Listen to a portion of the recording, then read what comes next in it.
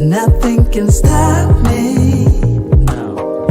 Cause I'm addicted to what you and I realize. Lead the way, I follow. No need to say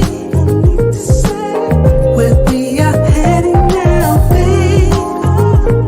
I follow to the edge of it all. So tell you good night, 'cause I'll find no matter what, yeah. Susceptible now, before the moment flies, before it flies. So tell you good night, 'cause I'll find no matter what. Susceptible now, before the moment flies.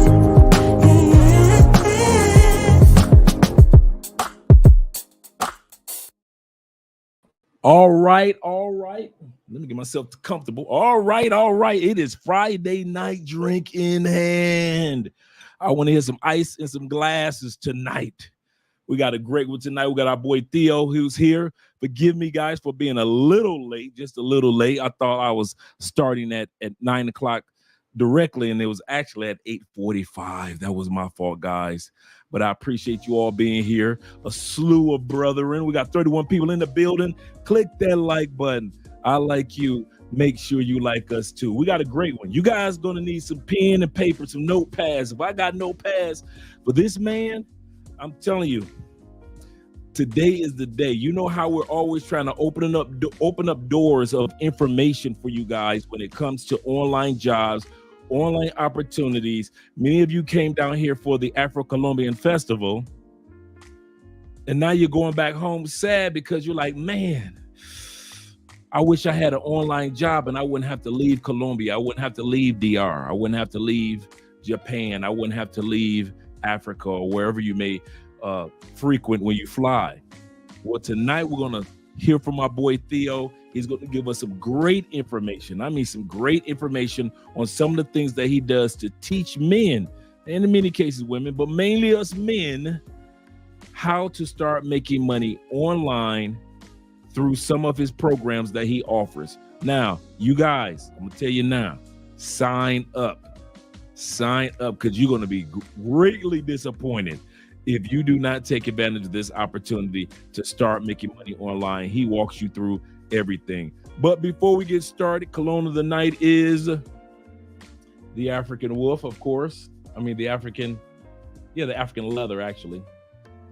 I'm rocking African leather tonight. This is, I'm going through that bottle. That bottle, I paid almost $300 for it. So I'm telling you, this, nothing smells like nothing. You can take your Creeds, you can take your other colognes, you can take your Baccarat 540s, all of that.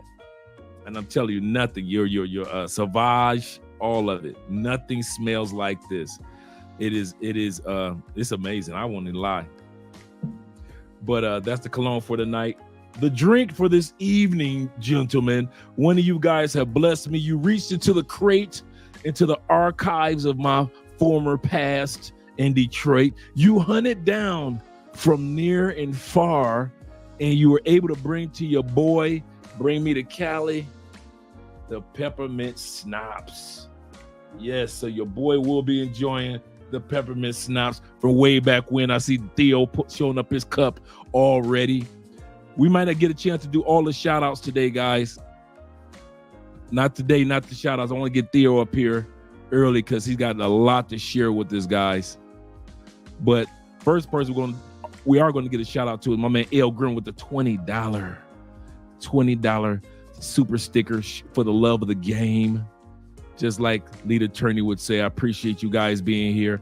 All you guys that managed to show up and beat me here, such as Father of Many Nations and Stefano made it here.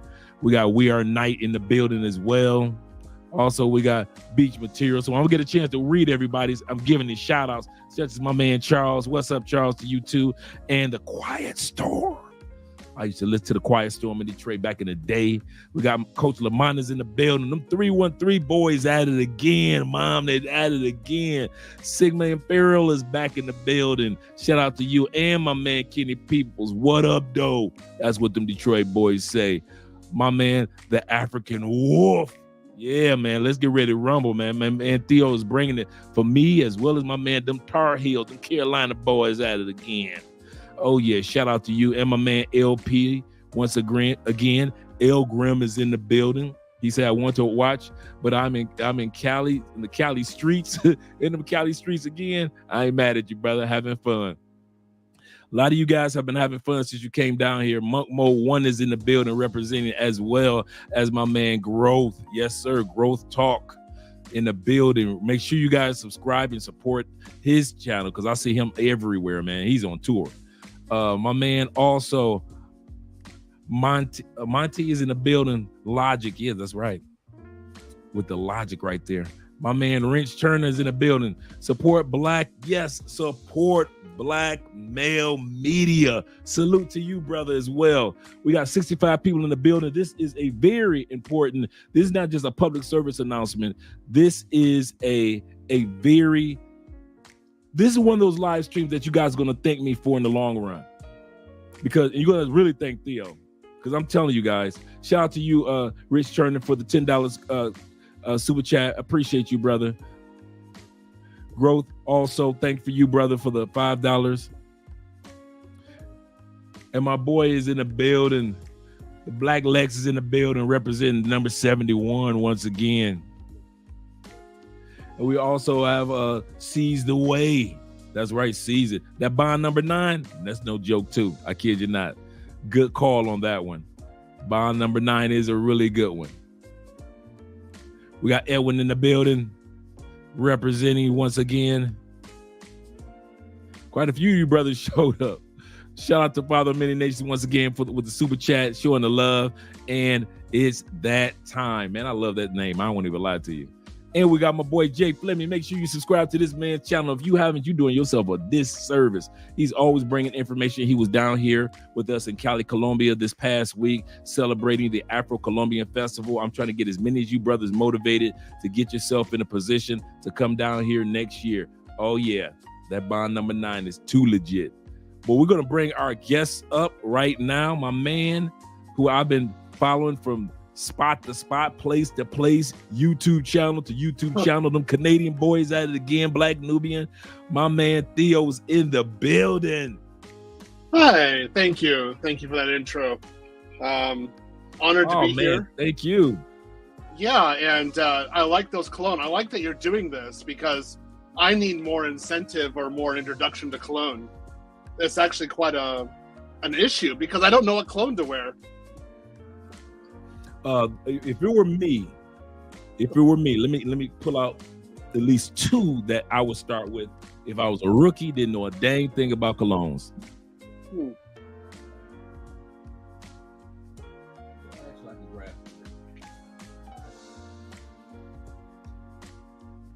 Here's what we're looking at.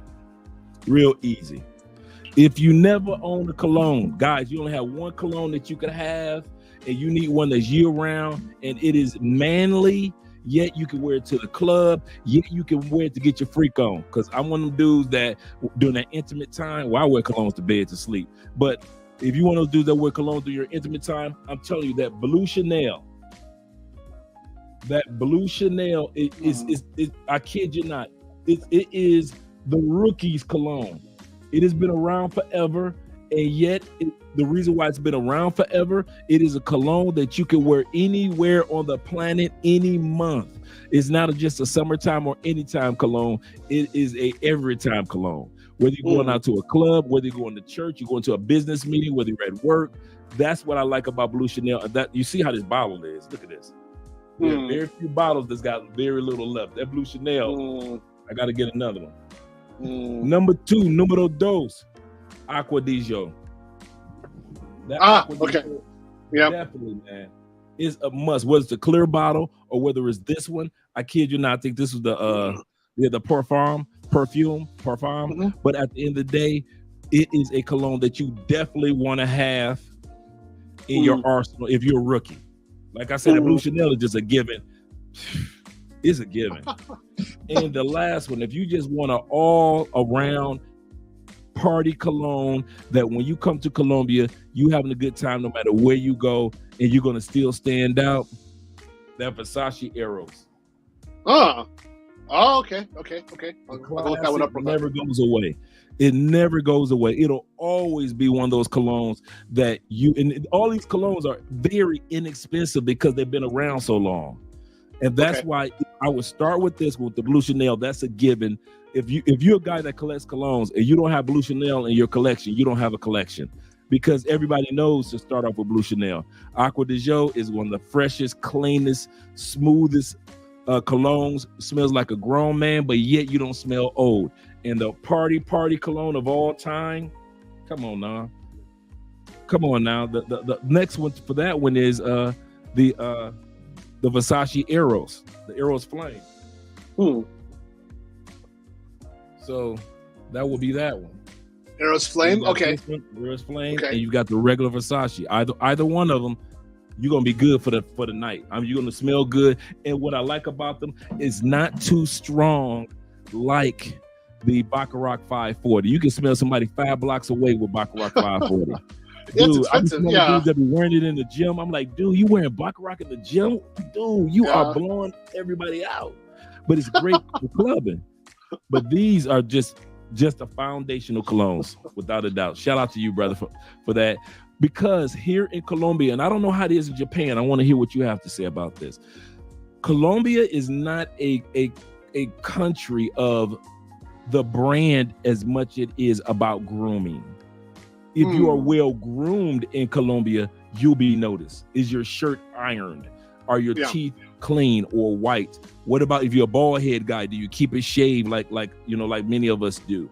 Are you well groomed? That's gonna get you the ladies in Colombia. If you guys think I'm kidding, ask anybody that's been here to Colombia. They didn't have to come here with gold chains. They didn't have to waste their time being an idiot throwing money in the air. We're gonna talk about that a little later. But just being a well-groomed guy and having a well-groomed personality. I'm going to say that again because Theo and I are going to talk about that. Being a well-groomed man and having a well-groomed personality.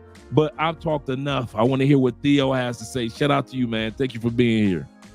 I would say, like, for Japan, I always made sure that my dress shirts, at least, were processed by a dry cleaning company. So I made sure that was done right. I cleaned my jacket at least once a week. No matter how many times I was using the jacket. My pants I ironed myself. But I have a little story about this, and it's like the cologne I normally wear is Armani. It's the original Armani in the brown, kind of, it's like a brown color, and it's not sold in Japan. So when I would go on dates, I would actually wear that. And when I was dating this one woman, I always had my Armani on, and she was looking for the cologne, but it's not sold in Japan. So she had a business trip to Guam for 2 weeks. So she left, and she didn't even know what I wore. And she came back, and she said, I got a present for you. And she gave me Armani. And I was like, how did you figure it out? And she's like, yeah, I missed you. And I was like, oh, yeah, I'm going to marry you. There we go. I did. I married her. There we go. This is your wife, that your ex. My condolences, by the way, man. I didn't know until you were on a live stream that your wife had passed on. Yeah. It was pretty tragic. Yeah, I know it was, brother. I won't even lie, because I was about to say, just from the picture that you sent me of you and her, I don't know if you guys were in a park or something, just relaxing, just having fun. We talk about, just tell the guys about your experience of, living in Japan. We're talking about a brother that lives in Japan. He knows several languages. Oh, we're going to go into the details, brethren. So, my method of being a passport bro back in those days was to go to a country and actually work there, pay taxes there. My bank account would be there. My protection would be there in that country. So I was going to leave the United States. originally I wanted to go to Russia and marry a Slav. That was not going to be possible. There was too many problems with Russia.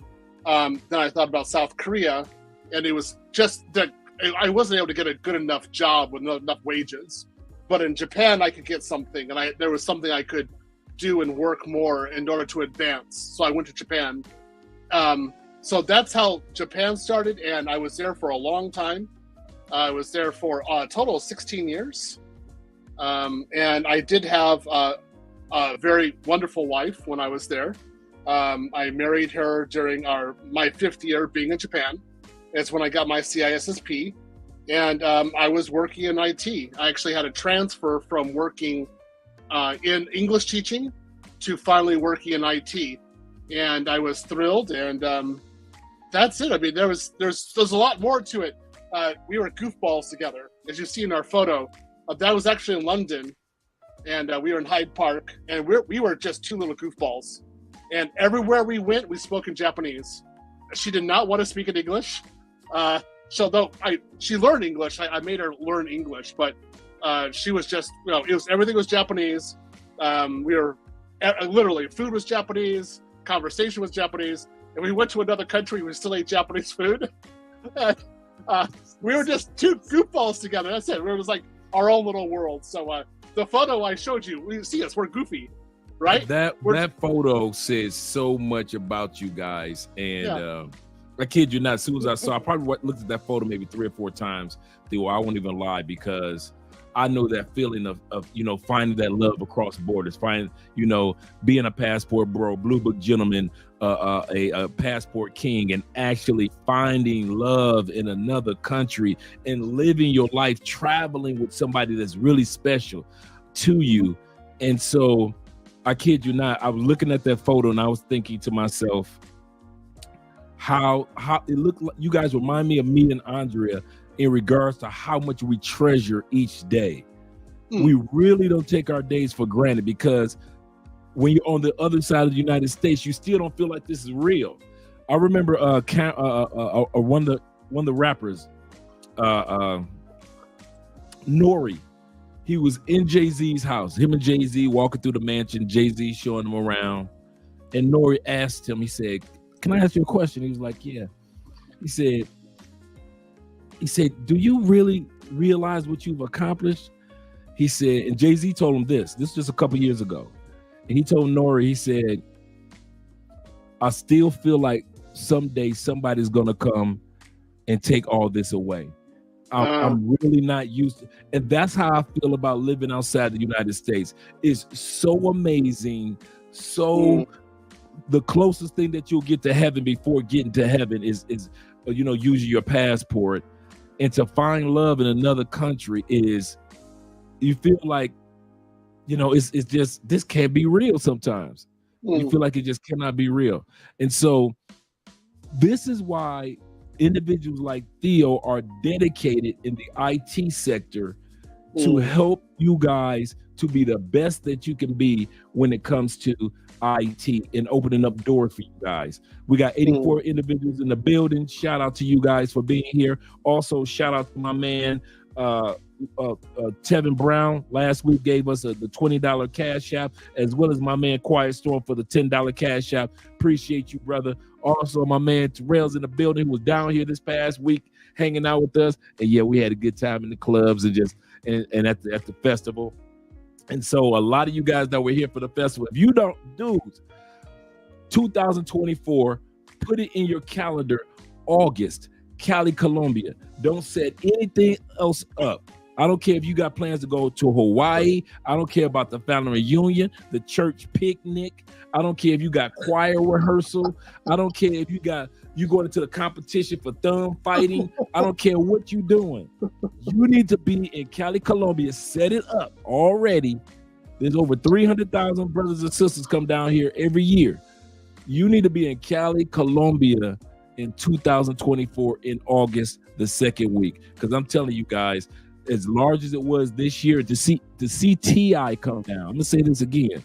To see T.I. come down, not to perform, but to be part of the festival, just to enjoy the event, goes to show you what type of people are starting to come down to this type of event. here with Afro-Colombians. So put that in your calendar, guys. Shout out to my man. He said, good evening, big bro. I'm glad I just got off work. And you were one of the main people that I was hoping would be able to be on here tonight, because I know that you work so much. He said, I'm ready for this game you are going to give lace us with. Shout out to you, brother. And also shout out to my brother also once again. It's that time. Greeting Theo. I emailed you last week, Friday on the 18th. Please respond. Can get to the conclave. We're going to talk about that in a moment. And want to screen for your program. Let's get started with that, Theo, because that's why we're here tonight. We're here to hear about your program. So let's do this. Whether you want to start with the conclave, with the Black Man Conclave event that's going to be in Atlanta in September, or you can end with it. But talk about your program and what you offer, guys, that'll help a lot of guys with starting their online careers and start making that money.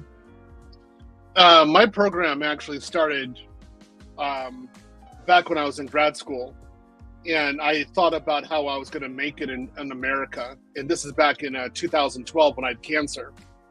And I knew that the only way to be successful in the American market was, well, as far as I was concerned, was to work online, work IT, and do some sort of virtualization or cloud work.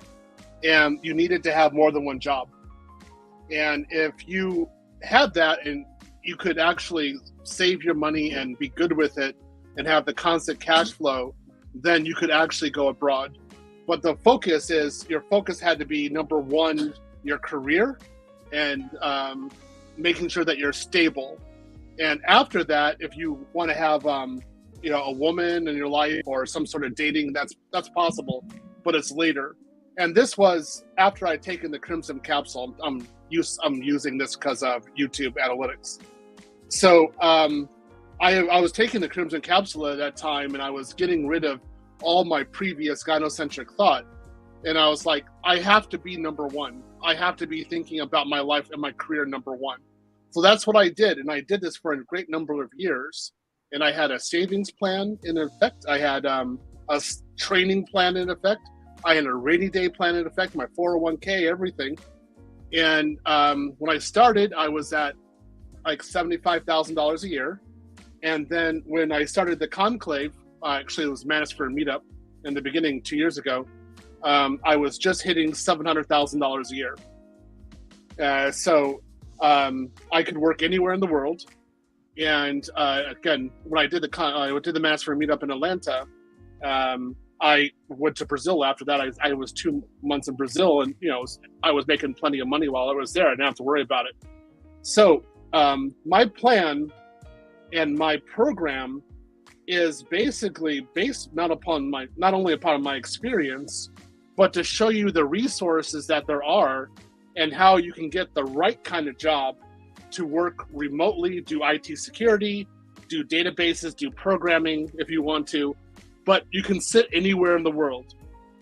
And I answer a lot of questions to you, for example, how to do your resume, what certifications you have to get, how you have to deal with interviews, how you have to save your money, what kind of insurance programs you need, all kinds of questions about this, so that I can direct you to safely and securely get to another country, but not for 1 month or 2 months. No, I don't. My plan doesn't do that. I set it up so that you could be there 2 years if you want to, or 3 years straight, because I don't get this idea of going back and forth. I'm like, you should go there for 2 or 3 years, actually rent an apartment, have a normal life, have gym membership, go to CrossFit, go shopping at your local supermarket, but you're working also. You're a normal person. You're taking language classes while you're there. You're integrating. If you're in Cali, Colombia, you'll be doing what Andre says here. You'll be learning how to dance. Like, I don't know how to dance, so you'll be learning how to dance. You'd actually be learning about how to integrate yourself into the culture while you're working, while you're making a lot of money, while you're having a good time, and then you're going to be a normal person. So that's what my program is about. That's what the goal is. I'm just using Colombia as an example. If you do it Japan, you can do it Japan, but you can also do Brazil. I'm doing Ukraine next. I'm going to go back to there for a while. I'll be there for 2 or 3 months. in the winter. So it depends on what your flavor is. You know, where do you want to go? So when an individual, and I'm glad that you mentioned that. So when an individual, I'm speaking from a novice. I'm speaking for the guys in the chat. Sure. I'm motivated. I go ahead and I invest in your program. Within the first few weeks, what should I expect to take place to keep me kind of like in the know of what to expect? Because you named off 6 things, and I'm gonna break them down. First thing that you said to do is to focus on you being number one. Guys, you might want to write this down, because some guys keep making the mistake of teeter-tottering in regards to this. First thing Theo said, if you want to be a successful person living outside the United States, is you have to begin the process, even while you're in the States, of making yourself number one. Yep. Now, I know some of you have kids that you need to focus on. You're still focusing on mom and dad, make sure they're all right. I understand that part. But at least Theo was saying in regards to savings and investing and emergency fund. Savings, investing, and emergency fund. If you're still in the States, your money should be going majority to those things, not to the new Jordans, not to the new LeBrons. It should be going somehow into paying your bills. And I don't care if you just got $3 left. $1 should be going to savings, $1 should be going to the emergency fund, and the third dollar should be going into your investments. Second thing Theo said that you should be focusing on is what we're going to be talking about tonight, establishing your career. Mm-hmm. If you plan on leaving outside the United States, eventually, I don't care if it's in 5 years, I don't care if it's in 10 years, Theo is trying to get you outside the United States as soon as possible. That's why we named this video, Make America a Foreign Country. And you know where I got this from? I got it from when I heard, I literally watched an old video that came out over the last month. Last night, it was you came up on the lead attorney and Guape. And so shout out to him and his channel. And so he was talking, and you made a statement, and you just said it, and he kept on conversing, and you made a statement. I didn't forget it, and you said that make America a foreign country.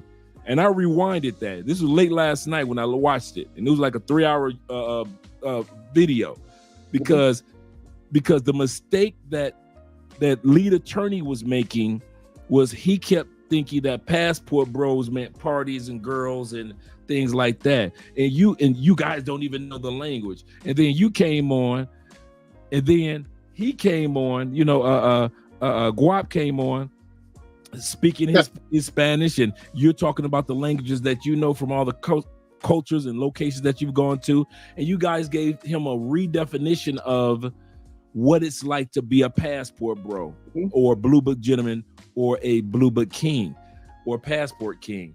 And so the second thing that you mentioned was the career. This is what Theo is here for. That's what he's going to be doing in the conclave. We're going to talk about that in a second. Third thing he said is, okay, then you start focusing on relationships and networking with people that are actually going to these countries that you want to go to, as well as the ladies. Okay, now we're at the point where we talk about the ladies. After you've established yourself, after you got an emergency fund, after you got investments, after you made yourself number one, now you got your career. Now you focus on networking with the right people, and then you bring in the lady or ladies. The next thing that he said was, be prepared to be global. Number 4 was global. He said, make sure that you guys be ready to prepare yourself to have a global mindset, whether you're about to travel 3 or 4 times, or whether you're going to be there for 2 or 3 years. Be prepared for that 2 or 3 years. Number 5, he said, be prepared to embrace different cultures. It has taken me 4 years to find, I've been here for 5 years. It's taken me 4 years to finally embrace the Colombian culture, because I'm always trying to Americanize everything. And the 5th thing, he said, by the time you get done with these first 5 things, whether it be making yourself number one, career, relationships, and networking, globalizing your mindset, preparing yourself for relocation, and culture, the last thing that he just said was, it will become the norm. It will be normalized. being who I am, I'm no longer normal in the United States. Anytime I go to the United States is my vacation place. Yep. I'm gonna say that again. It's the place where I take a vacation to visit family, to visit friends. It is not my home. The place where I feel normal, and I know Theo can attest to this, the place where I feel most normal is outside of the United States. So you will feel more normal being out of the States than in the States. Thank you for letting me ramble, Theo. But I just wanted to want to recap on what you had to say. But I do want to go back to number 2 when you were talking about the careers. And as I was mentioning before, I'm a novice.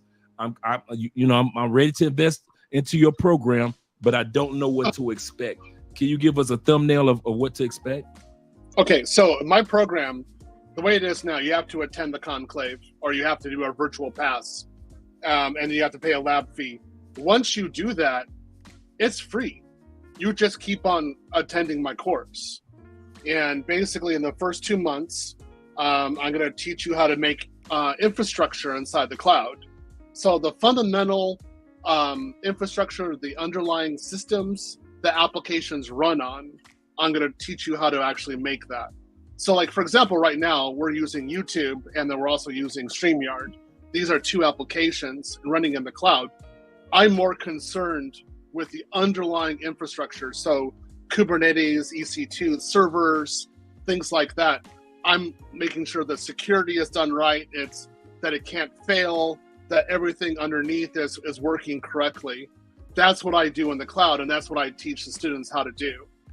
It's a very lucrative career, and it's very necessary. And so what a lot of people are doing is thinking about the programming. There really isn't that much money in programming. You have to get really advanced. It takes a while to get mature in that. But in terms of infrastructure, you can get very good at that very quickly, relatively speaking, such that you can make 6 figures between 4 to 6 months. It matters how much time you put into it. So with my students, with my first class, I started in December, and the first guy to hit 6 figures was in March. That was in March 2022. And then the second guy to hit 6 figures was in April. And after that, it was like about once a month, there was another guy making 6 figures. And then I had my class 2. And then after that, there was some guys from there who were making 6 figures. Right now, as it stands, all the guys who were active, who studied, who persevered in class 1, they're all making 6 figures. And I don't mean like 101. I'm making like $115,000 to $120,000 base. And then they're making above that. My biggest earner right now is making about $360,000 a year. And I got another guy who's about to hit $400,000. So the guys are making it.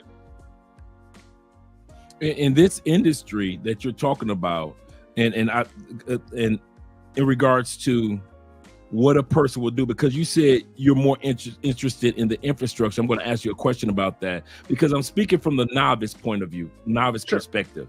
So just in case you hear me ask some questions, I know a lot of these questions are going through some of the guys' minds that may be considering going online or maybe nervous about going online. Think about, I'm a truck driver. I'm a guy that works at GM. I'm a guy that's a pharmacist, but I want to leave the country. I'm a guy that, just a regular everyday working guy in a cubicle like me. And so some of the terms that you're using, could you put them where the goats can get them? And I'm going to tell you what I mean by that in a second. We got 100 people, 101 people in the live stream. Make sure you guys click that like button. I like you. I really do. Make sure you like us too. So click that like button, guys, when you get a chance. Appreciate you all being here, taking notes, because this is very thorough information. What we're going to be dedicating this channel to for the rest of the year and next year is the how-to of relocating as well as making money online. And once again, I'm going to say this again. We're going to be dedicating the rest of the year and 2024 to information on how to relocate or advance your vacation time. Use it in the best ways that you can. How to do that. That's what 2020, the rest of 2023 and 2024 is dedicated to. So just in case when you come to this channel, make sure you bring a pen and paper, because we're going to be constantly talking about different areas of how to have a good relationship, how to meet the ladies, how to maneuver around Colombia or South America, as well as how to get online income. So we're talking about IT, but you mentioned something, Theo, in regards to the infrastructure. What do you mean by you say you're more interested in the infrastructure regarding the, like you said, between StreamYard and YouTube, for example? So all applications have to run on something. So it's kind of like a video game, right? If you play a video game, you have to have a console or you have to have a computer, right? So the game is great. I mean, that's wonderful. I mean, you're all hyped out about the game, but the console or the computer, that's where the real magic happens, because if you don't have that, you can't play a game. So what I do in the cloud is I make sure that infrastructure, like console or a computer, for some of the guys who are listening as an EC2 or a VM, I make sure that those are running correctly. And that's where there's a lot of money, to be honest. And you don't have to have like a master's degree or even a bachelor's degree to do this kind of work. In 2020, I was talking on Reddit about how I was doing this and I was making money. And two guys reached out to me, and they were felons. And they were working as fishermen. And they're like, hey, look, they were in jail together. And they were like, hey, we got our high school GED while we were in jail. And we don't want to do this kind of work anymore. We'd like to do what you're doing. So can you help us? But we have felons, and we were felons. And I said, that's okay. You can get in. They don't care. So I showed them what jobs they couldn't do, but there are plenty of jobs they could do. And they got their certifications. And in about 5 or 6 months, they started interviewing, and they got a job for $120,000 a year during the pandemic. And they were doing well. They're still working to this day. I just checked in with them. They're making well over $150,000 each. Everything's good. It's amazing that you would say that and talk about the guys that are felon. Most guys know that I did 10 years in the Fed and 5 years probation. And 2 years of that Fed time was actually ran concurrent with all the stateside problems that I had. Oh yeah, your boy was out there thugging. But at the end of the day, Theo is correct. If you are focused, your number, for all of those guys that are out there that know somebody with a state number or a federal number behind their names, there are positions out there that your number won't impact you. Mm-hmm. Not one time, and I mean this in all sincerity, guys, not one time has my federal or my state penitentiary number ever held me back. For some guys that subconsciously get out and say that it's going to hold me back and I can't accomplish this, I became a white collar dude from a blue collar dude. So I've been on both sides after I left the feds. So how is a guy that was in the federal penitentiary for 10 years, 5 years probation, and while I was while I was in the States, my last 2 years in the feds, my last 2 years of Fed times was state and Fed time running concurrent. How can I actually get out and actually get a passport, travel the world, meet my wife, have investments, have all that I've accomplished, and yet and still have the positions that I've had? I didn't con anybody, didn't lie to anybody about my number, and at the end of the day, was able to accomplish a 6-figure lifestyle which we live today.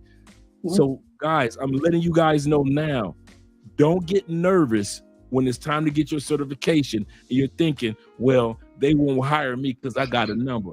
I'm your boy. I'm your dog, Eastside Detroit. If they hire Eastside Detroit, then they'll hire you from St. Louis, Chicago, LA, California, San Francisco, which is LA, and also, Iowa, Oklahoma, Texas, all you Philly boys, all you dudes from DC. So don't feel that it's uncomfortable. Somebody did ask the question, Theo, and some of the guys in the comments already answered it in regards to, do you get certifications for this? And one of the guys in your group had already answered that. Yeah, so I teach you how to get certifications. But the thing is that again, my students who are in the chat can verify this. I prepare you for day one. So I prepare you for the interview and to actually work and to do work, like to produce. And my method is based upon repetition. And so what I noticed was I was a teacher in Japan. I was teaching IT while I was in Japan. And I had European, Japanese, and Black American students. And most of my Black American students were former military. And what I noticed about it was that my Japanese and European students were kind of okay, but they didn't know security as well as my Black military guys do. So they were by far better. It was surprising. But when it came to taking the test, my Black military students mutinied, and they said they knew how to do it better than I did, whereas my Japanese and European students followed what I said, and they went into the test with the mindset that I had passed it, so they're going to do what I did. Well, what happened? Those guys passed the test, whereas my Black students did not. And I was looking at this like, what the heck? And then my Japanese and European students got higher paying jobs, moved up in their career, kept on going, whereas my Black students did not. So I thought about this, especially when I had cancer, and I was like, how do I do this? Because I want to have those good quality students again. And I developed a different teaching methodology for Black men, specifically for Black men. And I was looking at it, I was like, if you look in the university, because I was in grad school at that time, there's rarely any Black men. In fact, you know how bad it was? I didn't have my ID when I was in grad school, and I got picked up by the police in my university when I was in grad school, and I had to spend a night in jail because they said that I was loitering. So I had to get out of jail and then go to the dean and say, I'm one of your students. Like, what the hell happened? And the police had to write a letter of apology to the DA and have all of my charges dropped because I was obviously a student. And they're like, yeah, the reason they did that is because there's almost no Black students here, and they can't believe that you're a student, that you're a grad student. That's how bad it was. I get sick and tired of this crap.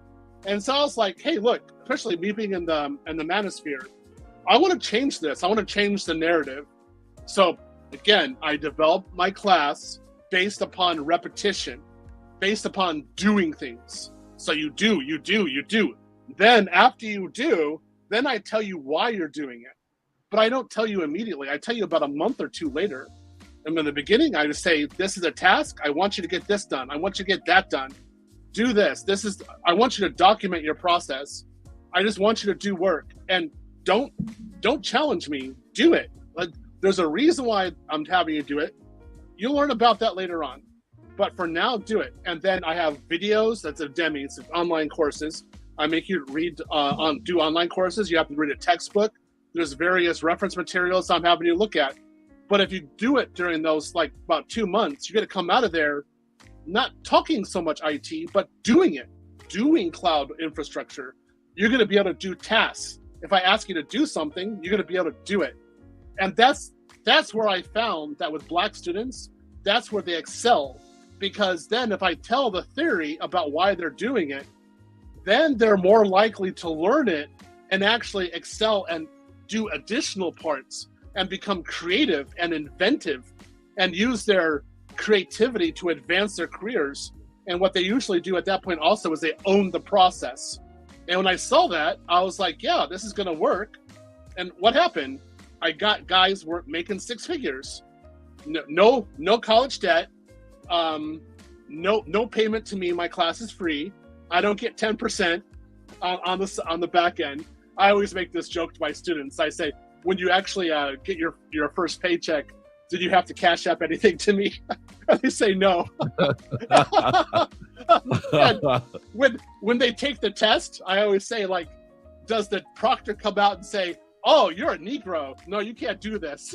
No, like they say no. I just sat down and took my test. Nobody cared. And then the first day of work, I say, did anybody come out and like say, yo, you're a black man, you got to get out of here? Like, no, nobody cared. Or just another person.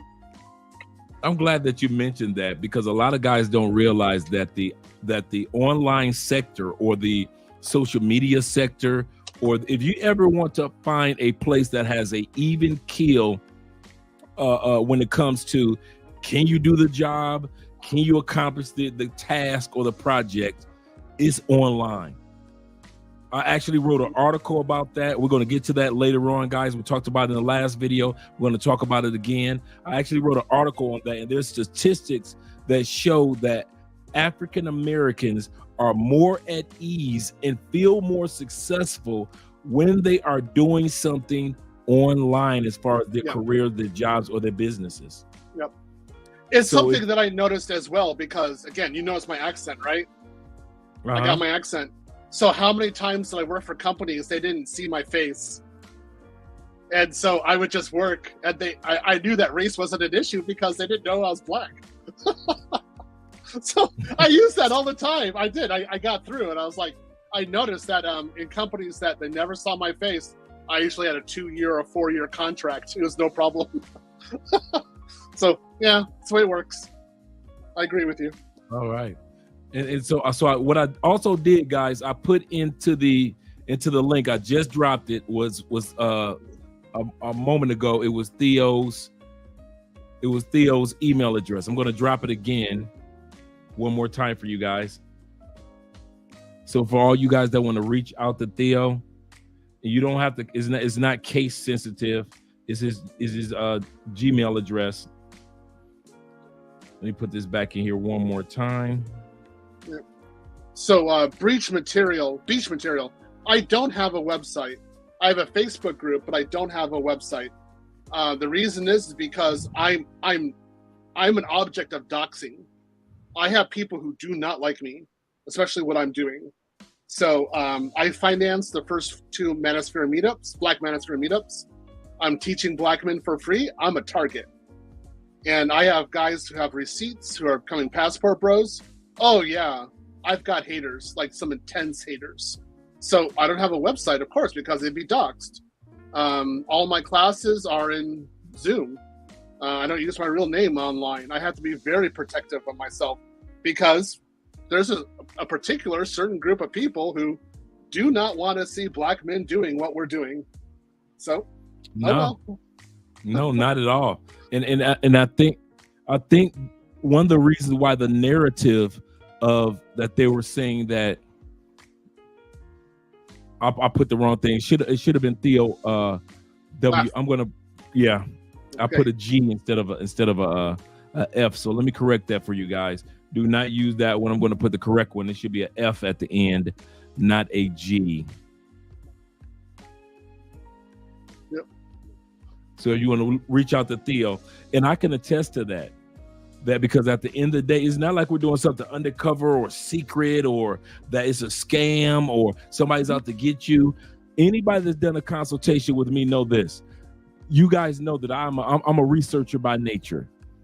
I'm a networker by nature. And when I say by nature, when you guys are asleep, remember I just mentioned earlier, I watch Theo and I watch with Guap and the lead attorney, and I'm looking at this at 3:00 in the morning. Mm-hmm. And Theo just made one line, make America your foreign country. Mm-hmm. I'm sitting here for 3 hours just to get that tidbit of research. Mm-hmm. So when I tell you I'm doing all the homework while you guys are asleep, believe you me, I do hours and hours of homework. I read books upon books upon books. There are things about YouTube that most individuals don't even know that guys reach out to me for consultation for, because they know one thing: Andre is going to do so much homework. So when it comes to this with Theo, I kid you not, it is 100% legit. And I'm going to tell you something, just like Theo said earlier, if us brothers don't do it, don't worry. Let me say that again as I take a sip. If us brothers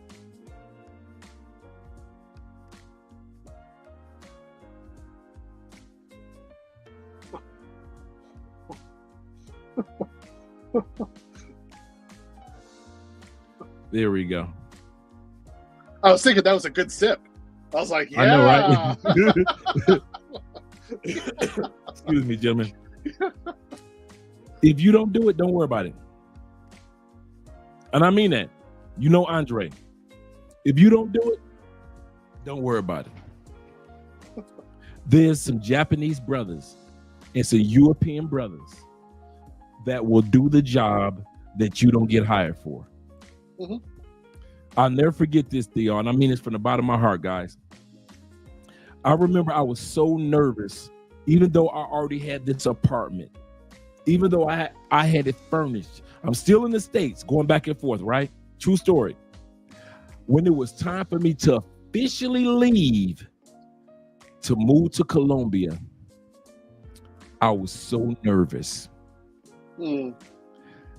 Even though I've been here at that time period 10, 12 times.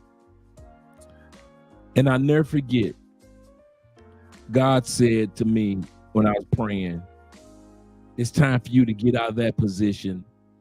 In other words, that cubicle job, so somebody else could be hired for that cubicle job and feed their family. Mm. In other words, gentlemen, if you don't do it, don't worry. God will send somebody to get hired to take Theo's course, get hired for the position that you were supposed to take. Don't even worry about it.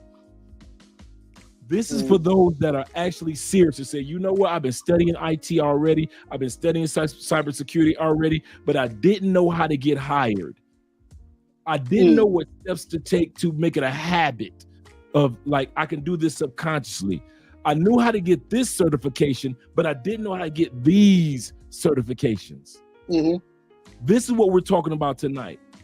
And we as brothers, we're always on the back end of everything. We got to stop being on the back end. When it's time to invest in something, then we want to wait until the white man invests in it. Oh, we let everybody else run out there and we'll watch. Okay, it's cool to go ahead and buy some stock in Facebook. Let me go and get some Facebook stock. It's time for us to stop that. That's why we have crypto investors come on, and that's why we have individuals like Theo that's coming on and letting you guys know that there are opportunities out there for us to actually make money to not only take care of our families in the States and our loved ones in the States, but for those that are in a position to relocate to another country, you can do this. Let me start hitting super chats real quick, Theo, on the Cash Apps. Mm-hmm. Shout out to my man, Obija. Shout out to you, man. I like that name, by the way. For the $5 Cash App that you sent out, brother, I appreciate that, man, more than you realize, in all sincerity. Also, we're going to go back down to the super chats for all you brothers that have been sitting in super chats. You may even have questions. My man, Is That Life? He said, greetings, Theo. Oh, yeah, we did the email. So Theo's going to be reaching out to you again. And let's talk about the conclave after we get done with the super chats, okay? Sure. All right, let's go back here. Let me get myself out of solo. And yes, the peppermint. Tonight's drink is somebody reached into the crates and brought your boy the peppermint schnapps. You see that bottle is like past the halfway mark. And then I'll just be drinking water for the rest of the night. Shout out to my man Kenneth once again for the $10 super chat. He said very interested in this program that Theo is offering. Is there a link or a website? That's why I put that in there, Kenneth. I'm glad that you mentioned that. Shout out to Kenneth and looking clean with the blazer. I like that. Website that I can access to get more information. So you're gonna definitely be emailing Theo to get more information. Mm-hmm. And let me put that email back in there as well. Put his email again, because I want as many guys as possible to get this information. Even if you reach out, because I know a lot of you guys reach out to me for consultations just to find out how much it costs. I've had guys, Theo, reach out to me for consultations, didn't have enough money to pay at that moment and say, Dre, can I do monthly payments on my consultation? Because I don't plan on being there till next year. I've had guys actually literally do monthly payments on consultations. And then after they paid off the consultation, then they went on ahead and they reached out to me. Now, I'm not saying that that's what Theo is doing. What I'm saying is, if you are serious about getting something done, nothing should stop you, especially the cost. Especially all you do is paying like $300-$400 for a pair of Kobe's and Jordans. You paying $250 for a date.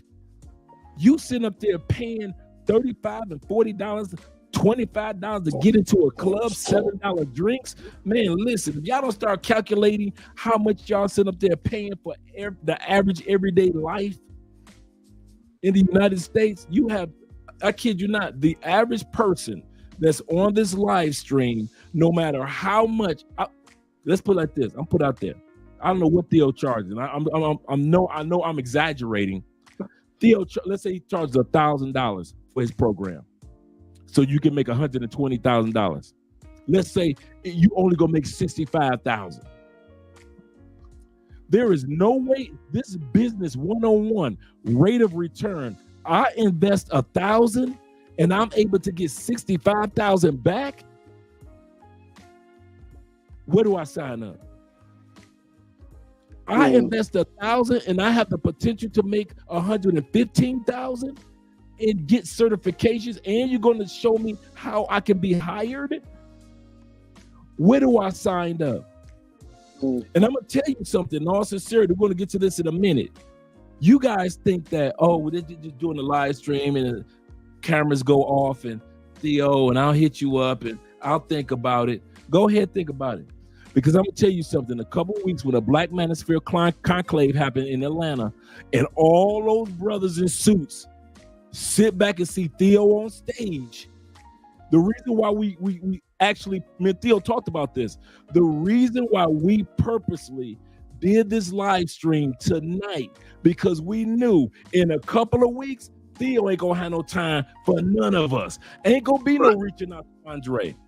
Can I get Theo's information?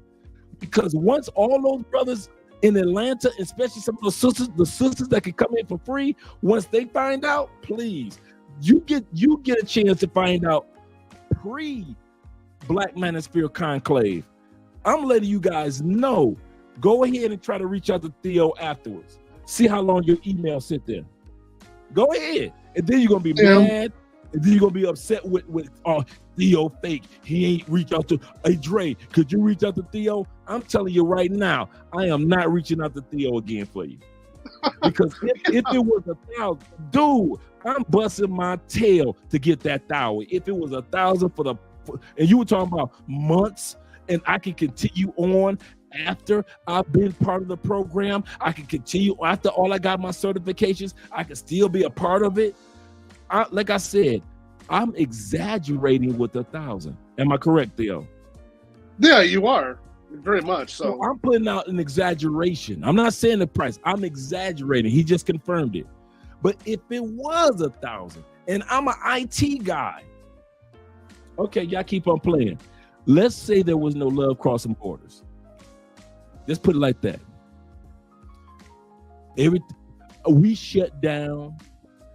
All of our other businesses outside of YouTube are shut down. I'll be the first brother to get Theo $1,000. I kid y'all. I mean that for the buy. I'm not selling it or nothing. But reason why I'm saying that, I am not going back to the States. That's good. So if I gotta pay a man $1,000 to show me how not to take my happy back to the States, you better believe if everything we lost is gone, and all I got is Theo's number and $1,000, guess where that $1,000 going to? Bam, right to Theo. That's how serious this is. Shout out to you, Kenneth, for realizing how important this is and wanting more information. Shout out to you, brother. I appreciate you, man, and I appreciate all you guys being here tonight. I really do. Let me scroll down to a couple more super chats. Make sure I got it. Thank you for that. Thank you for that. There's people have said there it needs to be said more. Right. And I'm gonna tell you why I said that with such passion and severity, in all sincerity, because I know what it's like to be the black dude and think that everything is a scam, and I'm watching white dudes and I'm watching Asian dudes and my Middle Eastern dudes and my Asian dudes that are from India, because India is Asia, and I see them accomplishing what I found out about 3 months before or 4 months before the white dude found out about it. The Latin dude found out about it. The Asian dude I knew about it 3 months before. I read the article. I came across the headlines, whatever it was. But me being a brother, thinking everybody out to scam, that's not real. And I'm sitting up there watching these little Asian dudes that's 25 years old, dudes from the Middle East that's 31 years old, kids that are from India that are 16 years old, making the same money that I sat back and said, well, that's a scam. And I got tired of lying to myself about that, man. And that's why I'm so passionate about it. I kid you not. Shout out to my man Black Scorpion in the building. Salute to you too also, brother. Shout out to you. My man, Do Better Podcast. Hey, Do Better. Hey, brother, if you got a live stream, you do. I watched your channel today. Shout out to you, brother. Hey, do me a favor. Drop your link of your channel into the comment section. I want guys to subscribe. Hey, this brother, check this out. This brother got a live stream in the morning. I'm telling you guys, it's a good one. It's one of them you want to have where you at work.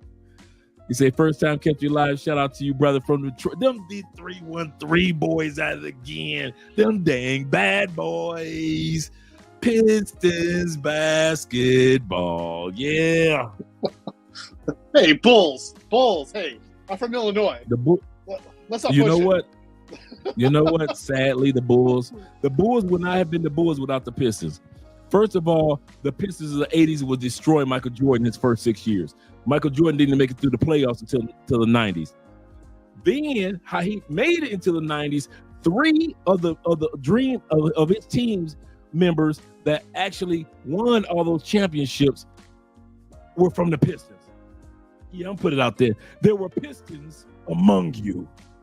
Not the first three. Not the first 3. No. He had Pippen. But those last three, Yeah, you're right. there were You're right. Pistons among you. Yeah, that's right. Okay. Yes, you're right. Yeah. Yes. Shout out to you, brother. Shout out to anybody from Detroit that's representing tonight, as well as all you other brothers. Shout out to my man Salty Balls in the building. Shout out to you. Hey, Salty Balls. I was looking at your live stream, man. I'm looking at your not your live stream, but looking at your channel. And this is the only thing that I recommend to you. You got some great videos. Make them longer. That's the only thing make them longer. You got some really good, great videos, great information, man. Make them. I'm sitting there thinking, like, by the time I got into them, I was like, oh, it's gone, it's done. That's the only thing I would say. Make them longer. For YouTube, monetization is great, but to actually make money, your video has to be at least 8 minutes long. I'm gonna say this again. Anybody that's a YouTube game or plan on being in YouTube, your videos have to be at least 8 minutes long. It used to be 10 minutes. They shortened it. So that's why you see live streamers or people that drop a video or video reviews. They have to be 8 minutes long. Now, there's a difference between a YouTube short and a YouTube video. A YouTube video, yes, it'll have the commercials at the beginning, commercials at the end, but you can't put any commercials in the middle, can you? Why? It's not 8 minutes long. Those of us, you wonder, the video went viral and he walked away with 30,000. You wonder how I walked away with 30,000, 33,000 in a month? Because I had an 8-minute video and I was able to put commercials in the middle of it, including the 2 at the end that YouTube usually puts anyway. So make sure that you put those lengthen your videos. Excellent content, man. Make sure you guys subscribe to this brother's channel. Salty Balls, make sure that you subscribe, that you download your videos, man, and you're put in the comment section your channel. So we got 110 people in the live stream. Make sure that all 110 get a chance to subscribe to your channel, man, because you really do give some great information. Here we go. Hey, this is my first time actually getting an exclusive Salty Balls. Straight from his one of his quotes, or one of, I'm telling you, everybody keeps telling me he needs to write a book. Explore 2, verse 1. Andre, let me see if I can read this one. Andre, thine Peruvian purveyor and surveyor of all 4 corners of the great realm, he is an advocate for our brethren, a steward of the great Exodus. He bestows his wisdom about the paradise that lies in the tropics. Absolutely correct. Man, hey, I'm gonna let you know something. I have followed you from YouTube channel to YouTube channel with your quotes, man. And to get one of your quotes that may end up in your book, I feel honored, brother. I really do. Thank you very much for the $20 super chat. But even if you had came with a quote for free, man, that would have blessed my heart, man. I kid you not. Make sure you guys subscribe to this brother's channel, as well as my man. You got to subscribe to this man's channel. Men's Daily Advice and Encouragement channel. Yes, we were on the live stream with my man Jay Fleming last night. Make sure you guys subscribe to Jay Fleming. He said, this is excellent knowledge. This method helps both the average guy, absolutely correct, and the ex-felon with 0 prior experience. Also, please resend the updated PayPal link. I will definitely drop that into the live stream. I'll definitely put that PayPal off in the live stream once I get done with the super chats. Shout out to you, man. Make sure, hey guys, I'm letting you know, subscribe to this man's channel. Stefano, if you go ahead, the guys that are mentioning their channels like Salty Balls, as well as the Men's Daily and Salty, if you haven't already dropped your channel in the link, make sure we support. Sometimes it doesn't take a super chat or a cash app. Sometimes it just takes going to subscribing to one of our fellow Black brothers YouTube channels, man. So make sure we support Black male content creators. I got a video to do tomorrow morning for the latest episode of Dennis Sperling's co-parenting with the Sperlings. So I got my latest episode to do on that one. Salty Balls coming with another one. He said Journeyman 2. All right, here we go.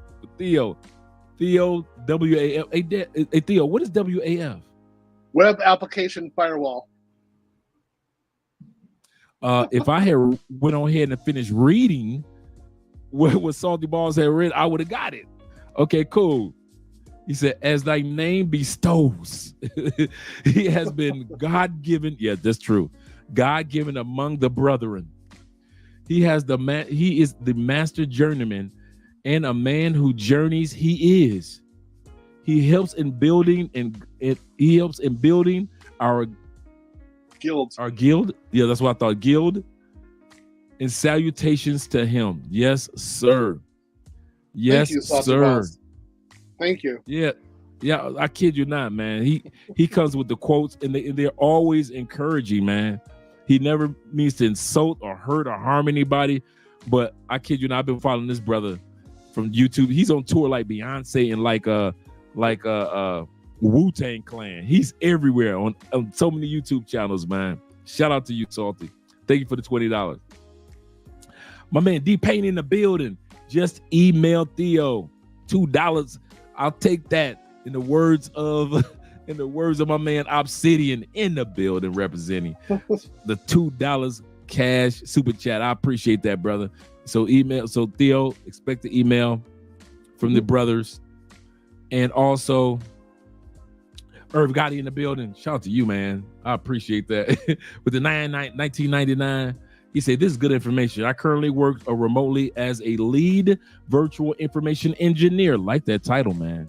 Mm-hmm. He said, and when I go to Colombia, I work remotely during my visit. I need to reach out to you guys. Absolutely, man. You got our information, definitely. You got Theo's information, and you guys, you already know that Stefano's been dropping my information all night in the chat. So definitely reach out to us, man. But I'm telling you, it's guys that's showing love like you, man, that we appreciate. more than anything. I appreciate you being here, Irv. Mm. Welcome to the family. All right. He said, Discerning Dash is in the building with the smooth glasses, the smooth sunglasses, as if he was the incarnate Kevin Samuels. He said, U.S. is a corporation. Yes, it is. Yeah. When you guys hear us say that the U.S. is a corporation, it is not an insult. I'm going to say that again. It is not an insult when we say that the U.S. is a corporation. I'll tell you what I mean by that. The reason why we say that the U.S. is a corporation, because when foreigners come to America, whether it be through Mexico or whether it be through New York or whether it be through Kennedy, doesn't matter, or Reagan Airport, doesn't matter. They know one thing: treat the United States like it's the place where you're about to make money. Mm-hmm. That's why you hear us say the U.S. is a corporation. It is not an insult. When we first came to America, our white counterparts treated the United States like it was a corporation. Mm-hmm. Foreigners treat the United States, making money, like it's a corporation. Yep. We who were raised in America have forgotten that the United States is a corporation. It is not a country. I'll repeat again, geographically, yes, it's a country. When it's time for your kids to do their geography homework and U.S. history homework, yes, it's a country. But once they get an A in their class and they walked out of that classroom, United States is a corporation. You make your money there and you go find a country. Like Theo and I have done. We found countries because we treated the United States for what it is. It's a corporation. Shout out to my man, Discerning Dash, in the building. He said, I'm seeing that as the days are going, that is why I am so motivated to get my certs and degrees and start my family in a foreign country. Yes, it is. Can I comment on that?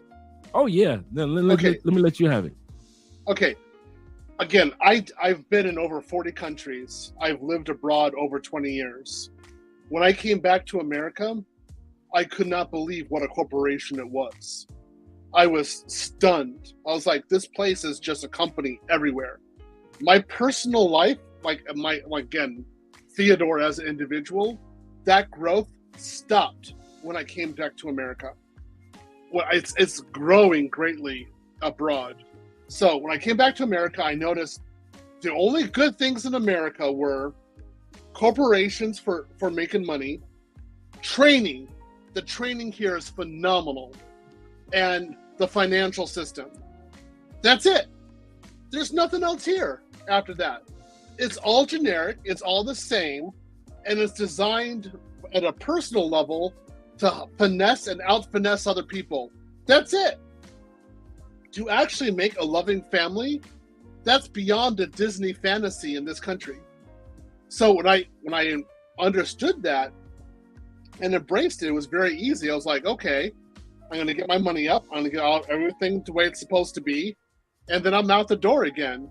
So literally right now, I'm just waiting. I'm just doing some logistics work. I'm doing some things with cash flow, things like that. And I have 2 dogs. So I have to, whatever country I decide on, the dogs got to go with me because they got to go with me wherever my home is. But I'm out. Once I decide it, I'm gone. That's it, 100%. And so I'll only visit the United States like maybe once a year to pick up a new computer for a project. And that's I won't have any purpose for this country. I'll pretty much never come back again. And that's exactly the way it was for me during those 20 some years that I was outside the country. I had no reason to be in the United States, no desire, nothing. There was nothing here as far as I was concerned, just my friends. So once you have your friends abroad, you have your friends online, you have YouTube, you have like Facebook and things like that, you're good. You see their updates, you're like, okay, that's good. You put your kids in another school abroad, you make kids abroad, you're fine. You're not getting a green card. Nobody needs a green card because you're not coming back. Home is that country abroad. America is the foreign country. That's it. You talk about the old land. You're in the new land. That's how you're going to be. So, Guy, keep it going, and I hope to see you abroad one day. Oh, yeah, definitely. It's one thing to see Theo in the classroom setting. It's another thing to see Theo abroad. Shout out to my man Diego is in the building, man, with the smooth haircut that I used to have back in the day when I had hair with the $4.99. I ain't mad at you, brother. I ain't mad at you, man. My hair used to be smooth like that too. Shout out to you, brother. Black by Design, clean as what? Oh, the deacon has walked in, ladies and gentlemen. Mr. Businessman himself, $10 super chat. Appreciate you. He said, "What's up, Coach?" He said, "What's up, Theo? How long is the?" Oh, that's a good question. How long is the program? I'm a trucker. Yes, he is. He says, and I don't know if I have the time. This is a good one. Thank you, Theo. I'm a Black by Design. Hey, Black by Design. I don't want Theo to answer this one yet. I'm going to go through the last couple of super chats, and I'm going to come back to yours because this is such a good question because we have so many truck drivers that watch this channel that I really want this to be emphasized on. So I want Theo to think about this one, but I'm going to come back to this one, Black by Design. Really, really good question. Because there are a lot of blue-collar jobs, workers, guys that are out there that's wondering like, hey, listen, bruh, I'm putting in 18 hours at the, 16 hours, 15 hours at the plant. I'm a third shift dude. Shout out to all of us third shifters. I'm a third shift dude. Can I do this as a third shifter? So little things like that. So that's a good question. Let me go to these next gentlemen. But Black by Design, I'm gonna come right back to you, brother. That's a good question. Mark Ray in the building representing with the bull and the bear. He said, if you're a veteran and haven't filed for your compensation, leaving thousands on the tape. Yes, that is so. Veteran brothers, do not get caught slipping. There is so many opportunities out there for you guys. File for everything. I got so many veteran friends that are in the same scenario as you guys that are filing for all the little things that you guys don't think about. So he's absolutely correct. Thank you for the $4.99 mark. Continue to encourage, and thank you guys who are all ex-veterans or current military for serving the United States. We appreciate you guys more than you realize, in all sincerity. Saudi Ball says one more time, he say, Part 1, Water of Russia. Part 1, fruits of the citrus of variety. Part 1, melon. 1, Simic salt of sea. A smidgen salt of sea. one part essence of grapefruit is thine drink. Name of my namesake, salty balls. So just in case you guys wondering what the drink is called salty balls, there it is right there. Grace with thine presence of what is it? Glaciers? Should be glaciers. Glaciers, yeah. That's what I was wondering. I'm thinking about the glaciers, the ice. You said grace with the presence of glaciers. Let's put it with the glaciers with ice. Shout out to you. Man, I love it, bruh. Hey, check it out. I'm going to come back because I watch all of our live streams like a couple of days afterwards. And I'm going to actually make that drink. I want to see what the salty balls drink tastes like.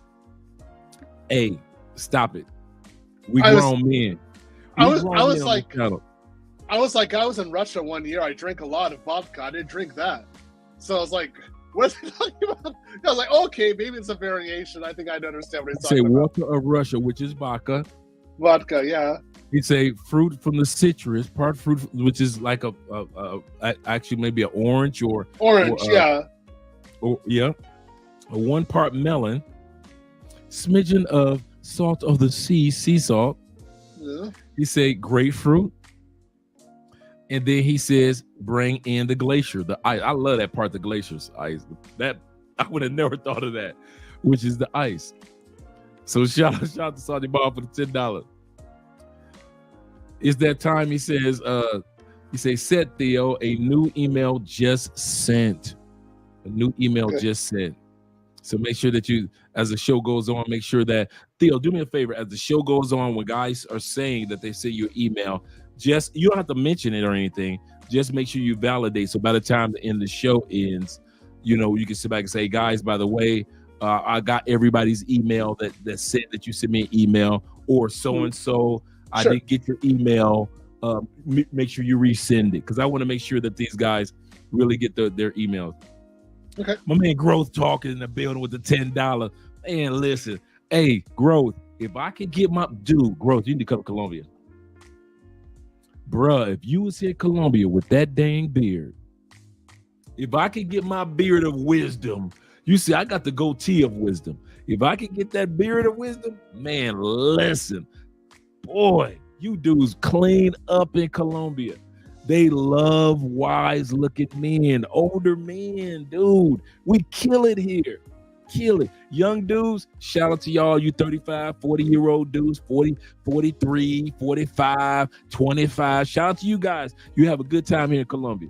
But bruh, when you are an older dude, boy, these young women love us. Yes. As you can tell. Yes, entirely. It's good being an older black man abroad. It's heaven. Yeah. Theo, we're about to go to, you know, I'm about to give you the big cam. In regards to the places that you, because I don't want to just make it seem like it's Colombia women that kind of like appreciate or at least notice us older dudes. It's other countries as well, correct? Yeah. I mean, when I'm in Ukraine or Russia, and again, I'm bald, they love me. And I got a little salt and pepper, right?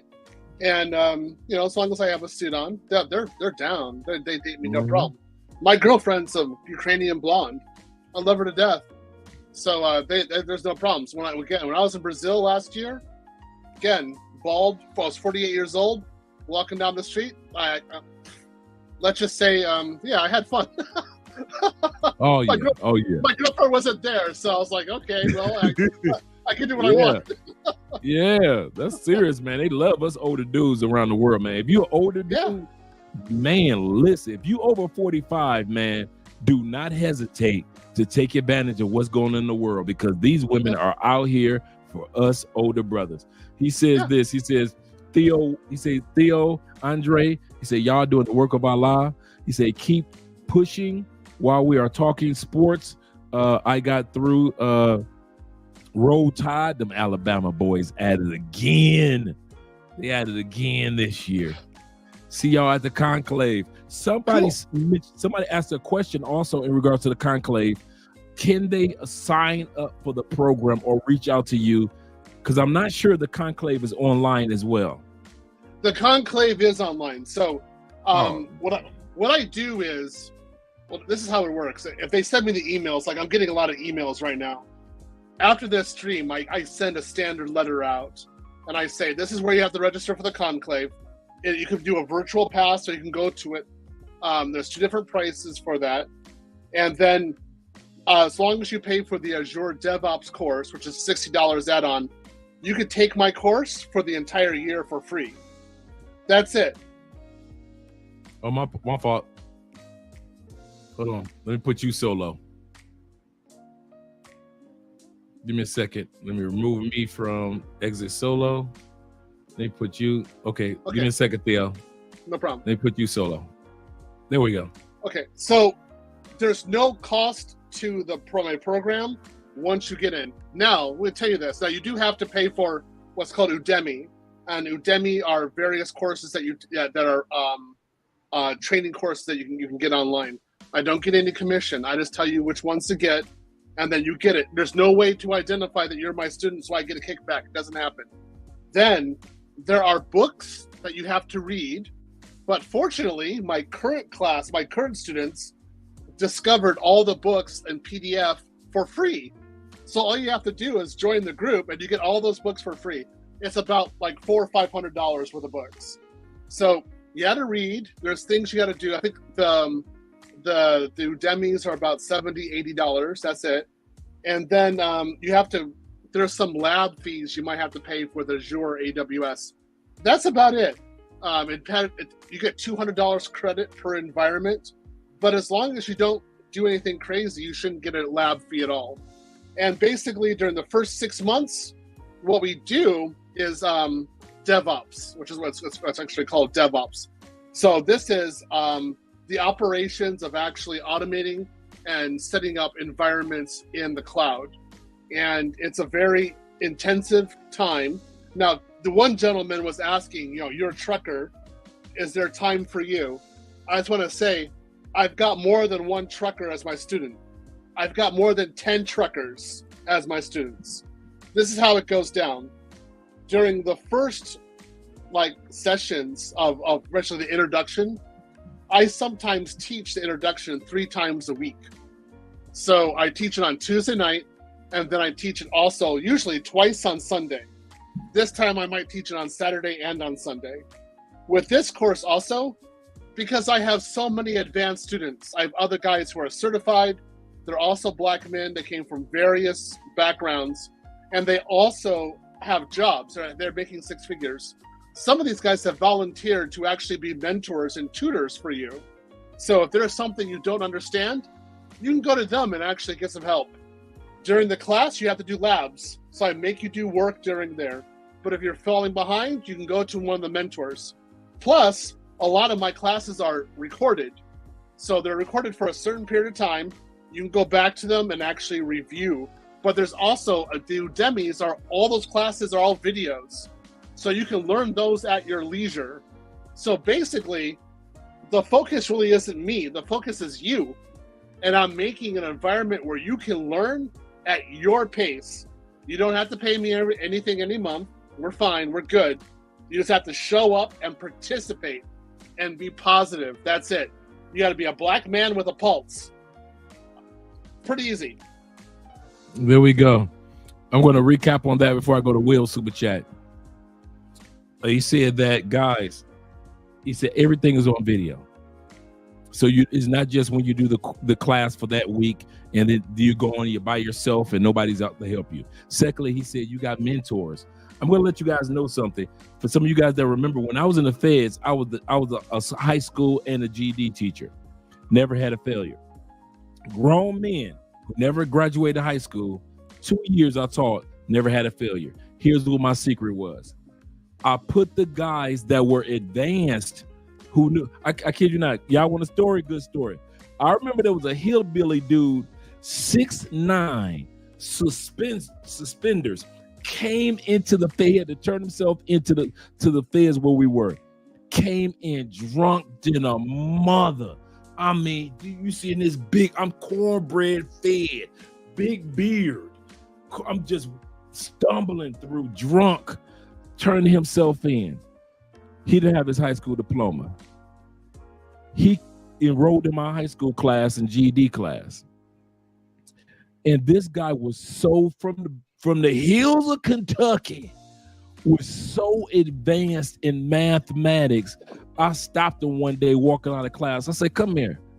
Now, I'm 6'3". I'm looking up.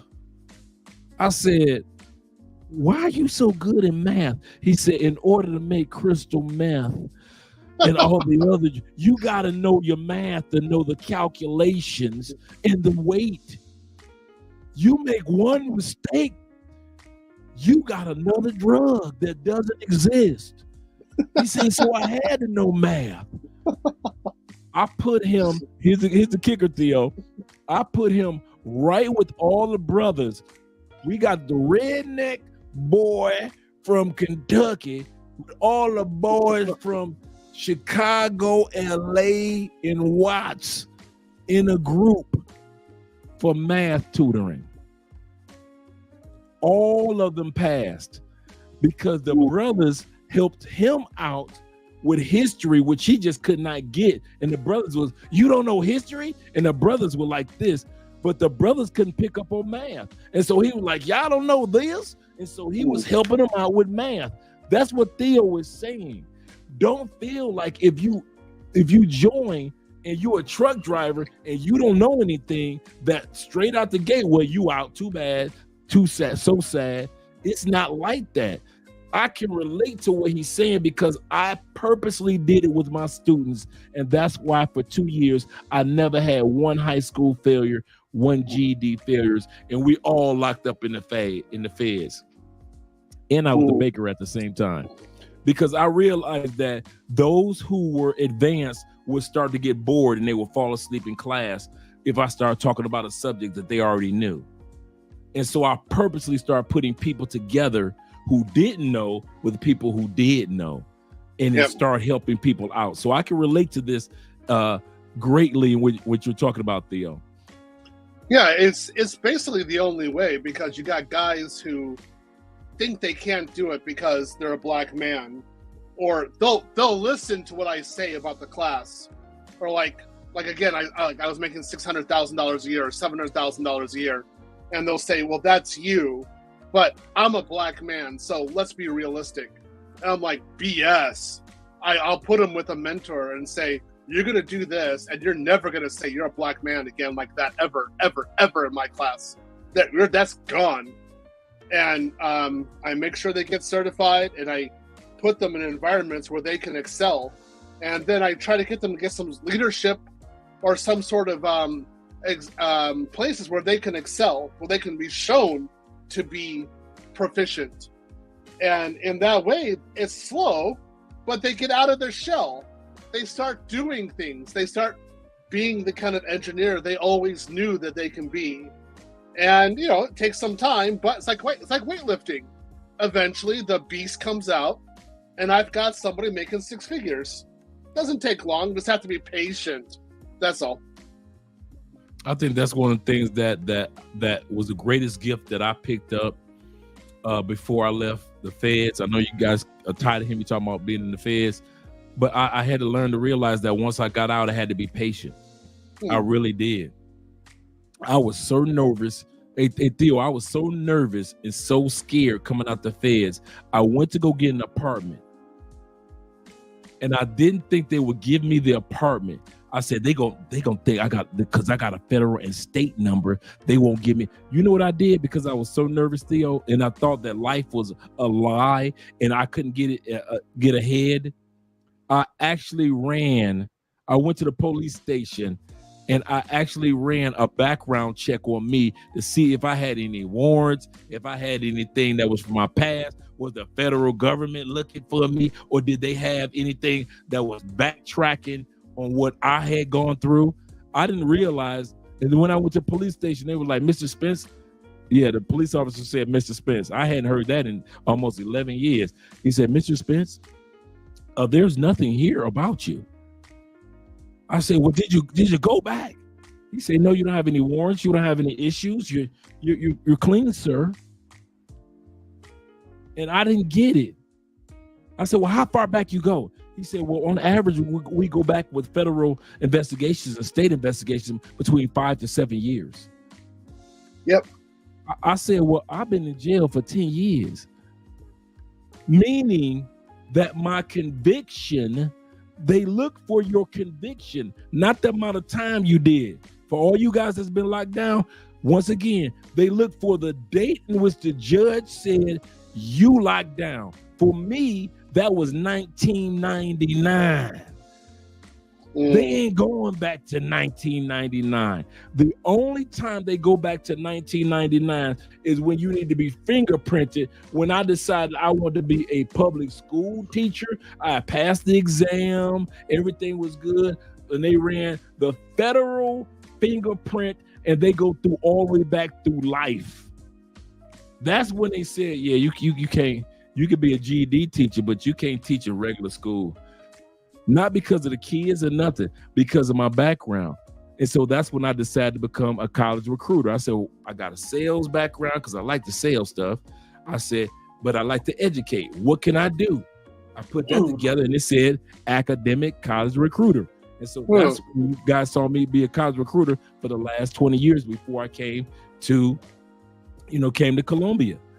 So don't think that your past is going to hold you up, because normally they only go back 5 to 7 years unless it's a fingerprint situation, and then everything shows up on the fingerprint. Everything just shows up Oh yeah, Go ahead. yeah. That's right. It does. That one does show up. I have to have for LA County. I have to have certain documents saying that everything has been expunged. So if it comes out, there's nothing there. So Yep. yeah, I don't like the fingerprint. Yeah, it sucks. And that's what makes it so cool when you're doing this type of position that Theo was talking about. For you guys, that is difficult for you to do certain things in the States, and you want to go international with it. There is no international version of when you get to Thailand that they're gonna be fingerprinting you. No. Yeah. Send us your fingerprints. It doesn't. I've never had a company when I was working online before we did YouTube and everything else. Not one online company asked me to send them their fingerprints, ever. No, never. Ever. And I wasn't even certified except for when it came to teaching English international. Mhm. But other than that, guys, I'm telling you, you guys are good. Let's go to my man Will. Then I'm going to hit the cash apps real quick. Will. Hey guys, Will lives in Cali, Colombia on a regular. Now he goes back to the States. Back in Will. Hey, Los was mad at me because you gave me the crown for Los. Los said, "Hey Dre, you still got that crown royal?" I said, "Huh? What? Because Los and his girl was supposed to come down for the Afro-Colombian Festival last week. He said, "I got that crown for you. It's making my suitcase heavy. See y'all." So he said, Esther Miana, there we go. Very soon. That reminds me, Andre, when I'm going through customs, tell me what you want. I'll make sure I get you that, whatever you want. All right? Oh man, if y'all bring some, hey, it is hard to, my boy from Detroit, it was hard to find this peppermint schnapps. That bottle gone. This is a drink of, you ain't looking for to get a buzz. It's just a drink of flavor. It really is a drink of flavor. And in any, you know what? For all you guys that are coming down, just bring a cologne or a drink. Just bring cologne or a drink. Whether you bring some Crown down or something that's on your side of the country that you like, you know what? I think Andre will like this one for Friday night drinking hand. Bring me that down. That's all I ask. So one brother I still got in there. He brought me a $400 bottle of the drink is from Ireland. The Gwengali, something I forget how you pronounce it, man. It's the drink that on the cover on the bottle they tell you how long it's been sitting. Like we got the 20 when he gave it to us, it's a 26-year-old liquor, and it was $400 for the 26-year-old. I'm not saying everybody's about to spend $400, but what I'm saying is we don't care if it's a $50 Ripple or Champipple. Doesn't matter. It's that we appreciate it. Man, yeah. Will. Yeah. I'm going to say this directly to Will, guys. I'm disappointed. Will, you always down here, man. I was so looking to see you during the festival, dude. This was Will's smart. Dude, I saw women that were in their late 30s. Like, I kid you not. 40s and 50s. Some of the most beautiful women I had ever seen. I kid you not. It was amazing. The women over 40 that was so freaking sexy. It was amazing. And we talking about sisters and others. Crazy. If you guys don't make it down here to Cali, Colombia next August, that's on you. But if you follow Theo, you guys will be here. Shout out to you, Will. And then we're coming with the Art of Will, my man in the building. We'll be on tour too, Art of Will. He said the best time to leave her us is when her tight end becomes a wide receiver. Tis true, my friend. Tis true. Tis true. When her tight end becometh a wide receiver. Only Will think of these things, man. Will be watching. I don't know what Will be doing. He watch television shows, commercials, or whatever. If this man don't get into the jingle industry, I'm serious. And then we got my man straight from the Canuck, them Canadian boys, eh? Them Canadian boys, eh? Man, I had some of the best times I ever had in my life was in Canada, one of the most beautiful countries in the world. Easy, hands down. And to sit back, if you can't make it to France, all you gotta do is make it anywhere near Quebec, and you see some of the most gorgeous French-speaking black women that you ever saw in Canada. Bruh, you ain't got money to make it to France. Got you. I understand. Get your happy tail to Quebec or Toronto or any of that region. You ain't got money to go to the Caribbeans. Got you.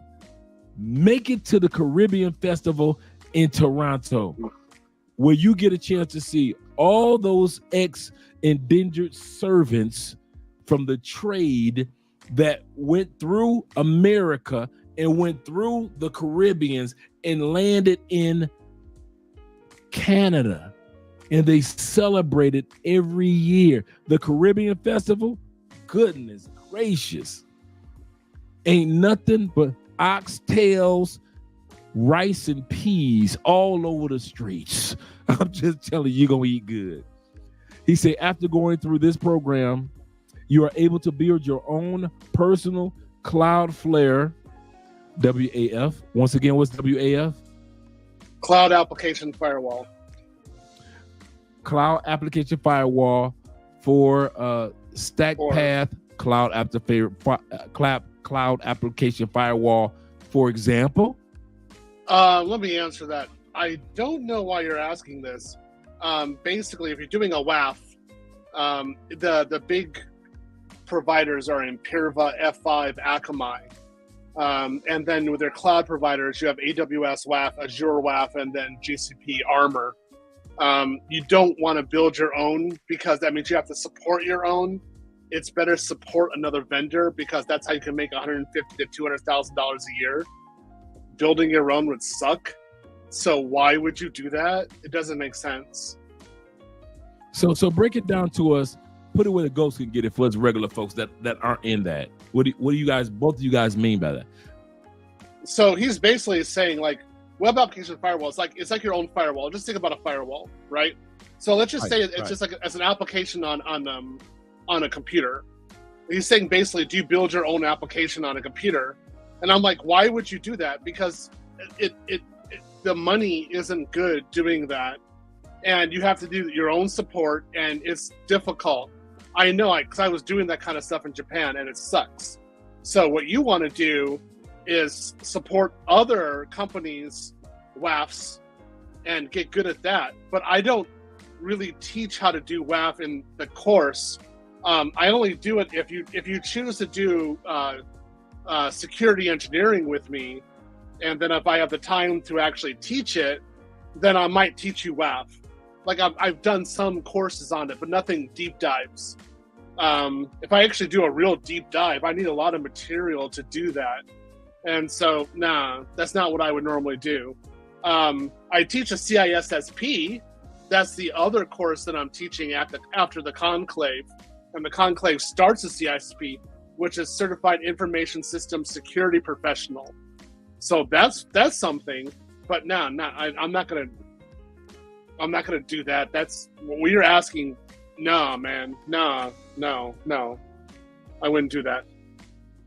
Because you had done it in the past and it was just too tempestuous. Yeah, you don't make money off of it. It's just too difficult. You have to do a lot of support. People call you all the time. No, you want somebody else to go in and then you support them. That's a lot easier to do, a lot more money, a lot more margin. So you need to be thinking about the cash flow. If you are the guy, it's expensive being the guy. You don't want to be the guy. You want to help support the other guy. That's by far easier to do. Lots of money. That's a good point. I like how you worded that. Yeah. I like how you worded that. You don't want to be the guy. You want to be the one that supports the guy. I give you I was going to say it's something I learned when I had cancer. I was wow. like, yeah. I remember you mentioning that. We're gonna hit that topic as well, because I remember you talking about that. Guys, in regards to what he mentioned, in regards to, he said, remember, once again, everything is on video. Secondly, you will be a part of a mentorship to where you'll be able to get some guys that'll be able to encourage you, help you, mentor you through it, so you don't have to be professional walking through the door. As a college recruiter, I used to always tell my students was this: you are the perfect student. They were like, why? Because you don't know anything. The worst student is a student that comes in and think they already know everything. The worst salesman in business doesn't get the job. Take it from me. I've been in different sales jobs, from Kirby vacuum cleaners for $2,000, selling those vacuum cleaners, all the way until being the college recruiter. And the one thing that I learned in sales, if you are a salesman that nobody can teach, you are the worst salesman in sales history. Individuals that don't know, that I'm not sure, you are a perfect candidate for the program that Theo was talking about, because you are clean slate. You come in clean. You don't come in thinking you know everything. Not saying that you guys are doing that. What I'm saying is, I kid you not, for those of you that don't know anything, this is perfect for you, because take it from me, by experience, the best students that I ever had were students that didn't know anything. Shout out to you. And he also said it's time-paced. You get a chance to take your time. It's not like you pay one time and it's a 6-month subscription, you done. Take your time, do it at your leisure, your time period. But those that really want to make that money and get out the States as soon as possible, you're going to show the passion that it takes to be involved in it. Once again, my man, Infinite Growth in the building for the love of the game. In the words of my man, the lead attorney for the love of the game, $199. I'll take that, brother. I like that infinite sign. I caught that. Don't think I don't see that infinite sign. Once again, he bring the infinite sign. Oh, he said H-O. Oh, yeah. I caught that, brethren. I appreciate that. Shout out to my man, BLH in the building. Them travelers at it again. $10 super chat. He said, served during the war on ISIS. Yeah, ISIS from 2011 to 2015, 100% disabled. He said, age 30. I got a bachelor degree and I got a CDL. He said, my memory is shit due to 50 plus amateur boxing matches. You've been out there, brother. You've been using your energy, your body. I ain't mad at you. Do you have to be an Einstein? This is a good question. Shout out to you for this question, brother, because many of us are like that.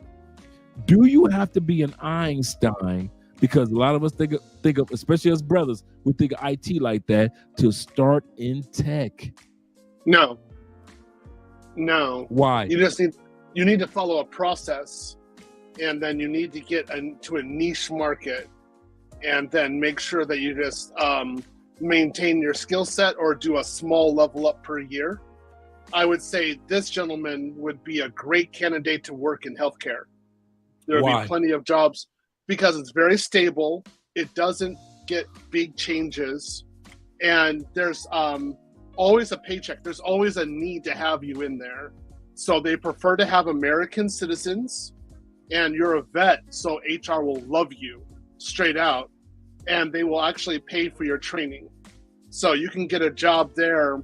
If you go into my program, I'd actually work with you to specialize you, and then you can get a job, I would say, like between 105, 115,000, but it would be that way for the rest of your life. You get like inflation increases. Plus, you get great health care. So, yeah, that would actually work. It's kind of funny that you would say that. I'm glad that you said that in regards to veterans. When you have the right skills as a vet, I knew that as a college recruiter. working for a college. And when the veteran dudes came through, it was like the red carpet rolled out. Mhm. It was like all the jamboree. It was a marching band. Mhm. When the rest of us went to apply for the same position, it was like, okay, do a regular interview where you're hired, Andre. But you veteran dudes, oh man, man, listen. Yeah. They always got to go the extra mileage for you guys. And what I love about the veteran guys is this: you guys were not part of affirmative action. You guys, in other words, when affirmative action just recently disappeared, that ain't had nothing to do with veterans. Right. Veterans still get the marching bands and still get the jamboree. And 'Cause you earned it. Definitely. Yeah, Yeah. definitely They take earned it. advantage of the program. Yeah. Good. Those guys, hospitals will definitely take you, like healthcare. So I would say to you specifically, send me an email, remind me who you are. I'll work with you because again, you are a vet, and we'll get a customized package to you to actually get you in properly into the workforce. Let me ask you this, Theo. Does it become? I mean this in all sincerity.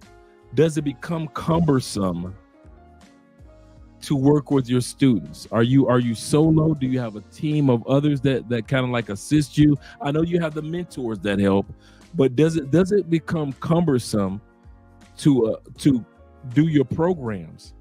Because a lot of guys think like, okay, there are some times in which I burn out.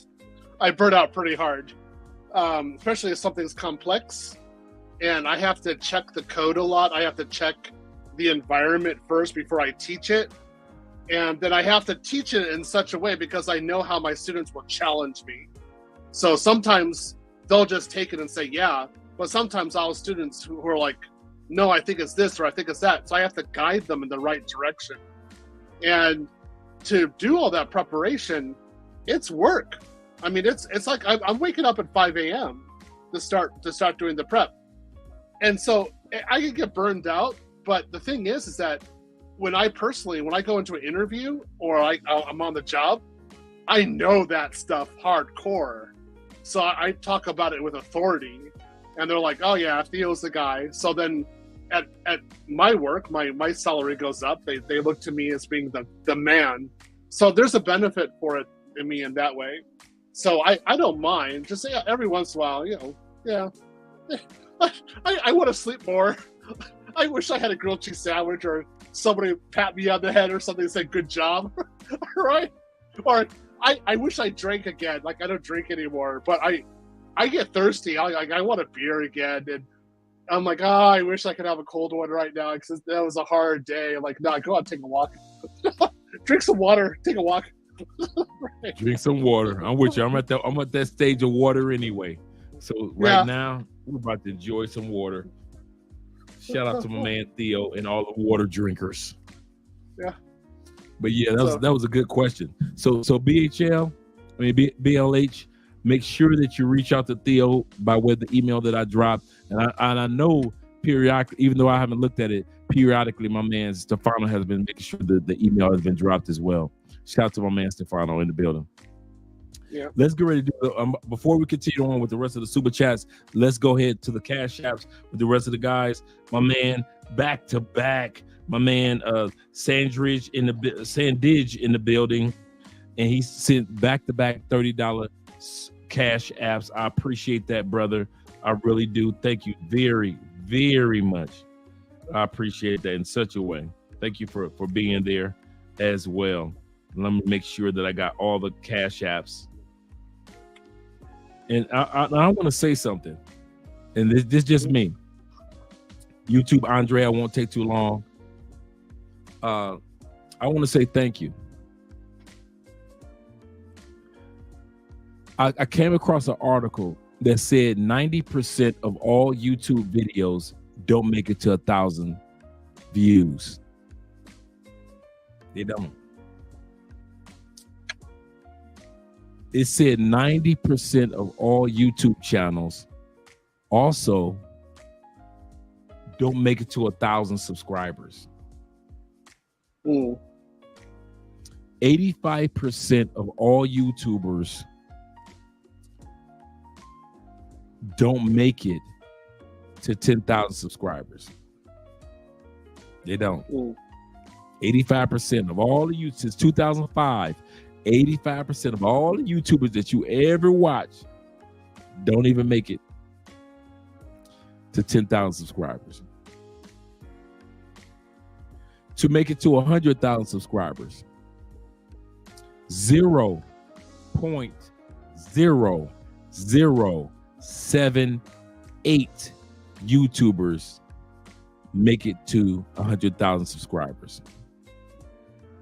They're only out of 119 million YouTube channels that drop videos on a regular basis that are true content creators. 119 million out of the 2.6 billion YouTube channels.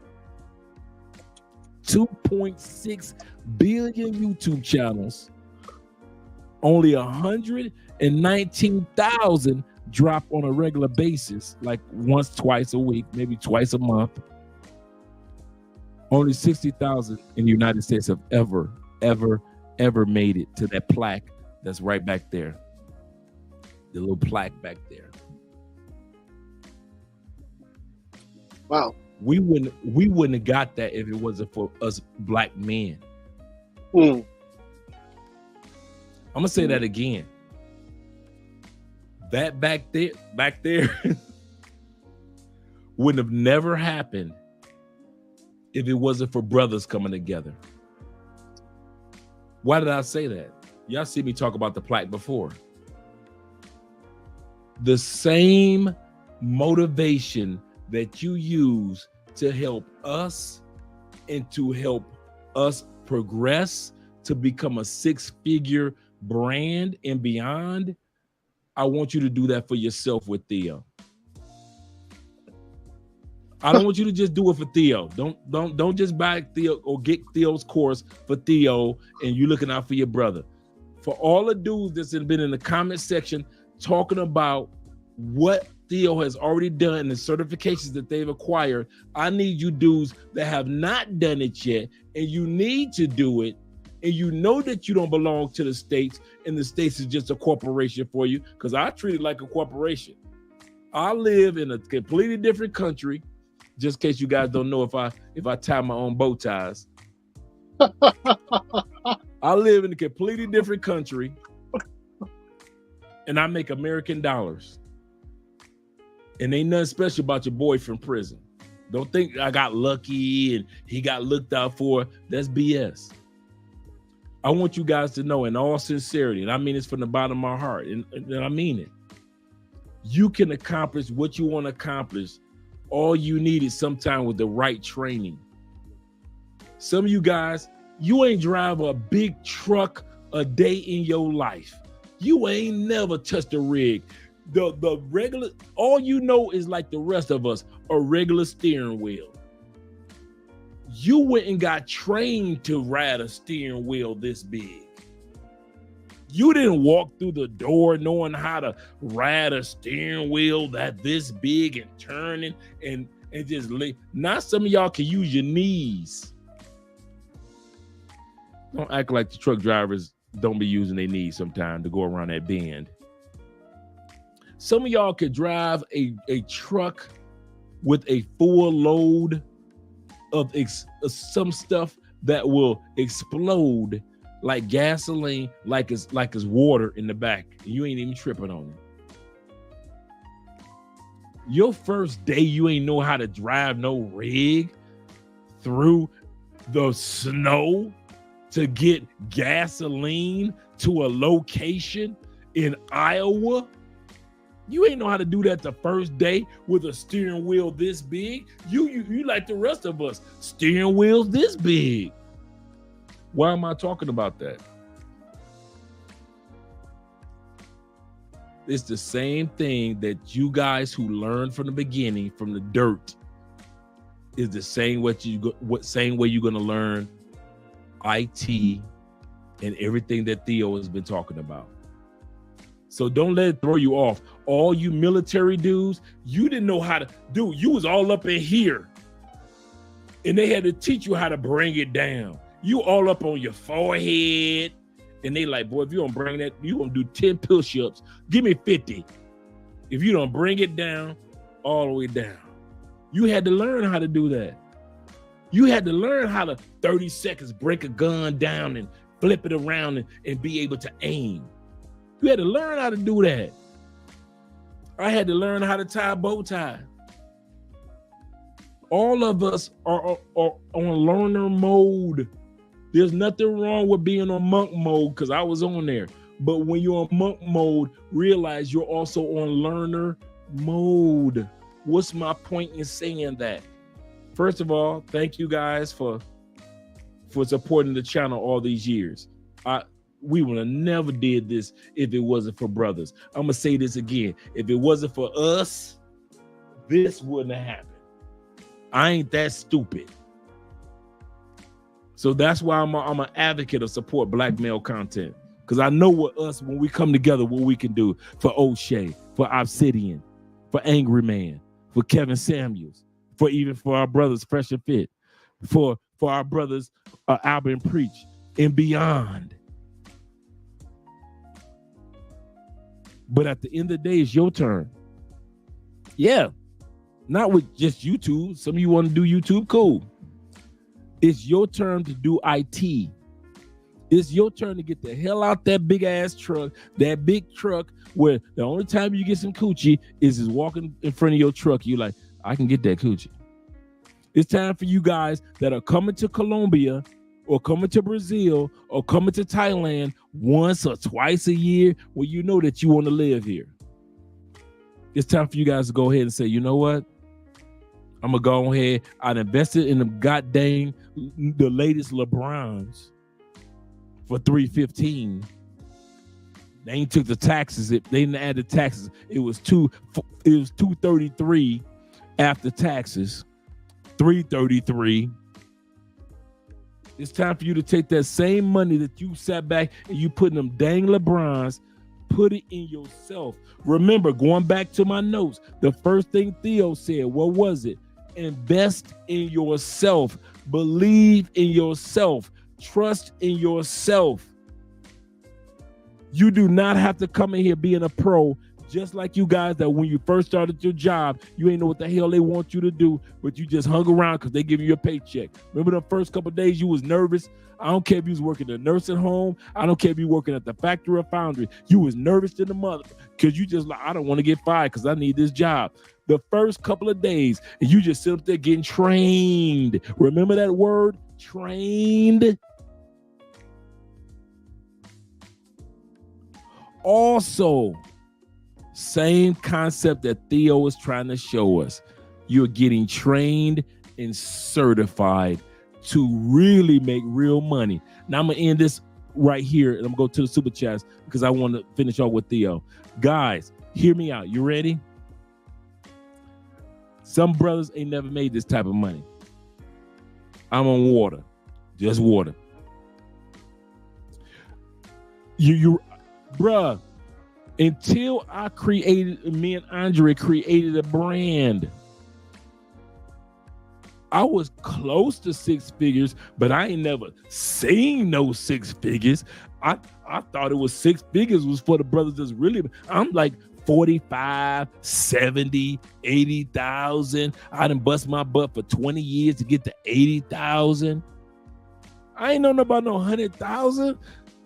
I'm talking good 100,000 talk as a black man because I'm watching all the white dudes and the Latin dudes and all the other dudes getting 100,000 and beyond. But I ain't know no damn thing about no damn 100,000. And some of you brothers are a little nervous because you ain't never seen 100,000 fall into your bank account at the end of the year when it's tax time. You don't know nothing about that.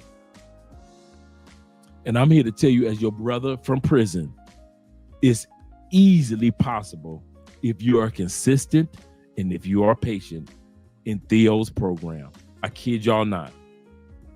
And I meant what I said. If I had $1,000, I'm down to my last thowee.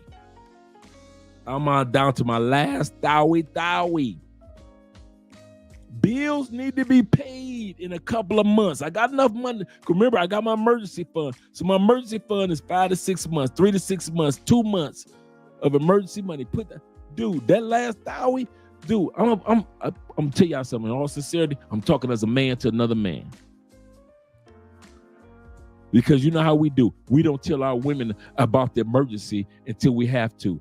I put that Dowie, and Theo already said that Dowie, his program is not 1,000. I'm just saying that.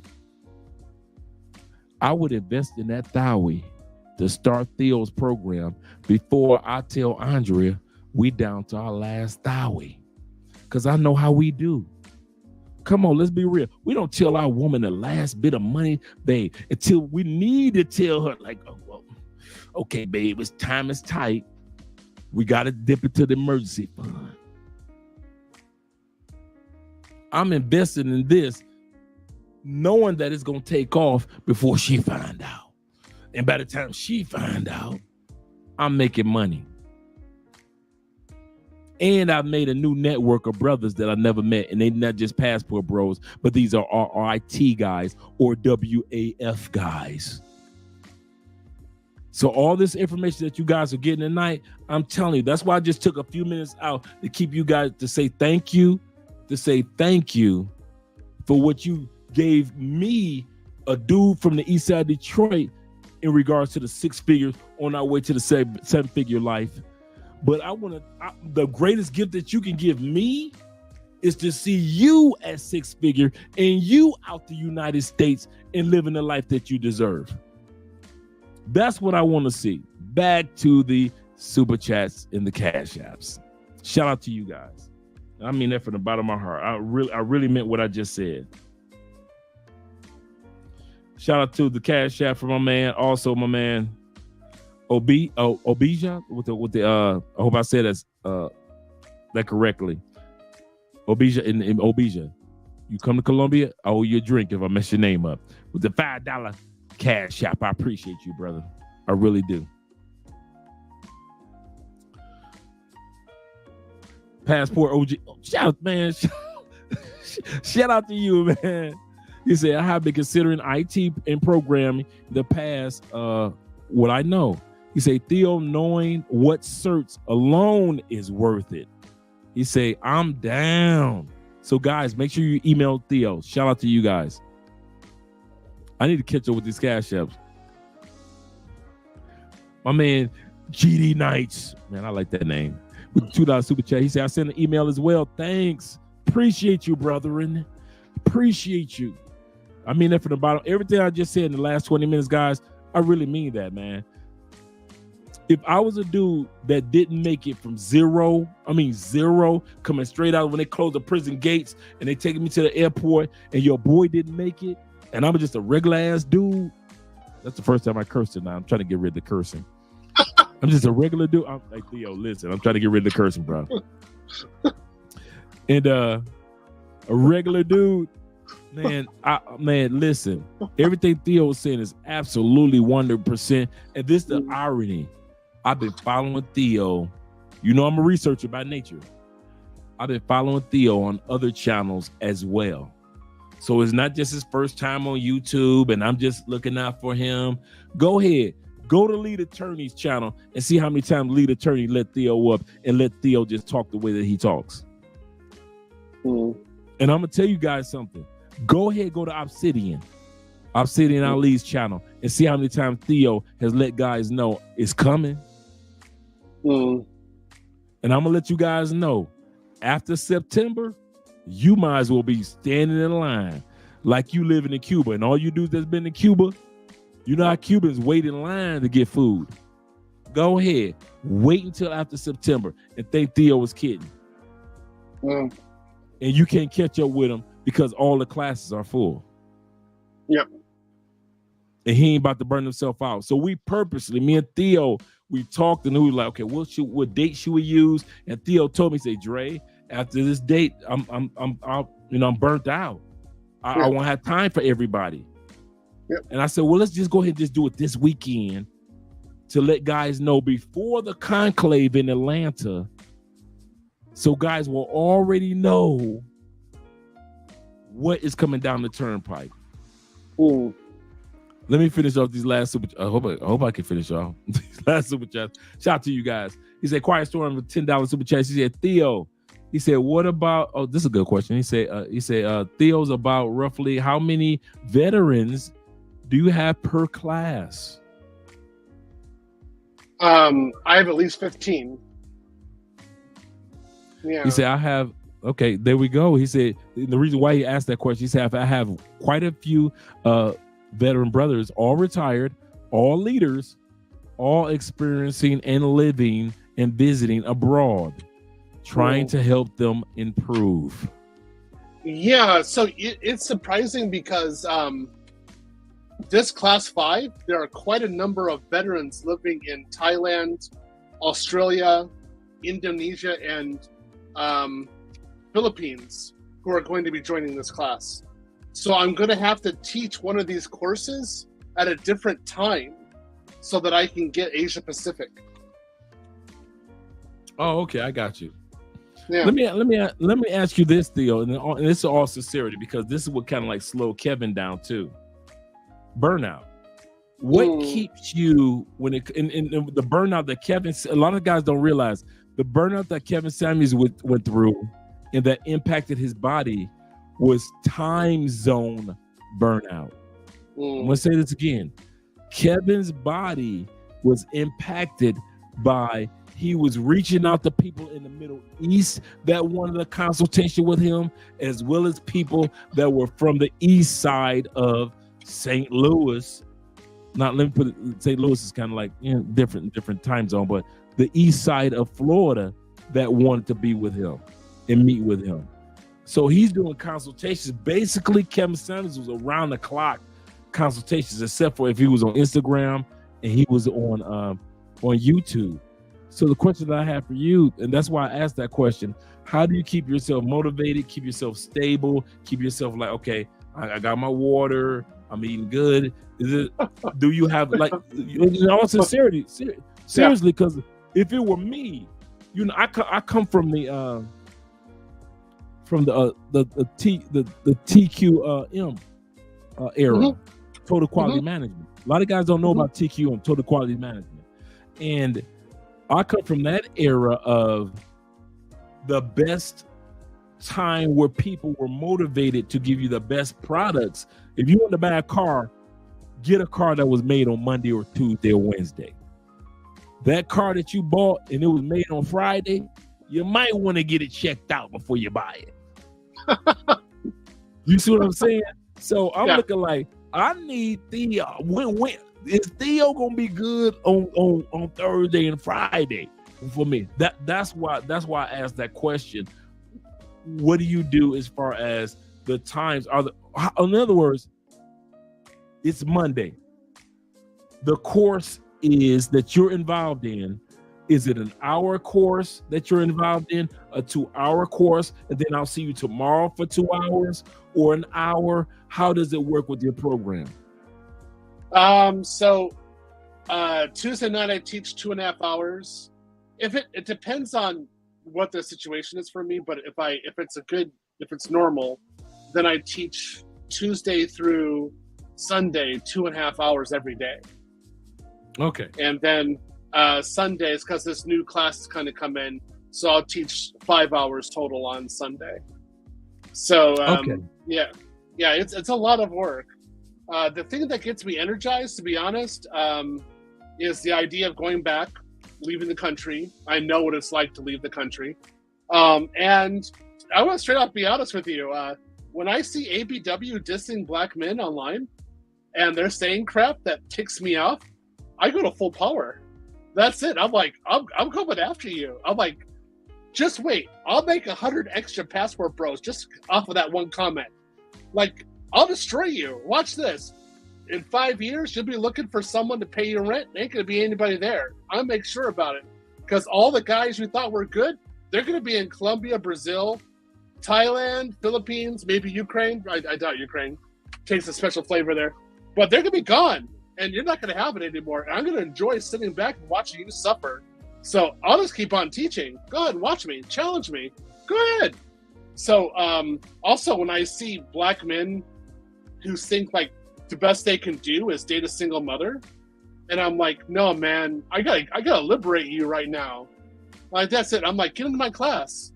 So that's the way it is. That it really does energize me. And then when I see guys who thought they couldn't do anything, guys who are homeless, guys who are felons, they say, yeah, I passed this test. I got another test. I got a job offer. I got my first day. I'm making $60 an hour, $75 an hour. I'm over $100,000 a year. That's energized me. I'm like, wow, I actually did something. Oh, it worked. Okay, keep it going. Study more, Theo. Do a better process. You know, you got guys who want this. Keep it going. I got a question for you that I thought about earlier, but that I want to ask you now. And I know guys have thought about this too. Does AI eliminate jobs in this sector? Because we've seen AI eliminate jobs in other sectors. No. If Why? as long as you're thinking about the process, AI will not remove your job.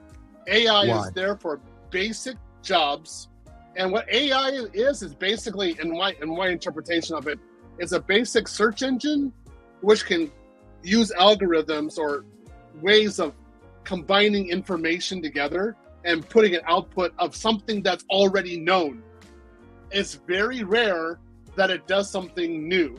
So when we use it for code, it's bad code, and we have to re-engineer it because it's not a human being.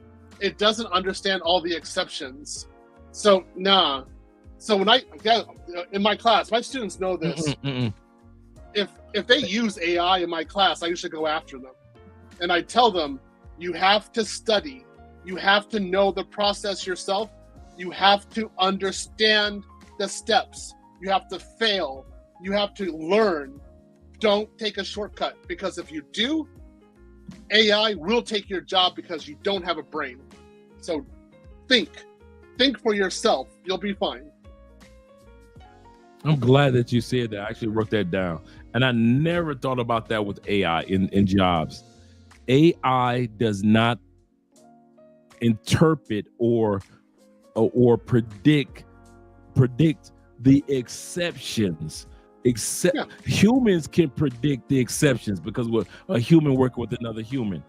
AI does not predict the exceptions to the moment or the rule or whatever it may be that you're dealing with. And that's why I want to ask the AI question, because I know a lot of guys are, AI is everywhere. And so we're thinking like, well, if I pay this money to get to this program, AI can take my job.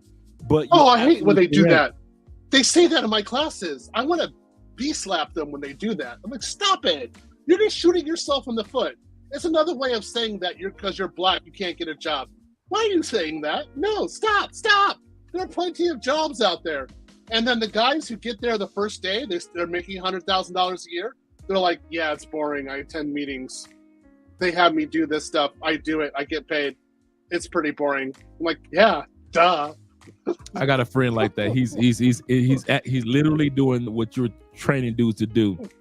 Talked to him the other day, did a consultation with him, and he literally, basically, he's been here in Cali, he's been in Medellin, back to Cali, back to Medellin, and this dude literally shows up for meetings bored. Yeah, he gets paid. Yeah, he's here, but he's bored. He's like, I got another meeting I need to do. But it's not. Yeah.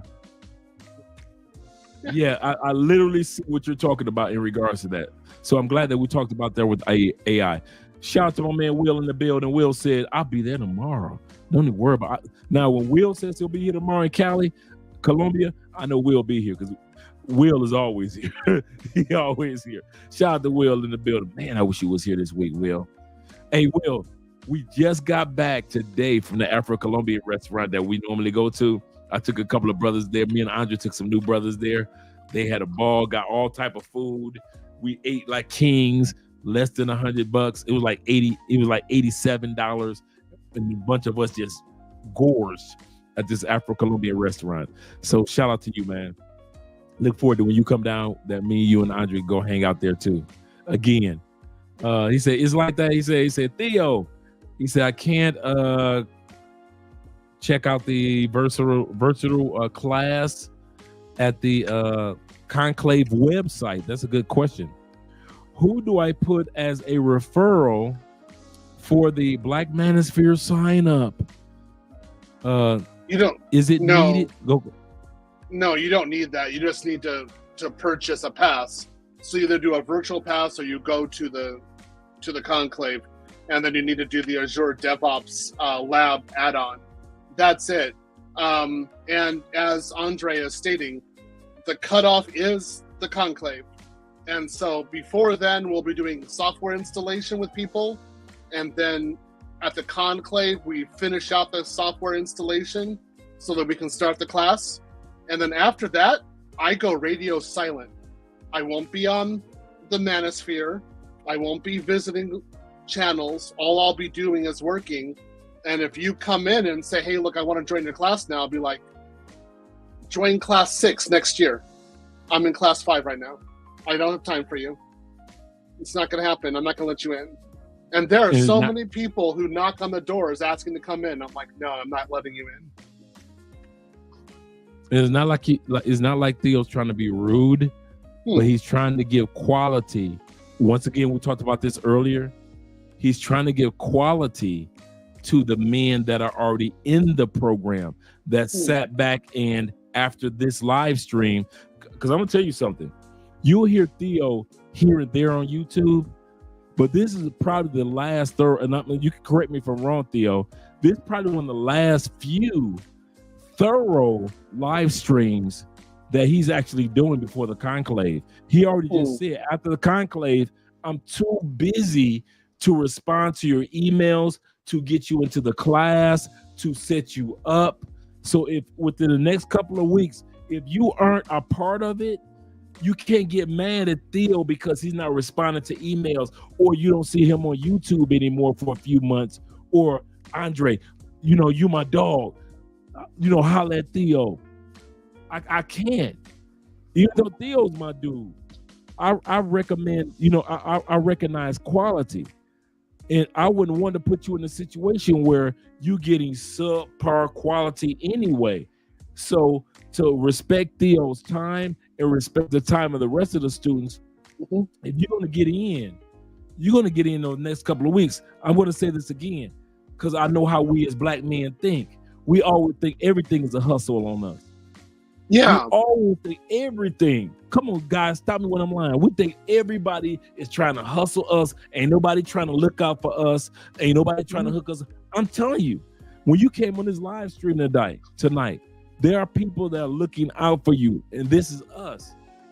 Theo purposely told me, he said, listen, I'm trying to look out this go around, and correct me if I'm wrong, for dudes that are the passport bros, that are the travelers, for the guys that want to live outside of America eventually, or at least soon. So for all you guys that are thinking about it, and you got them dollars put to the side, and I'm saying 1,000. Now, let's say Theo's program is less than that. Y'all go ahead and send me the rest of it.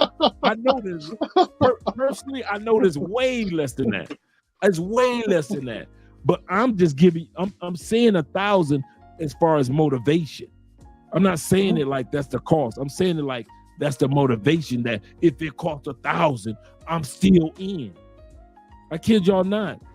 Go ahead and get involved in it now, because in a couple of weeks, you won't hear me talk about it no more. You won't hear me. It'll be next year, early next year, I'll do an interview with Theo, and all it'll be is this: how's it going with your current students? Yeah, that's it. I'm not going to ask Theo all these questions that we're bringing up now. I'm not going to ask Theo all that. How you get involved in this? Until Theo say, okay, Andre, I got enough room in the classes. Now let's talk about bringing brothers back in, new brothers. But until then, all I'm going to do is one interview on next year. How's it going with the current students? That's it. I'm not the hookup dude. I can't hook you up. Your job is to hook you up. But man, I got bills, my baby mama, I got that child support coming. Dude, but you got the flash shoes on. You got the dude. You better take that dang chain. Take that chain that's like 14 karat gold. You better take that thing to the pawn shop, because at the end of the day, when you move to another country, most countries don't need a chain that's 24 carats gold to get the coochie anyway. So why you walking around the United States with a 24 karat gold chain on? You ain't getting extra coochie anyway. And then you think that same chain will get you some coochie in another country? Dude, y'all see Andrea. Y'all see all these other brothers that's meet beautiful, like Will, meet beautiful women in Colombia. Ain't wore one piece of chain, silver, gold, cubic, zirconia, or none of that shit. My second time cursing tonight. What's my point? My point is that, guys, sometimes you got to make the small sacrifices to get that money. Like they always say, it takes money to make money. In this situation, it does. And I'm telling you, dudes, I pay for consultations, and you wonder why I'm part of the 0.0078% of YouTubers, because I paid for the consultations, and I didn't understand what the hell they was talking about in the beginning. And I sat up there and I was like, I paid $700 for this. And now as time progressed, everything that they told me for $700 was not a lie. But let me go ahead and continue on with the. I want to say man. That's what a lot of my students say when they start working. They're like, everything you said was correct. We're seeing it right now, and you just prepared me for it. I was like, yep. Remember you did that mutiny? You said I didn't know what I was talking about. Now you know what's going on.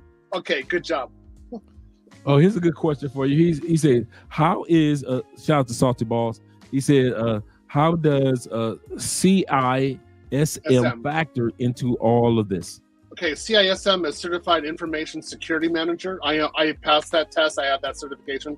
I don't actually teach that because it's not so big in the market, and you really need to have like 5 to 10 years of experience anyway to be getting in that position. You need to be a manager. So that's not an entry level thing for you to do. I teach a CISSP because I can get you there, which is Certified Information System Security Professional. And I also teach the CCSP, which is Certified Cloud Security Professional.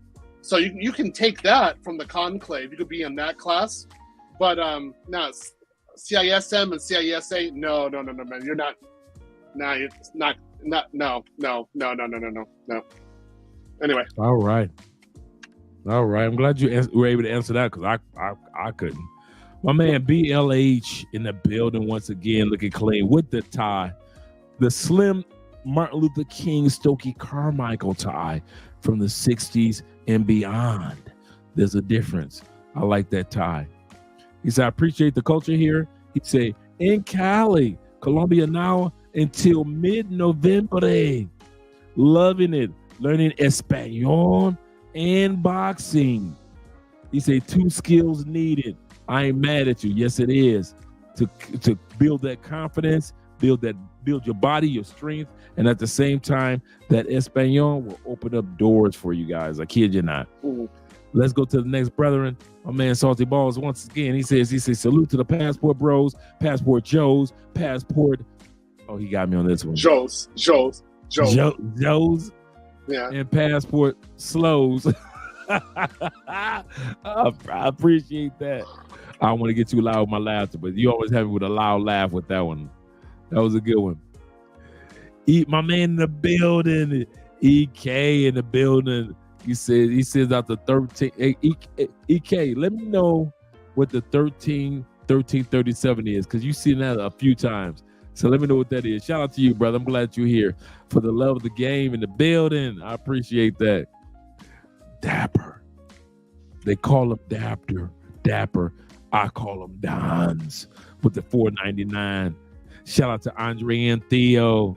He said, thank you for spreading knowledge. Theo, do you pre-record your online? Yeah, he mentioned that. Do you pre-record your online classes?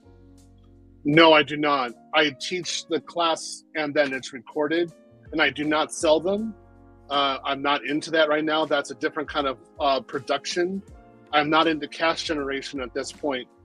At this point, it's all about changing the narrative about black men and getting black men into the office. So I have this process. We're testing it out and seeing how far it goes. Well, maybe I'll make a course later on, but right now, no, it's getting your butt into the office, getting you 6 figures and making sure you're set, and then making sure doing you could be a passport bro afterwards. So no, I don't.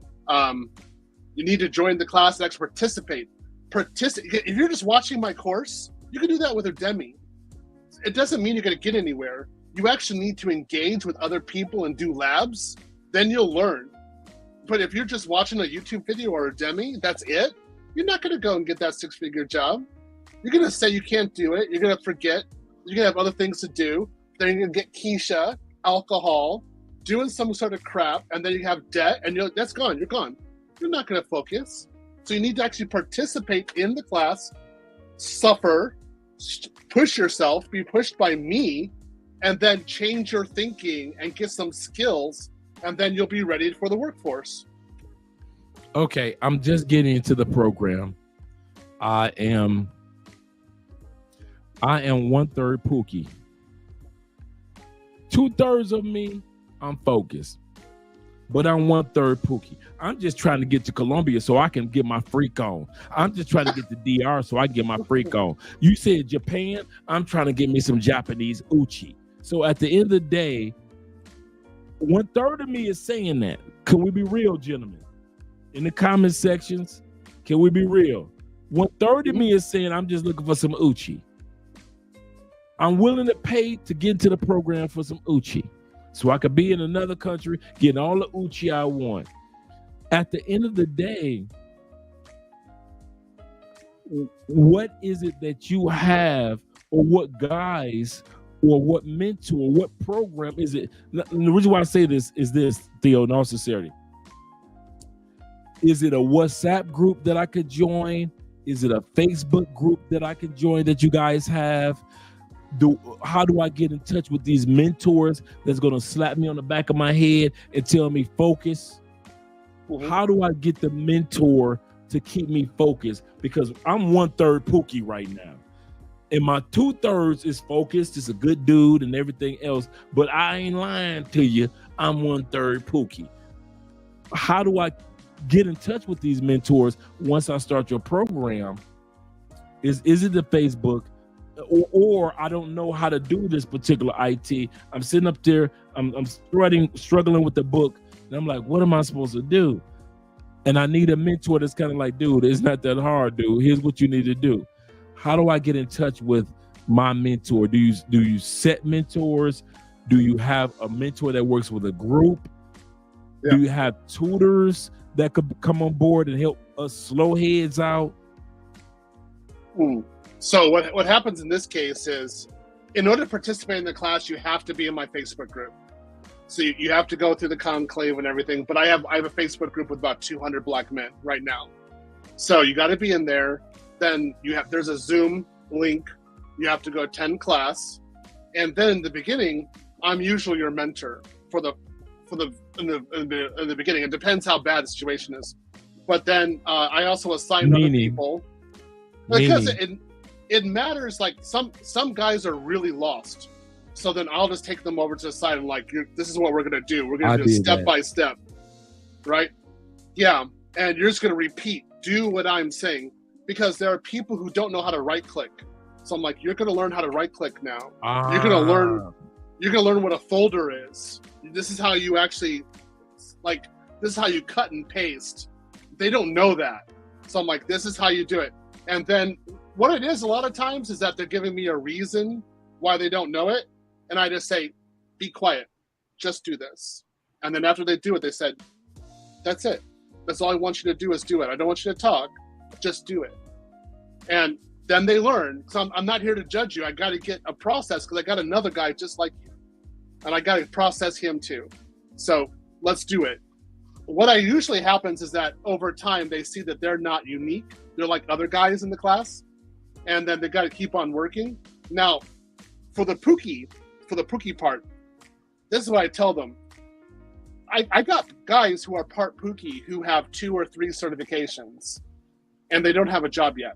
And I tell them, if you don't get rid of that, you're not going to get past to the interview process. So you have to up yourself, and you have to be thinking about your career and where you want to go in life.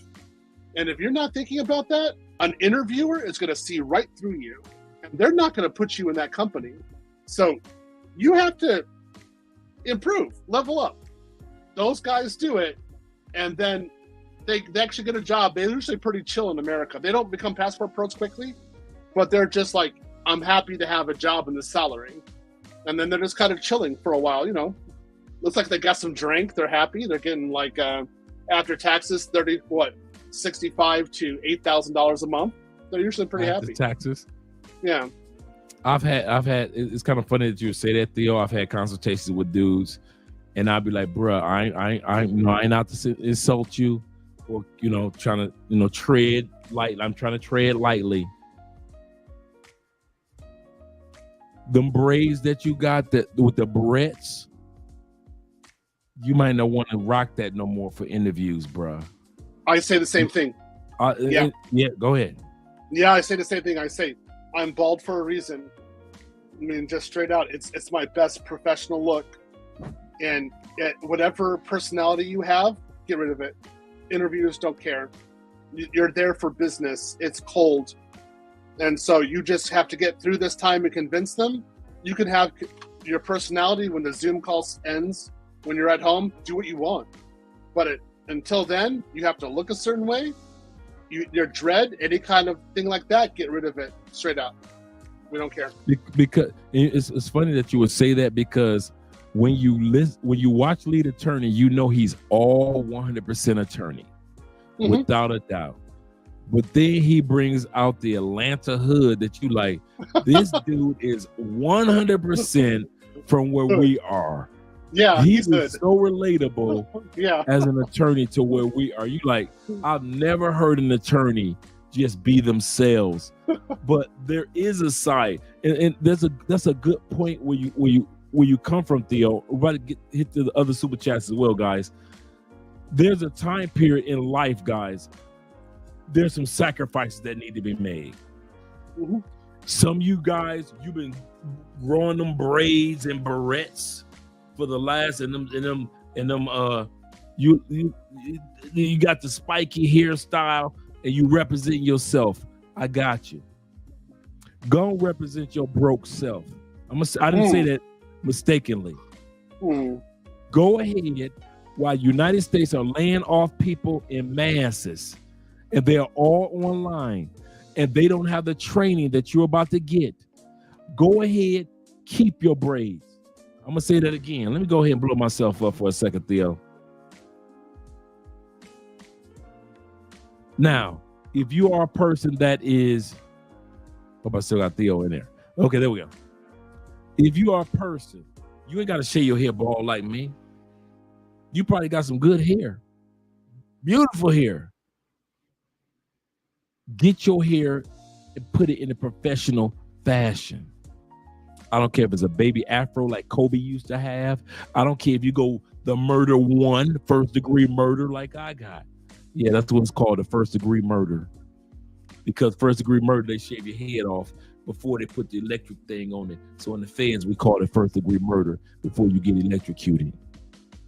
If you got the first degree like I got, nothing wrong with that.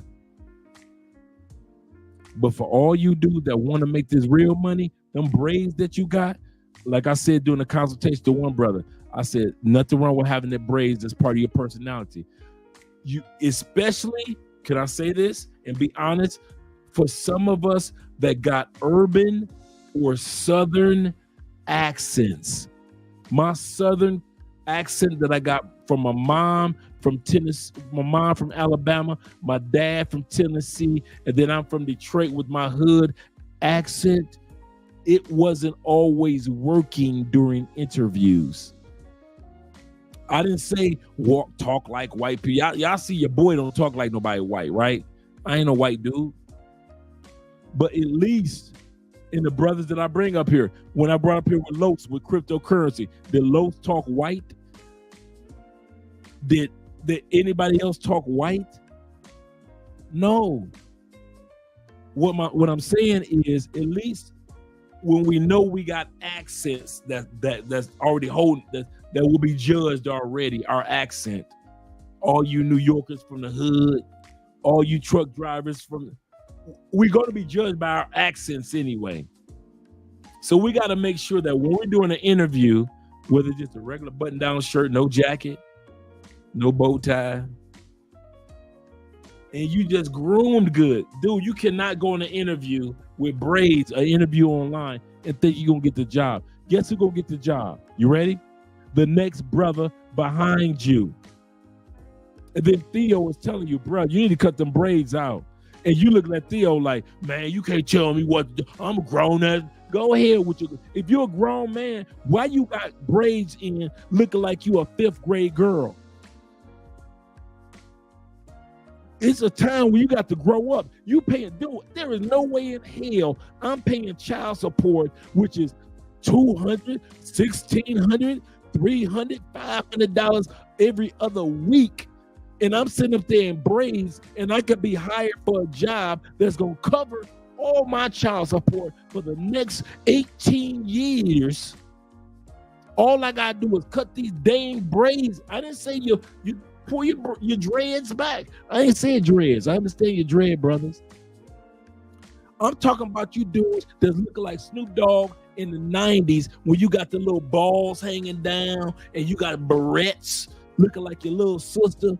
Dude, there's a time where you need to cut that out your head, bruh, and get this money. So go ahead, represent the blackness. I ain't trying to be like the white man. I ain't trying to be like the Asian man. Do you notice that you are trying not to be like an American? American men that are making money ain't walking around, except for maybe a couple in entertainment, are not walking around with barrettes and braids and dreads braids in their head looking like their little sister. You're a grown man. Cut that bullshit out your head. Pull your pants up, get a belt. It's time for us to grow up and make this money. Get this money. Because if you don't get it, don't worry about it, player. Me and Theo will keep on getting it. You ain't got to worry about nothing. Keep your braids, your dreads. I'm not the dread brothers. Keep your braids. Shout out to you, dreads. Keep the dudes that got barrettes. Keep your barrettes. All you dudes that got the beads like you, Stevie Wonder, from back in the 1975 album cover. Go on, keep your little beads and all that, and don't keep that for the ladies. Keep that for the ladies when you know that you don't even want to be in the United States with them ladies. I'll say it again. You get your hairstyle so fly for women that you don't even want to be around in the long run any dang way. So go on, keep your long hair, bruh. We ain't talking to you anyway. You gonna keep your braids and your barrettes and all that. All you brothers with dreads, go on, pull it back, bro. Put your dreads back on, tie a knot in it, and go on do your interview. I ain't mad at you, player. But all you dudes that got braids and you look like a 13-year-old child, I'm telling you, you ain't getting a job. And stop looking at Theo like, I took the course, you owe me. Theo don't owe you a goddamn thing. He don't owe you nothing because he already told you, I done gave you a training. I done hook you up with the directions in regards to interview. I done showed you how to do the interview. But if you are physically not looking the part when it's time to do online meetings, when it's time to train and be a mentor to the next man. Because I'm telling you something, if I'm buying Theo's program and I see you as my mentor with braids and barrettes in your head, I'm going to say it again. You supposed to be my mentor. I'm a truck driver. I don't know a dang thing about this IT thing, but I'm trusting Theo and I'm trusting his mentors. And my mentor got braids and barrettes like my dang daughter that I'm paying child support for. And you got the same barrettes that my daughter got in her head. I don't trust you, and now I don't trust Theo. So, bruh, we got to get together. This is the time period to make money, like them white boys, like them Asian boys, like them boys from India who are Asian brothers, and get this money. Because if you don't, the Latin brothers coming, all them Latin brothers that came to the United States over the last couple of years illegally, go ahead. Y'all keep on complaining about them. Keep on crying about them. They ain't got no barrettes. They ain't got no braids, and they barely know English. And watch what happened in the next 2 years. Think I'm lying. I didn't want to go on that rant, Theo, but it needed to be said. But I rant about this in my class, and I tell them this. I say, there are guys from India who are going to work very hard. They don't have a good English accent, but they will do anything to get that job. And they're the only reason why these guys get the job is because you didn't show up.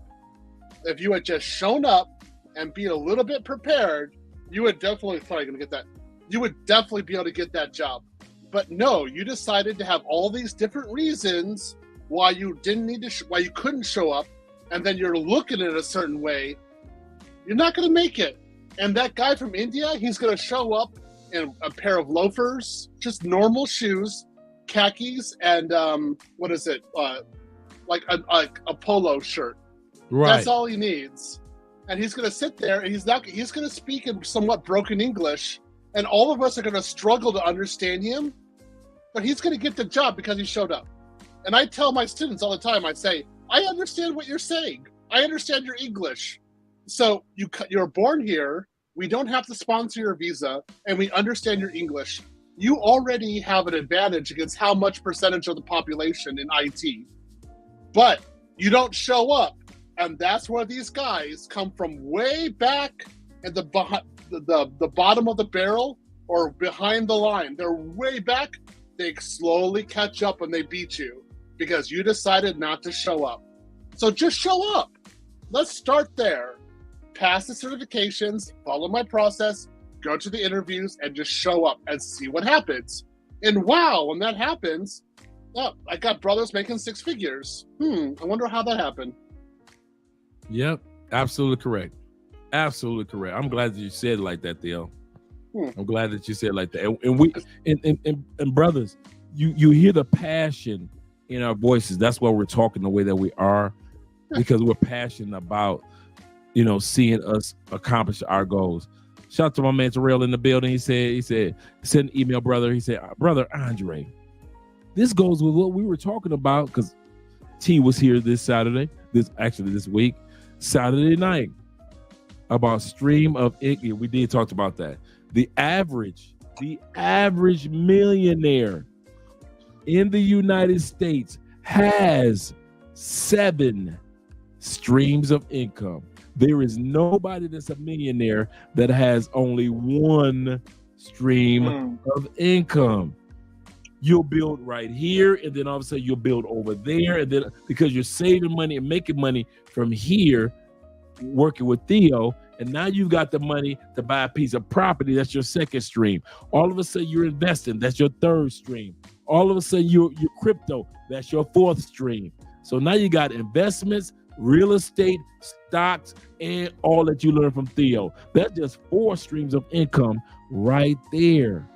Another stream of income and another way out of the matrix. Absolutely correct, brother. Shout out to you for the $20 super chat. He said, my man, he said it's that time. He said, Theo, just for clarity, he said clarity purpose. Just to clarify, Azure DevOps that's what I thought. I thought laboratory and virtual pass and I'm in. Yes, it's that time. That's correct. That's all you need. You're straight on in. Yeah. Okay, cool.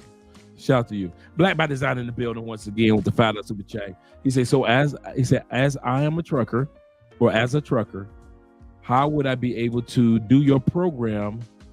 He said, if I'm on the road 11 hours a day.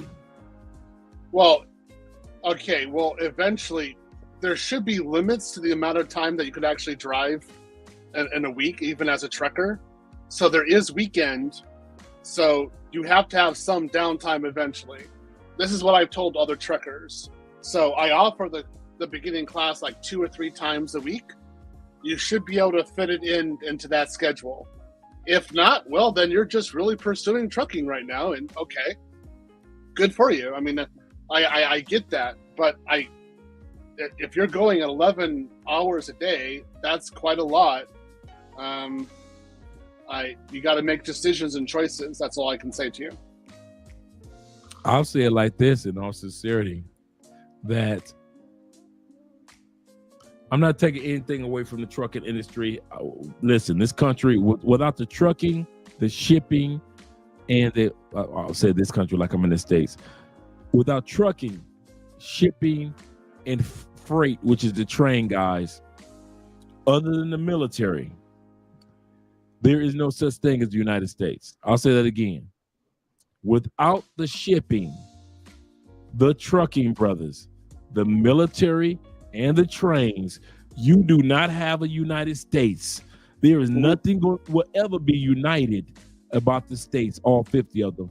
It is those 4 areas, 4 entities that keep the United States what it is. Not America, but the United States, because of all that you bring from one state to another state to another state to another state.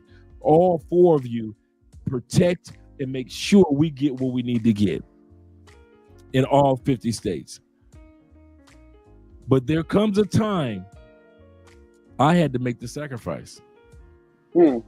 I did. I'm when it comes to that sacrifice of time, I kid you not, I never forget this. I never forget this when I got my bachelor's.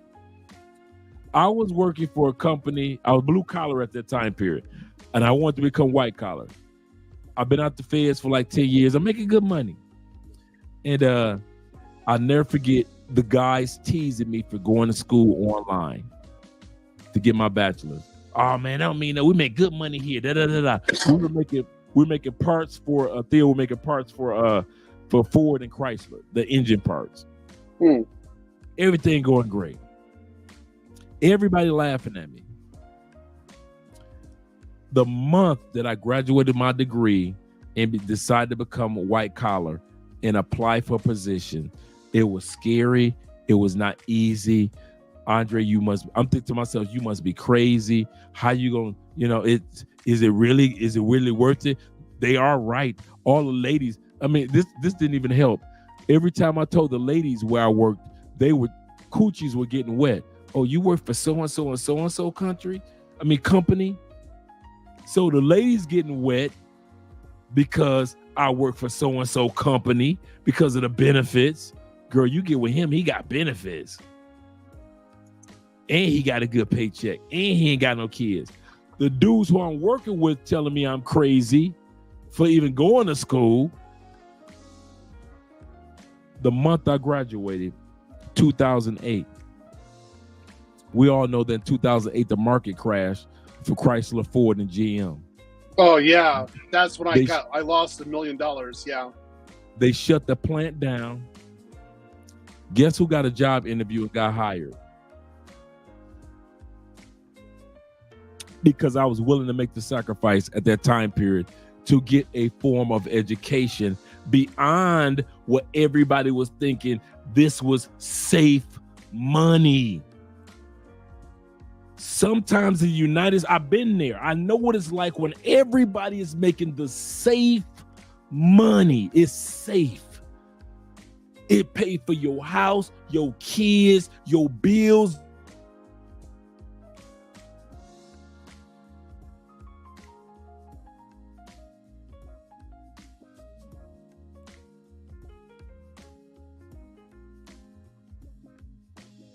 Okay, it looks like Andre is frozen a little bit. I am not. I'm still here. We gotta wait for Andre to come back. This is a really good story, though. I'm really interested in this.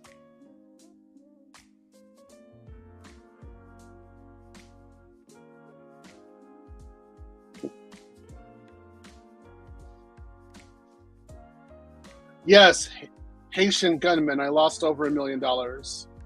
Actually, I lost about $3 million in Japan. That's life. I learned. I continued. There we go. I changed the router. Yep. So we should be There- coming back on. Yeah, we should be coming back on in a moment. Yeah, so you're talking about you're willing to Save learn. money. Yeah, save money. Yep. Thank you guys for being a little patient for a few seconds to where I changed to the router, our portable router, to where we now we're on another router to be able to do the live stream. But I know what it's like. I know what it's like to make the save money and to think that the extra few moments, those extra hours, and I was working 10. Dude, I'm third. You know why I always give shout outs to second and third shift? Because I was second and third shift. I know what it's like. To paraphrase for all you on the road dudes, I know what it's like to work the hours that nobody else is working, and still willing to make the sacrifice of the hours that it takes to go to school online. It had to be done. It's not like I saw that the companies were about to close. I didn't see that. I didn't see the 2008 crash coming.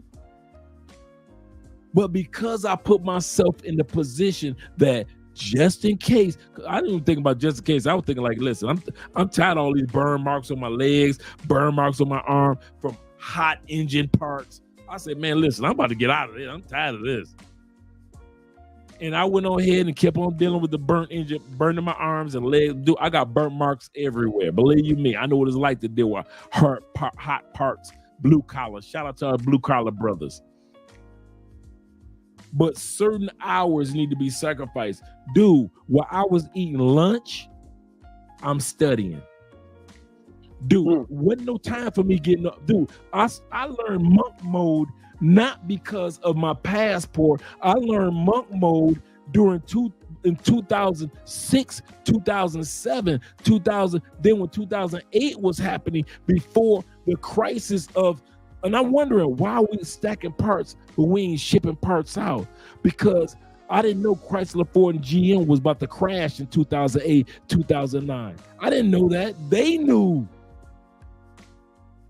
But I knew that I was sacrificing hours, maybe an hour here, 2 hours there, 3 hours a week here, 4 hours a week there.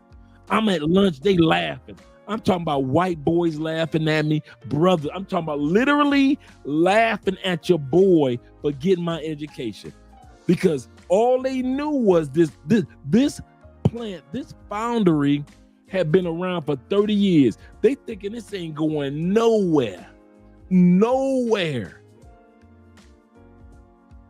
And so what I know, the reason why I'm telling you my story, because I know what it's like to sit back and say, you know what, if I got a 15-minute lunch break, that's 15 minutes to eat, and in that time period, I'm studying something. Sacrifices to be an expat must be made. Yep. Yeah. I didn't say quit your job, stop taking care of your kids. I say while you are doing it, even at 11 hours, dude, I'm putting it like this in all sincerity. The woman that you got at home, well, it takes you about an hour, hour and a half to get in the mood and take a shower. You take care of yourself. She ain't getting stuck, and it ain't gonna happen. It just ain't gonna happen. I guess she ain't gonna get no tonight. Because you got studying to do. You need to be jumping in somebody's shower after you get out of that truck, jump in that shower, get yourself all right, get yourself focused again, and at least spend the next hour. Dude, you know how many, see, y'all ain't no sacrifices. They think us brothers, we don't sacrifice. Do you know how many times Andre came in here in the last 4 years and I was passed out in front of this camera to get us to where we are today? You know how many times I done put out videos that did trash and videos that did tremendous? You know how many sacrifice I put in to get to this country? Y'all think it was just your boy just was sat back? Like, I didn't put up forth no sacrifices. I didn't lose no friends. I ain't lose no females that I really had love for. I ain't lose none of that. Y'all think I just scampered on over here and it was just all easy. I'm letting you brothers know a sacrifice must be made, Abraham. It's something that you're gonna have to put on the altar. I'm gonna say that again, and Theo know I'm telling the truth, because that's why Theo is being able to live in and out of the country. A sacrifice is gonna be having to put on the altar of life. So what you gonna sacrifice? I didn't say lose your job. I'm saying sacrifice whatever it is that's your leisure when you're not in the truck. That's gone. Gone. Whatever club you went to, your boys saying, hey, let's go play some poker, because we got paid this week. Them poker games gone. Your dominoes game gone. That moment with the family reunion gone. Church picnic gone. All the sporting events you went to gone. I'm gonna watch the whole 4 hours of Tom Brady back in the day. All that's gone. Because I did it to get to today, and I'm about to do it to get to the next level. I'm making sacrifices. I ain't telling you something I ain't doing. Dude, I could be in my bed right now with a gorgeous Colombian woman acting a goddamn fool. I'm willing to make the sacrifice. So for any of us that ain't willing to make the sacrifice, y'all don't need to be talking to Theo. You need to be talking to a mirror. I'm going to say that again. Any of y'all that ain't willing to make the sacrifice to Theo, I got you. I understand. Go talk to a mirror for about a good 6 months. You don't need no therapist. I ain't saying about no therapy. You need a mother mirror. And I'm not mad at you. I ain't tripping on you. But I know you guys do not know the level of sacrifices that I made to get to this point, the sacrifices that dudes like Theo made to get to this point. And if you want to get to the point in life where you be like, dang, I never thought I'd live this life.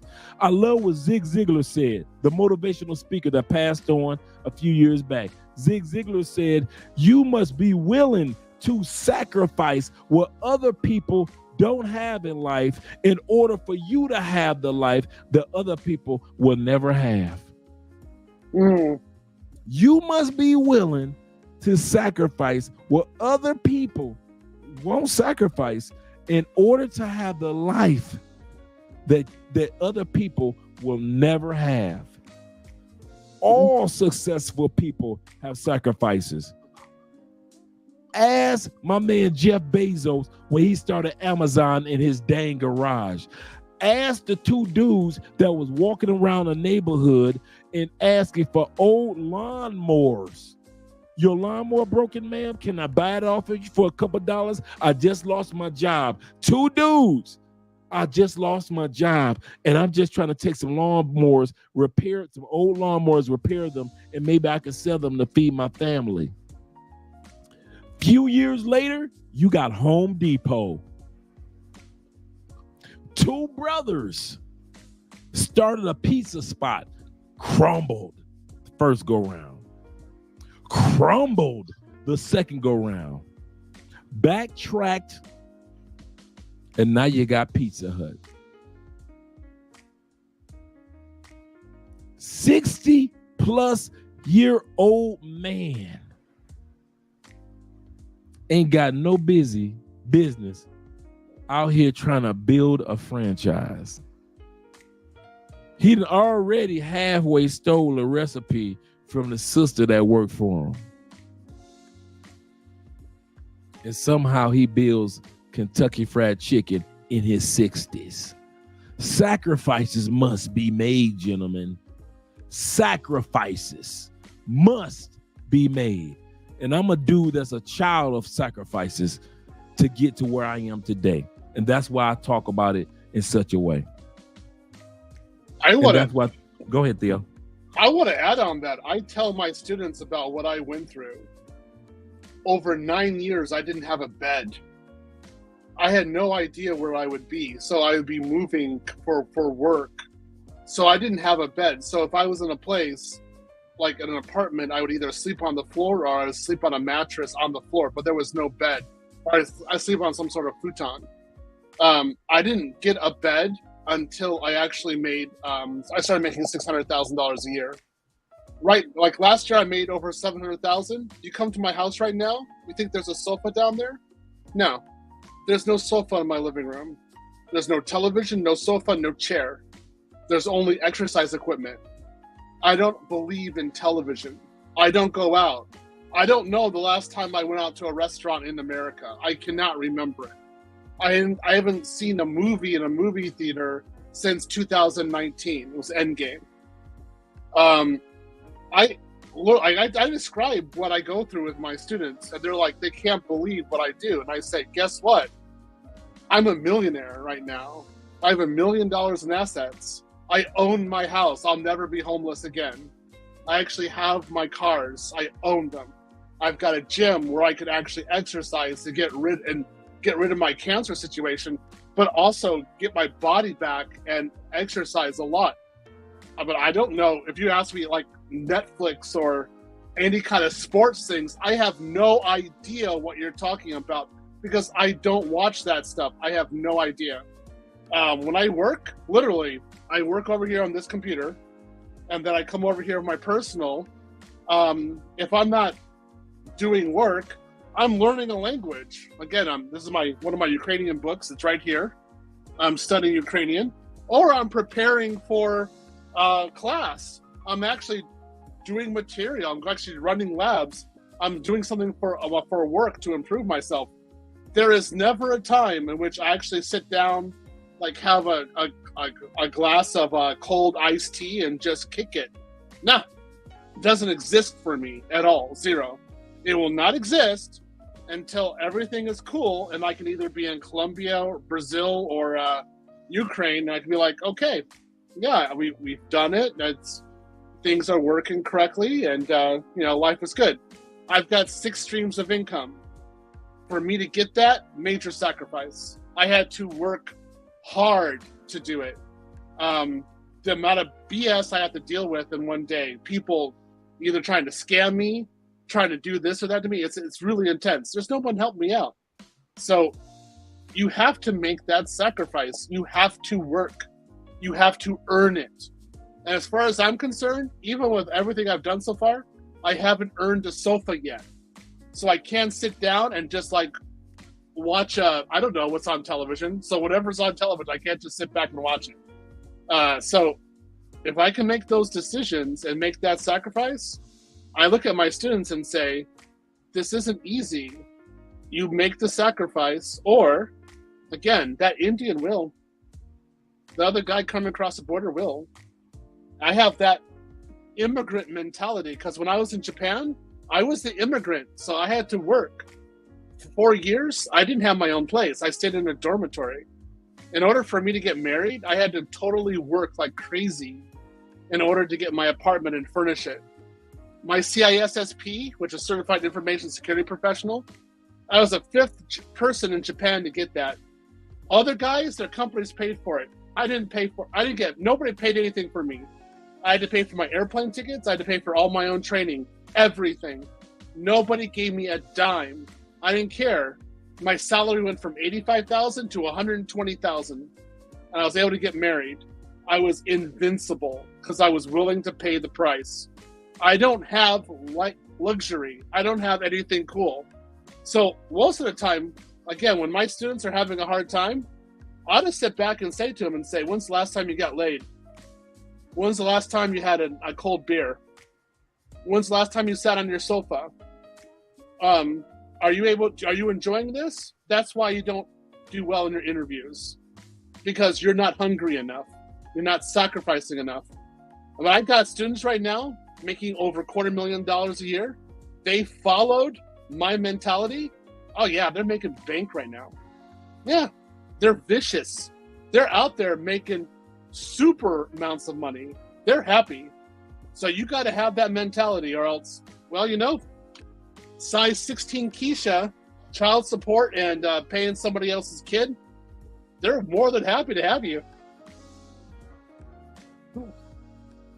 Somebody said, "Why not Ukraine?"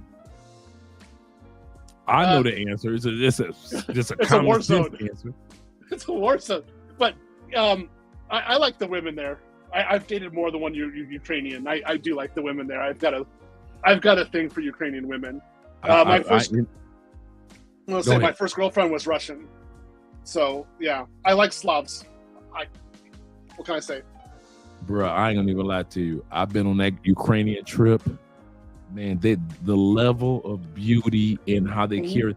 If you want to, Ukrainian women reminded me of the European version of Colombian women. Their beauty is on a whole nother level, and how they carry themselves, the femininity and the behavior of Ukrainian, completely different level. Not taking anything from the German women, the Italian women. They're a little full of it, but brash. You could tell that they brash. But I ain't gonna lie. He's absolutely correct. Boy, shout out to Ukraine. But and I've been with the Russian ladies, but man, I won't even lie, man. I'm Ukrainian. But it just basically, why talk about Ukraine when we know the infrastructure for the most part is still challenging right now? They're still building and they're still, correcting some things. So at the end of the day, that's one of the reasons why we're really talk about let's go to Ukraine right now, because there's nothing really much to go to until they get everything reestablished, like certain areas of the world that's going through struggles right now as well. Yeah. But once again, I'm going to drop the Theo's email information. So for all those that are interested, shout out to my man, to my girl Gail at night, Gail the Southern Belle, who I love so much, who I'm glad to see here, and who we've been missing. Shout out to Theo being here and Charles, the mediators. Shout out to you guys. But at the end of the day, I know we had 3 hours plus. So fast, so easy. But in order now I'm gonna let Theo speak in a moment, but I'm not gonna take too much long. Do realize, guys, in all sincerity, that we are sincere, and that at the end of the day, everybody won't be able to make it to the conclave. So, Theo, last question. I got one. How do you watch the conclave, the Black Man's Conclave in Atlanta in September? Lead Attorney is going to be there. Obsidian is going to be there. Obsidian Ali, and a lot of other Black positive men and women, because women get to come in for free. How do we watch it online? I'm in Colombia. I don't get a chance to make it there. How can I make it there online? You have to purchase a virtual pass. And how do I go about doing that? It's in the Black Manosphere Conclave site, so you can do it from there.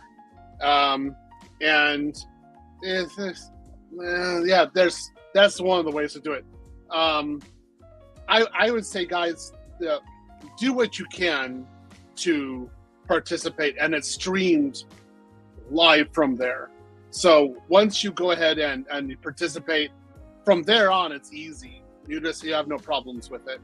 But you do have to go. You do have to participate. The reason why you have to participate is the following. We need to know who you are. I need to know how to tailor my class for you. Like, how do I address you? I need to make sure you're not crazy. Because if you are, I'm not going to waste my time with you. And there are guys I've rejected. I'm like, there's something wrong with you. I'm not going to deal with you at all. So, boom, you're out. And we know that if you meet other people in real life, you're more likely to actually finish the class and actually get a job. So we want you to be there and be socialized with your co-students. And people are asking how long the course takes. It's a year course. Basically, my goal is to get you ready for the first hiring in IT, which is April. So during the winter, I'm working on you, training you, doing a lot of labs, a lot of work, getting your LinkedIn ready, getting your resume ready, getting all ready, so that when April comes, you're able to do your interviews and try to get that job. And then it continues all the way through the summer because I'm doing advanced topics, networking, security, Kubernetes, all kinds of different stuff. And I was going to tell this later on, we're going to be doing AI next year and machine learning. I'm going to be showing how to actually use it in order to advance your career in the cloud. So those kind of things are coming on. There's other guys who are taking Python programming who are doing database programming. So you have some options, but we have plenty of courses to actually teach you. You'll probably get 5 or 6 certifications. They'll all be professional. So that's the way it works. And some guy is saying, Theo, can I do the course without a Facebook account? No, you cannot. You have to have a Facebook account because because that's where I do my announcements, and I also I upload books, I upload documents, I share links, everything is there. And the first class I did Facebook and email, and what I found is that the guys who are on email were not as participating as much. They were more lethargic and they weren't doing group work. And I was like, I'm not doing that. You have to be a part of a group. So be normal, be a part of the group. I know you're anti-culture. I got that. Be pro-culture now. That's the way you need to do this. So make a Facebook account, show your face. You're not gonna die. It's okay. And be social with people. Be like, a normal office worker. Not Dilbert. Think Dilbert, bro. Be Shout to Dilbert. Yeah. That's all I'm asking you to do. I'm a Dilbert Strip fan, so I'm with Dilbert. Yeah. Once again, there's the contact information for Theo for all those guys that are interested. And a lot of guys are shooting emails, so don't be left behind regarding emails. And dude, I've gotten about 30 emails during the stream. Yeah, it's intense. Yeah. Oh yeah, definitely, brother. Definitely and it should be. It should be 30 plus, because at the end of the day, we want to. This is what our goal is, and I kid you not, in all sincerity, our goal is to help as many men, especially as brothers, put yourself in a position that if you want to relocate outside of the United States and make the United States a foreign country. Remember the title, How to Make the United States a Foreign Country. We're showing you how to do that. If you want to, because to me right now, the United States is a foreign country. I go back to the United States only to make money and see family. I don't know. It's foreign to me. I use the United States like vacation. When you go on vacation, the United States. I'm going to Orlando. I'm going to go see LeBron. It's vacation for me. It's not my country in the sense of being there on a regular basis. I'm American, Theo, American, but as far as how the United States is, that's not us. Go ahead, Theo. Well, I'm not. Yeah, I agree with you. I'm not dealing with anything in the United States either. I totally agree with you. So, I mean, I'm only here right now because I had to recover, but you're totally right. You want to be outside the United States. You want to be another culture because that's where you actually are a person. He said he spent that money on Beyonce tickets. That's $2,000-$3,000 right there. Man, I'm gonna tell you guys something. I'm so glad I saw Beyonce, Missy Elliott in the same concert. It was the ladies something tour, and I saw it in Chicago. It was Beyonce's first solo album, Missy Elliott's first solo album, not right for anybody else. Alicia Keys' first album, and then Tamara, who is Grant Hill's wife, first album. I saw them all in Chicago. I'm in row 10. There now, it would cost at least $5,000 to get a ticket to see those ladies in row 10 in the United States. That's so silly. It is. It's just why? Why do you do that? It doesn't make sense. that these people are multimillionaires. Like Taylor Swift is almost a billionaire. And she's basically a teenage singer talking about her sex life. Who cares? I mean, really. And the guys who are talking about, again, you said about LeBrons and Jordans. I just want to tell you guys, I didn't have a pair of LeBrons. I didn't have a pair of Jordans until I paid all my debt off, and I was making $275,000 a year, and I had I had like 401k, emergency fund, all of that stuff done. That's when I finally got a pair of Jordans, and I only got it because my coworkers were collecting Jordans, and I was wanting to be with my coworkers. That's it. That's it. That's all it was. Shout out to my man Seer and Saint Seer in the building. He said, if y'all email Theo and plan on getting the Udemy course, need Udemy to have a sale right now. Yes. He said, hop on the courses while they're cheap. Could you explain that, Theo? So right now they're like $10 a piece. So courses that you have? Yeah, so they're on Udemy. So I use Udemy courses to guide the course along that I teach. So each course right now is about $10, which is really cheap. So many times they're like $84 or $100.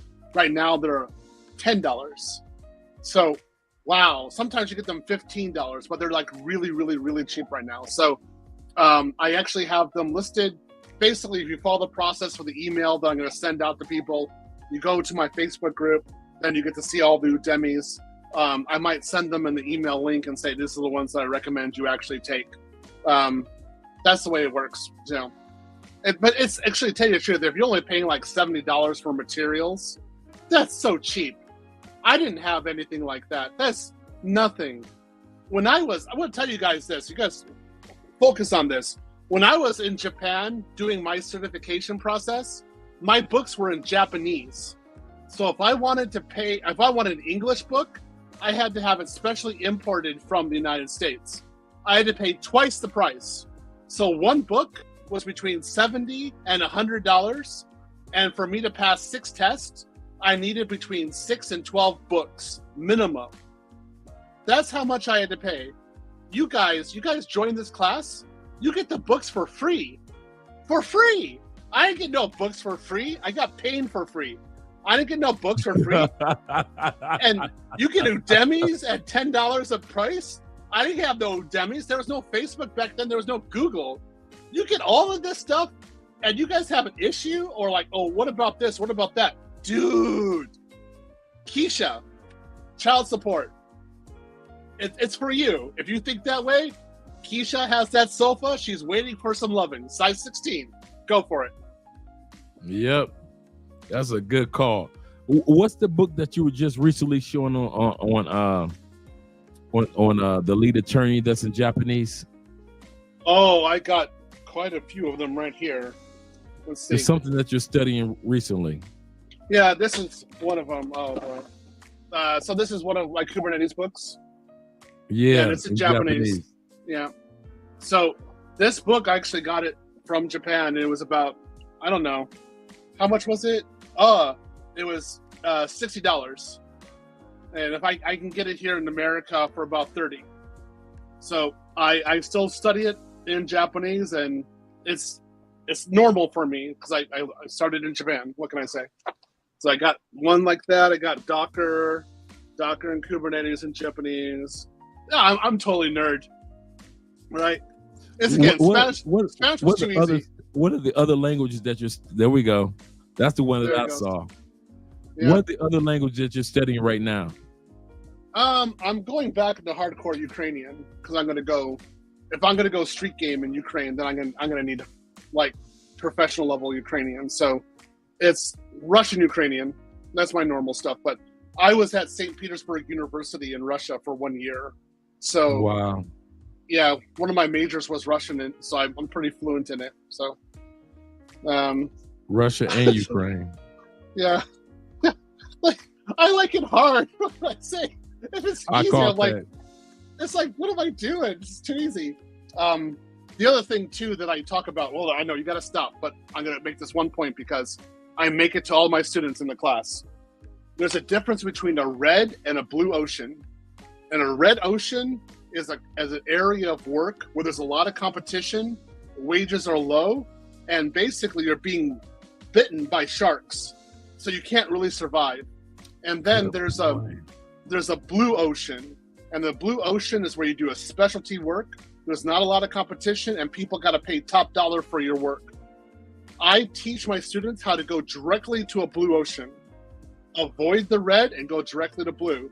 Now, when it came to my languages, it was that way as well. Spanish, everyone learns Spanish. Spanish is everywhere, right? How many people learn Russian? Not that many. So when I went to Russia, guess how many African American men there were speaking Russian? Not that many, right? So I had pretty much a corner on that university of the girls. My first girlfriend was this beautiful, like, Russian blonde, right? Because I spoke Russian. There wasn't any other black guys there. That was it. I was the only guy. So that's another reason why. And that's that kind of that mentality. You want to go where you're a specialty. There's not a lot of competition, and people are going to pay top value, top dollar, or top whatever for you, for what you bring to the table. If there's a lot of competition, man, you don't want to be there. No, man, ain't gonna happen. Man, that was a good point, man. I wrote that down. For you guys that didn't write that down, I did. The red and the blue ocean, where you got a lot of sharks, you got a lot of competition. That's why it's the red ocean. But then you got the blue ocean, and it's not that much competition. Man, that was thorough. I ain't gonna even lie. That was thorough. Somebody, let me make sure I got that. I think Passport OG. He said, "I'll change my VPN." And can't imagine. He said, "Can't imagine that was." So he's I have a conversation with somebody else. My fault. Yeah. Hold on. Passport OG. If you're in the class, we talk about the VPN. There's a whole thing about the VPN. Yeah. That's cool. Okay. He say no. Hell. No. Okay. Ask G. You say ask G's. They ask G's. Okay. Nothing. Cool. Yeah. Wow, this is really informative tonight. It really is, man. I appreciate you, Theo. I want to say this. So, like, there's a guy saying in there, there's Africans speaking at Russian. Sure, there are Africans speaking Russian, and there were some Africans in Russia while I was there, but there weren't African Americans. I was American speaking in Russian, so they were coming to me about the NBA. They were coming to me about the Olympics. They were coming to me about competition.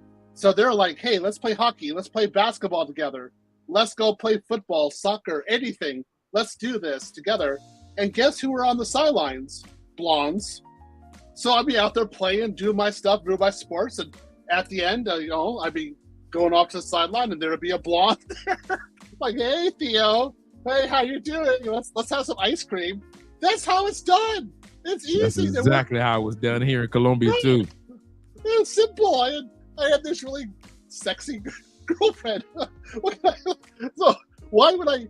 Of course I had that. So I come back to America and I have like these girls crying on my shoulder, friend zoning me, wanting me to clean them up while they go out to the Chad and Tyrone. I'm like, get out of here.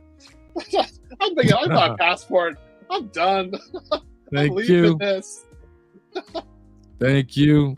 Man, listen, when I start going back to the States, I put every female in the States officially went to the friend zone. I don't care how hot you were. I don't care how big you were. If you were a female that was born birth certificate in the States, you officially were in the friend zone because I wasn't trying to waste my time. I knew that I was going to be outside the States and it was going to be my vacation location.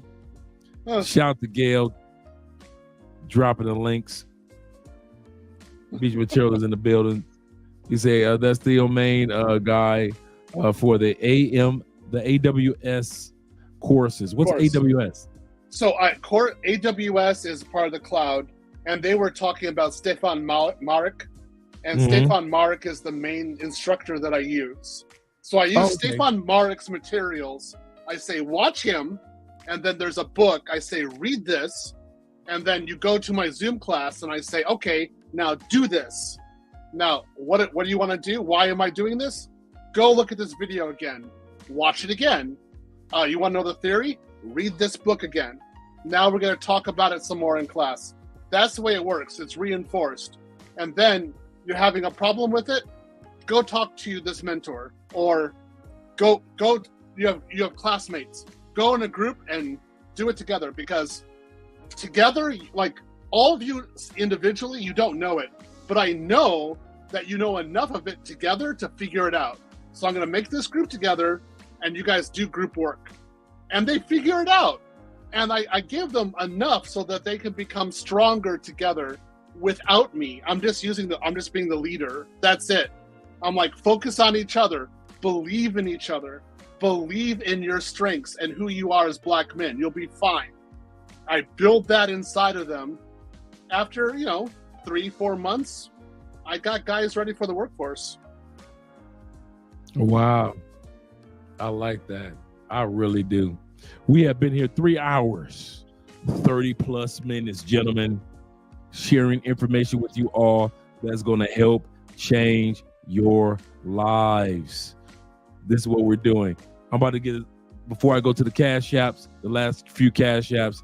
The first one was a super chat was Theo, can I do the course without the, okay, that was the last word. We already talked to, is that time in regards to that. I want to give a shout out to my man, Timothy Elkis. If I pronounce it, blame it on my head, not my heart. Junior for the $5 super chat. Shout out to Timothy in the building. My man, Steven Turner in the building for the $5 super chat. And my man, Obijaya in the building. I like that name. I really do. Obijaya. He's a good student. He's a very good student. I like him a lot. Yeah. That's what's up. With the $5 super chat. I mean, the cash, I said super chats, but cash apps. Thank you guys for the cash apps. We appreciate that this evening, as well as the super chats. In closing, because Gail is dropping. I'm telling you, Gail is dropping. Every time you guys in the comment section say something, Gail is dropping the information. I know I didn't get a chance to drop the let me see if I can drop the for all the dudes that were asking me about the PayPal. Let me see if I can go to that and get that link real quick and drop it in.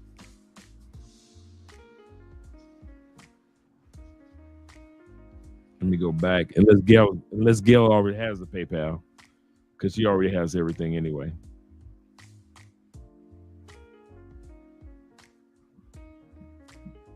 Okay, now I'm having problems with mine. It's okay. It's okay. Maybe Gail has the PayPal, but at the end of the day, oh, there we go. Gail has it. I don't even have it. That's sad. We got 100 people in the building. Make sure you guys click that like button. We like you. Make sure you like us too, because we really do like you. We have had a live stream tonight. This is one of those live streams that if you didn't get a chance to see it from the beginning, make sure that you watch this one again. Even for the information, I came here with paper and pen in hand. And you guys always see me with paper and pens, even you see me on other channels. The reason why I came in with paper and pen in hand, because Theo is so thorough in what he does. You guys rarely hear me braggadocious about somebody else. But I've sat back and I've studied Theo. I watched Theo. I see what he does for other people. He's going to be a part of the Black Manosphere Conclave, to where you're going to have brothers from across the... Dude, I wish I was... The only thing other than family and friends that would draw me to the United States right now is the Black Manosphere Conclave in Atlanta. I'm listening to Obsidian talk about it and everybody else talk about it. I'm like, man, I wish I was in New Orleans or Atlanta or Florida, anywhere that's close enough to where I could actually drive to the location. Shout out to you ITN guys. And I kid you not, man, if you guys don't make it there, at least make it online. And if you don't make it online, at least email Theo, become a part of the Facebook group, because I'm telling you, everything that we're talking about is going to go by the wayside because you don't believe in yourself. And that's one of the reasons why you saw me pausing to encourage you that I know what it's like to make sacrifices, and sacrifice must be made. I'm going to say that again. If you trying to get out of that rig as a truck driver, you ain't getting out of that. The money too good. Wait a minute. All you truck drivers, you my brothers. You my dogs. You ain't getting out of that rig. You going from another rig to another rig. You know why? Sacrifices must be made. All you guys that are white collar dudes with your ties and you're so tired of being stressed out in the States, like a lead attorney was saying the other night. Lead attorney said, I'm so happy that I don't have to be stressed out getting up in the morning, preparing myself, preparing briefs for another court case. He said, I'm so glad sacrifices must be made. Shout out to my man, to the Haitian gunman in the building. He said, how do you become a multimillionaire at such a young age? Are you still a millionaire? Well, so I had well over $1 million in contracts, and then I had 16 employees in Japan. I had my own company, and then 2008 happened. I lost all my contracts, I lost all my infrastructure, and I had to sell everything in order to pay the severance payments for salary for my employees. And I lost my house, and of course right before then I lost my wife. And my parents died on the same day in 2007. So I was totally wiped out. And again, I came back to America. Let's pause for a second. You lost your wife and your parents on the same day? My wife was March 2008. My parents were May 2007. And my company going bankrupt. First one was October 2008. The second wave was the summer 2009. Man, just within that year and a half window, man, you didn't get a chance to grieve because it was all coming.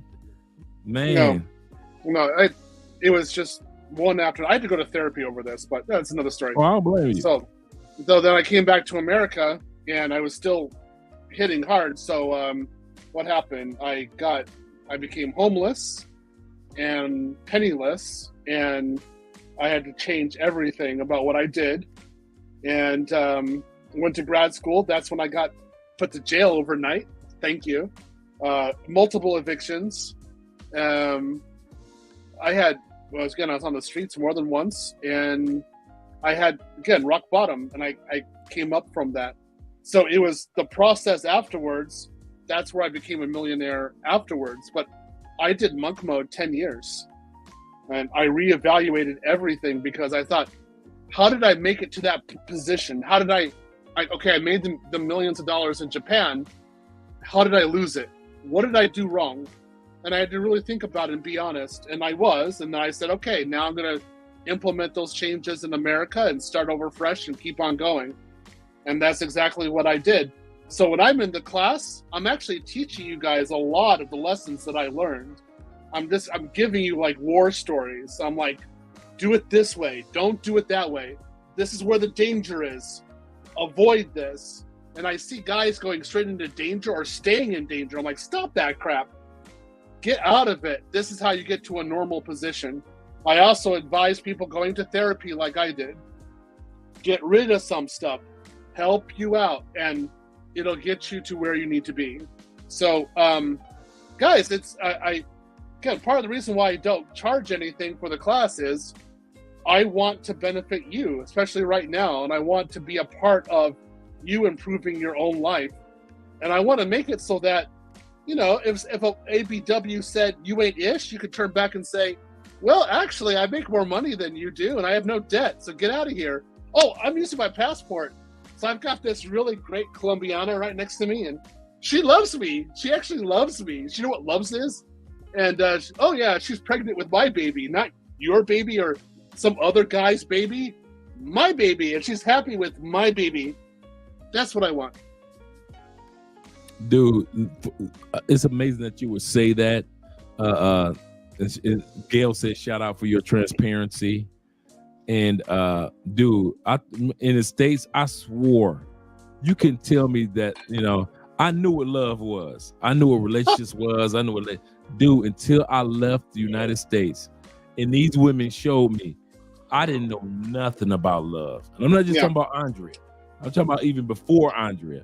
I didn't know nothing about love or just relationships or just networking and just hanging out with the ladies.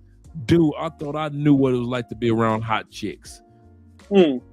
Man, when I left the United States, it was a whole different dance.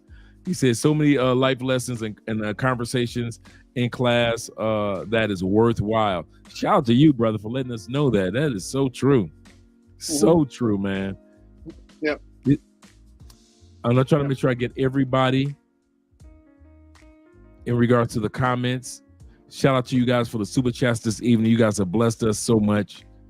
Shout out to Gail for being here, Stefano, as well as Charles, our moderators. And my man Beach Material is like one of the first person people here. Being honest with you is the first. Being honest with yourself is the first step of the process of making changes in your life. Absolutely.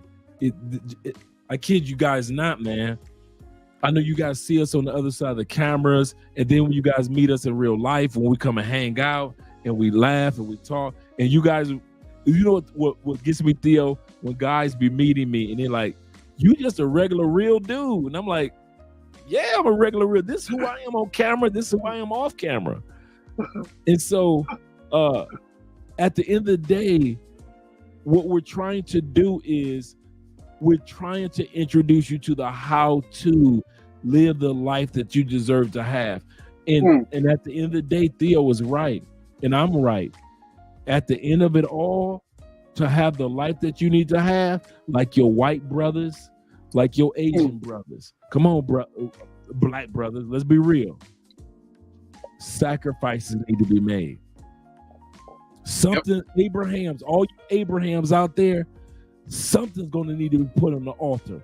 I don't care if it's your money for your Jordans. I don't care if it's the females that you were smashing and you need to go on monk mode. I don't care if you need to go get some therapy for something that happened in the past, like I did, like Theo did. I don't care what needs to be done. All you Abrahams of the Bible, something needs to be put on the altar. A sacrifice needs to be made. Whether it be time that you like, with most truck drivers, think I need to go to sleep for about 5 hours because I'm about to drive for another 12 hours. Got you. Somewhere, somehow, some weekend, like Theo said, he works with truck drivers that are no longer truck drivers. I'll say that again. He works with truck drivers that are no longer truck drivers. Sacrifices need to be made to accomplish the goals. I did it. Theo did it. I know what it's like to be homeless. Theo knows what it's like to be homeless. I know what it's like to be in a relationship to lose somebody special. Theo knows what it's like to lose somebody special. We know what it's like to have money. We know what it's like to lose money. We know what it's like to get it back again. Sacrifices need to be made, gentlemen, ladies, in order to accomplish the goal of living outside the United States and making the United States your foreign country. Y'all know, right? But I don't want to keep you guys here all night in regards to this being a dead horse. I appreciate the comments, appreciate the support. All you guys that supported as far as Cash App and PayPal, appreciate that in such a way. We really do. And this is another thing I wanted to end with. I've got somebody mention A. He said, how old are you, if you don't mind me asking? Theo / Andre. I'm 50. Say that again. 50. 50. Yeah. I'm 55. I started this new journey. By the way, all you guys is wondering how old I was when I decided to come to Colombia. Just got my passport, sat back. I was in the cubicles. I'm wearing the suits every day. I just left the like I said, 2008. Just left the blue collar life. I was 50. I got my passport at 50 years old. 50 Yep. years old. I was 49. I met Ace Live in Medellin at 49 years old. Everything that you see about me, everything that you notice happened in my 50s. Statistically, you ready, guys? I'm about to butt your head open. Those that start successful businesses start them between the age of 45 and 55 years old, statistically. Those that have been in corporate America making good money, that decide to start their own businesses, start between the age of 45 and 52 years old. So those that are making good money, but they decide to start their own business, own company, it usually happens the earliest age, 45 years old. I believe Yeah. it. Yeah, I believe it. Yeah.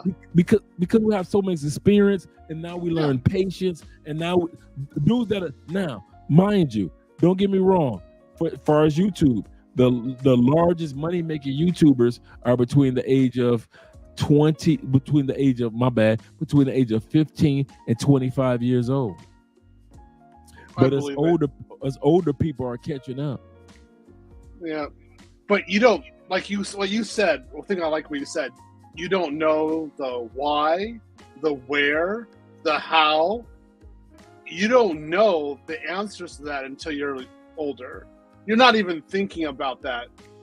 So when I had cancer, that's when I started thinking, why am I doing this? How am I doing this? Where am I doing this? With whom? What purpose am I doing this? And just being really honest about that. I had to think about that. It just wasn't something I learned in like one day or 1 year. I had to ponder over this over several years and then started figuring it out. I'm like, oh, okay. Yeah, so it wasn't until I was about 45, 46 that's where 300,000 started happening and my salary exploded, 380, right?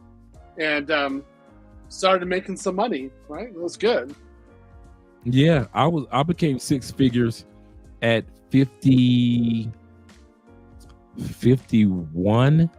No, my bad. 52. I was 52 years old. That's when the first time I actually saw, and I purposely looked, right? I'm looking, these are six figures right here. Yeah. And mind you, I'm East Side Detroit, and I know you guys whimsically take that for granted, but I'm just like you guys, and that's why I'm so down to earth. When you guys come to the city, we all hang out and we all have fun, because I'm just regular everyday dude like you guys. And I kid you not, when I never, even when I was at like 75,000 K per year, I never imagined six figures, ever imagined six figures. And to sit back and live that life and see what could be accomplished now is like, okay, if I made one hove, build another hove. And so now I'm looking at the 7-figure life, excuse me, Jimmy, and the seven-figure life and beyond. And we're donating so much to communities, and we're giving so much to communities right now. Like all these cash apps that have come in, all of this is going to be the foundation for when we give because for the rest of the year, all of our cash apps donations are going to go towards the Children Cancer Foundation. Last year, we gave $1,700 through Cash App to the Children's Cancer Foundation here in Cali, Colombia. We're just starting to do this again this month, all the way through to the month of December. So we're going to send out whatever we receive in cash apps all the way through December. So it's just little things like that, man, that I never thought about that I would ever be thinking about doing. I would volunteer time, but not monies. And so I appreciate, that all of us are in the position to be able to do this. And once again, let's go to my man EK in the building, EKNL. He said, I want to keep Andre here for one more minute. But he say, but enjoy your night. Thanks for sharing the information. Thank you for the number of perfection, the number 7.77, a perfect night. Shout out to you. And then we got the sponsor for the night, my man, Richard. It's not Richard, ladies and gentlemen. It's Richard this evening. Shout out to Richard Moore for the $100 donation to the super chat. He said, it's long overdue. Your content, he said, man, Dre, I'm a big fan, Andre. Brother, when you, us brothers that are nerd dudes, I'm 1/3 nerd. Us brothers that like knowledge, I'm looking at, I'm gonna tell Theo something I ain't told him yet. Y'all ready? Here we go. Thank you again, Richard, for the $100, man. I appreciate you, brother. Bruh, I've been listening to Richard. I've been listening to Theo, but when I saw him, what attracted me to Theo first, more than anything else, was all those books in the background. Thank you. All those books of knowledge, the books of insight, the books of that. He's like, I look forward to reading this particular book. I'm a reader by nature. My wife, Andrea, I married a nerd woman. Dude, if y'all think Andrea is cute, dude, Andrea is 1,000% nerd, dude. Andrea will tell you about, I just finished studying the history of World War I. And she'll sit up there for like 3 months and watch nothing but World War I videos. You know that South America ain't had nothing to do with World War I, but she'll study it. Andrea will sit up there and like, listen, I just finished reading this particular book and it's all about, dude, I'm a nerdy dude that married a nerdy woman in South America. There are women. I want that. That would be perfect. Oh man, dude, I have some of the hottest chicks that I have seen in Cali, Colombia are nerd chicks. Oh yeah. Dude, when I go to the bookstore or the gym, or because me and Andre are always at the bookstore, at the gym, the library, dude, they be so fat and everything you do. While you sit up there trying to get the party girls when y'all come to Colombia, dude, if I was single, which I'm not, man, I'd be hitting up on them nerd chicks. These nerd chicks down here so freaking hot. Shout out to my man Richard, man. Listen, hey Rich, you need to bring your butt down here, man, for this next year, 2024, for the Afro-Colombian event. Dude, Theo, it was like every guy that got off the plane had a broom in his hand, because these dudes were clean. Dude, these dudes were I couldn't keep up with these dudes. Every time I looked around, they was disappearing. So I would just make sure I stood in the same place that when they left, they could come back, because these dudes are collecting so many phone numbers and information. And I'm talking about big dudes, short dudes, tall dudes, handsome dudes, regular. The brothers that came down here, no brother that I've talked to did not go out on a date. The one brother that did come down here, he's like six. Another brother that came down, he's like 6'7". I told this story the other day. His girl in Bogota, he flew into Bogota, Colombia, met a female down there, had a great time. Everything's going great. They're hitting it off. He's like, man, I really like her. And she says, well, what are you doing this weekend? He said, well, I'm about to move. He said, I'm about to fly down to Cali, Colombia. And she says, where? Yeah, I'm about to fly down to Cali, Colombia. And she says, I'm never going to see you again, am I? He's like, what are you talking about? She said, the women in Cali, Colombia, they are so nice, so supportive, so beautiful, so curvaceous.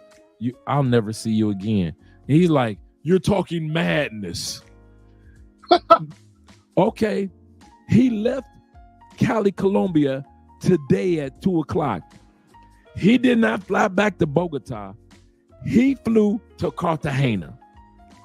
He said, when I come back, I'm coming back to Cali. The female knew if you come to Cali, Colombia, and women in other parts of Colombia will tell you this, if you got a man in another part of Colombia and he says he's going to Cali, it's almost guaranteed you ain't gonna see your man again. You can forget about that. And they know it. They know it. Well, I'll just say my little thing. Usually, if I'm serious about a country, I'll actually bring my Cannondale. I'll bring my mountain bike in the airplane. So I'll assemble it. The first month, oh man, I ride my bike around, I work, and I just observe to see the situation. And then month number 2, that's where I start striking and getting involved and actually doing a lot. So I'm actually looking at like the bike lanes in Cali. Like, can I ride my bike here? Yep. Is this gonna be cool? Yep. Like, is this gonna work? So Cali's looking good, man. You're selling it. You're doing a good job. It's kind of funny that you would say that about your mountain bike. I have not seen or heard, because I follow a lot of Cali videos, a person on a bike, just a regular bike, not your motorbike, not your motorcycle. That person got hit on the bike on the street. Really? And you would swear that they would get ran down. Yeah. Dude, the bike riders just be riding their bikes, and you be like, so you trust us drivers like that? And I kid you not, I have not seen anything happen to a bike rider. Like a regular everyday bike like you're talking about. Motorcycles, yeah, they're gonna get them. Cars, it happens no matter where you go in the world. It is crazy. It's almost like this type of shield that's around bike riders. And I think because bike riders come from so many different ages that they're like, really, you're gonna run down, you're gonna make a mistake and bump somebody on a bike when you could have just paused your car or paused your motorcycle. It's not that serious. So bike riders, it's almost like, but do realize, in Colombia, if you hit a bike rider, or even number 2, a motorcycle, bike riders are number 1 because they don't have any protection. Motorcycles are number 2. They got limited protection with helmets. But if you dare bump a bike rider, you're going to pay and you're going to jail. Oh, okay. Yeah, they don't play that with bike riders down here. Motorcycles and bike riders are well protected because there are more bike riders and motorcycle riders in Colombia than cars. So therefore, we're like at the bottom of the totem pole with a car. But if you're a bike rider, go and hit a bike rider if you want to in Colombia. Watch them come for you. Watch them come. Yeah, bike. Let's put it like this. I don't even want to say rarely. In my years of being here, I have not seen any bike rider footage, and I have not seen any bike rider in person where something happened to a bike rider. Not one time. And I'm not saying that it doesn't happen, but I kid you not. Bike riders are very protected down here. I was hospitalized in Japan. I got hit by a semi. Yeah. No. Yeah. I have a long story. I have a set. When I'm in Cali, I'll talk to you about it. What happened? It's one of the saddest stories. But I actually got hospitalized.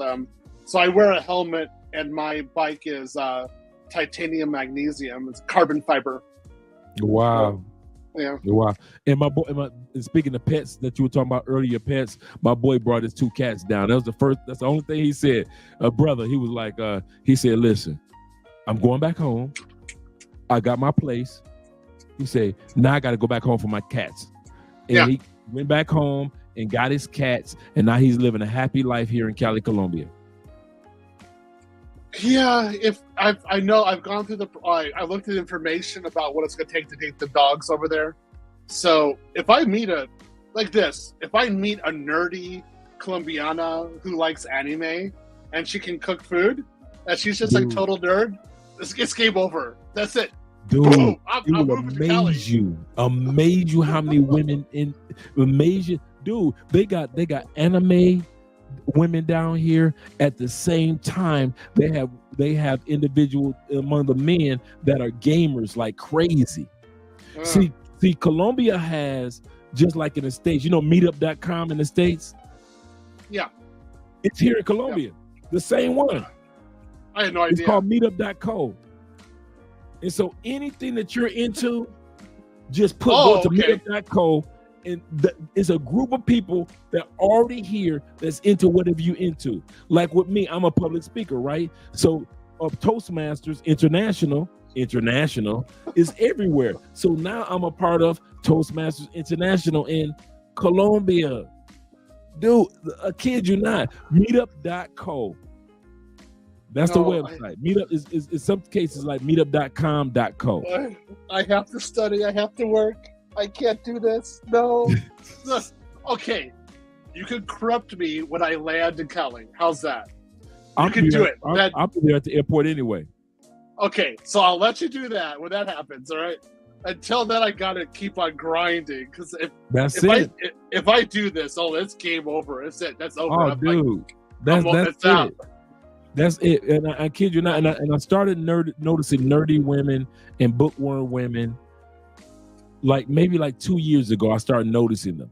I mean, I already knew I had a nerdy woman in Andrea, and it's kind of funny. I was with Andrea for maybe 4 years before I discovered she was a nerd, and she would start coming up with all this nerdy stuff that I was like, "How you know about that?" And she would just be so excited to be talking about these kind of nerd-ish type of topics. And I'm an anime dude, right? And I'm addicted to anime. After this, I'm watching some anime, and so especially Netflix anime. If it's on Netflix, I'm watching it, right? And then there's a sister that does anime voices, and I'm a part of her Instagram group. Beautiful sister, but she does anime, so she practices Japanese for years, and she does. You don't even know this. She doesn't even sound like she's black, and you're sitting back so she will tell you what her favorite anime is. So I've been following her list. Okay, let me follow this list of anime right here. Blah blah blah blah. And so now I'm addicted to anime. I found out about anime through Ace Live. Ace is an anime dude. Go figure. Things that people don't know about us. And so at the end of the day, I kid you not, man. Dude, there's a lot of women down here into this. Yeah. Shout out to my man. I'm just thinking, I had a Japanese wife who was an anime nerd. Dude. So how much did I watch? How much of this was I into? So again, I'm not gonna have everything replacement, but if I had a woman who actually was into anime and I'm into it too, I'd be like, okay, what's your ring size? I mean, okay, let's just do it. I'm with you on that one. Yeah. Shout out to my man Ninja person with 11, the other number of perfection, 11.11. He say, please Theo, he say blessings to Theo for his work. His students make him proud. That's true.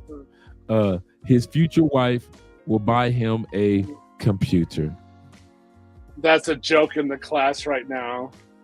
Yeah, that's something that's going on because one of the students, his wife bought him a computer, but my wife never bought me a computer. And I had to buy her computers. It was a very traumatic experience. So I kind of went through like stress over the experience. I was like, why was it that you're loved but I wasn't?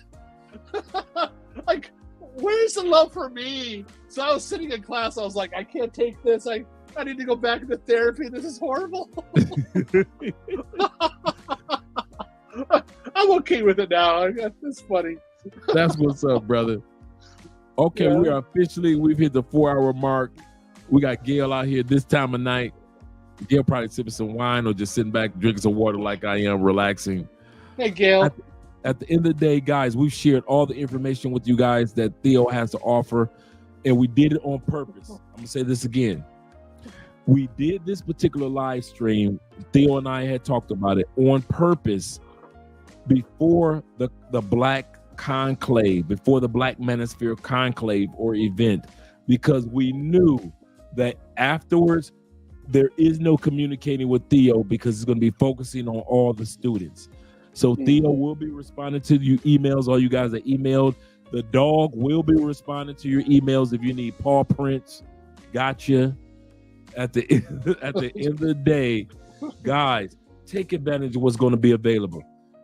It takes money to make money. It's not an expensive program. I'm going to say, hey, let's put it like this. You guys pay as much for a consultation with me as you pay with Theo.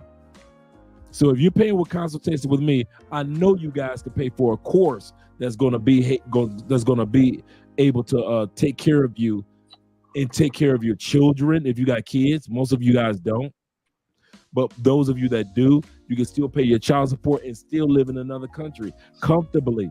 Remember, if you make $35,000 a year, you are in the top 10% in most countries in this world. If you just making $35K a year, Theo is helping you make far more than that online. I'm an example of what it is to make that much beyond online. So is Theo.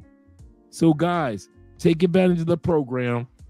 And also, we're going to do an update of this same live stream toward the end of the year to make sure that everybody got a chance to sign up and then just talk about what the new students are about. And so at least every 6 months, I really want, if you don't mind, Theo, I really want to have you come on board and just talk about what's going on in the class and how guys are successfully doing what they need to do. Yeah, we can do that. Yeah, no problems with that. I'll tell you the updates. I'll tell you how many guys got jobs, how many who are going to Columbia. Yeah, so this could be quite a number. So I say, let's do it. Yeah. You say, Andre, don't forget the super chats. Oh yeah, I got one more, Barry. Shout out to you, Barry. Also, he say it's that time. $2 super chat. He say, Theo, can we get a start course in the States and finish abroad? That's a good question. Wow, that's a good question. He said, can I start the program in the States and finish abroad? To tell you the truth, what usually happens is that the student gets the job and then he stops going to class. It happens a lot of times. And so I just ping the person every once in a while. I'm like, do you want to come back? There's still more stuff to do. And it's like, I'm good. I'm like $160,000 a year. I'm at $200,000 a year. I don't want to do anything more. I just want to do my career now. I'm like, okay. So that's usually what happens. But it like this, just because you get a job doesn't mean that I stop teaching. I'm still teaching the advanced topics because there's other guys who haven't gotten jobs yet. So I need to keep on teaching. Plus, there are guys who do have jobs who want the additional training because they want to specialize even further in their career, and I'm giving them training for that. That is great, man. That is great that you keep it going even after guys get hired for their careers. Mike T in the building with the 19.99. He said, good evening to both of you. He said, I know that I'm late, but I've been listening. He said, shout out to you for listening, brother. He said, I missed the beginning of the live stream, but I watched the stream for an opportunity. Man, a nerdy feet, dude. See, y'all sleeping on the nerd. That's why I married one. Y'all keep sleeping. Yeah. See, well, y'all sitting back in with the party chicks, with the pay for play, with the scammers. Dude, I went straight. Excuse me. Yeah, this Exodo is Columbia version of Walmart. Can I? Which aisle are the nerdy women?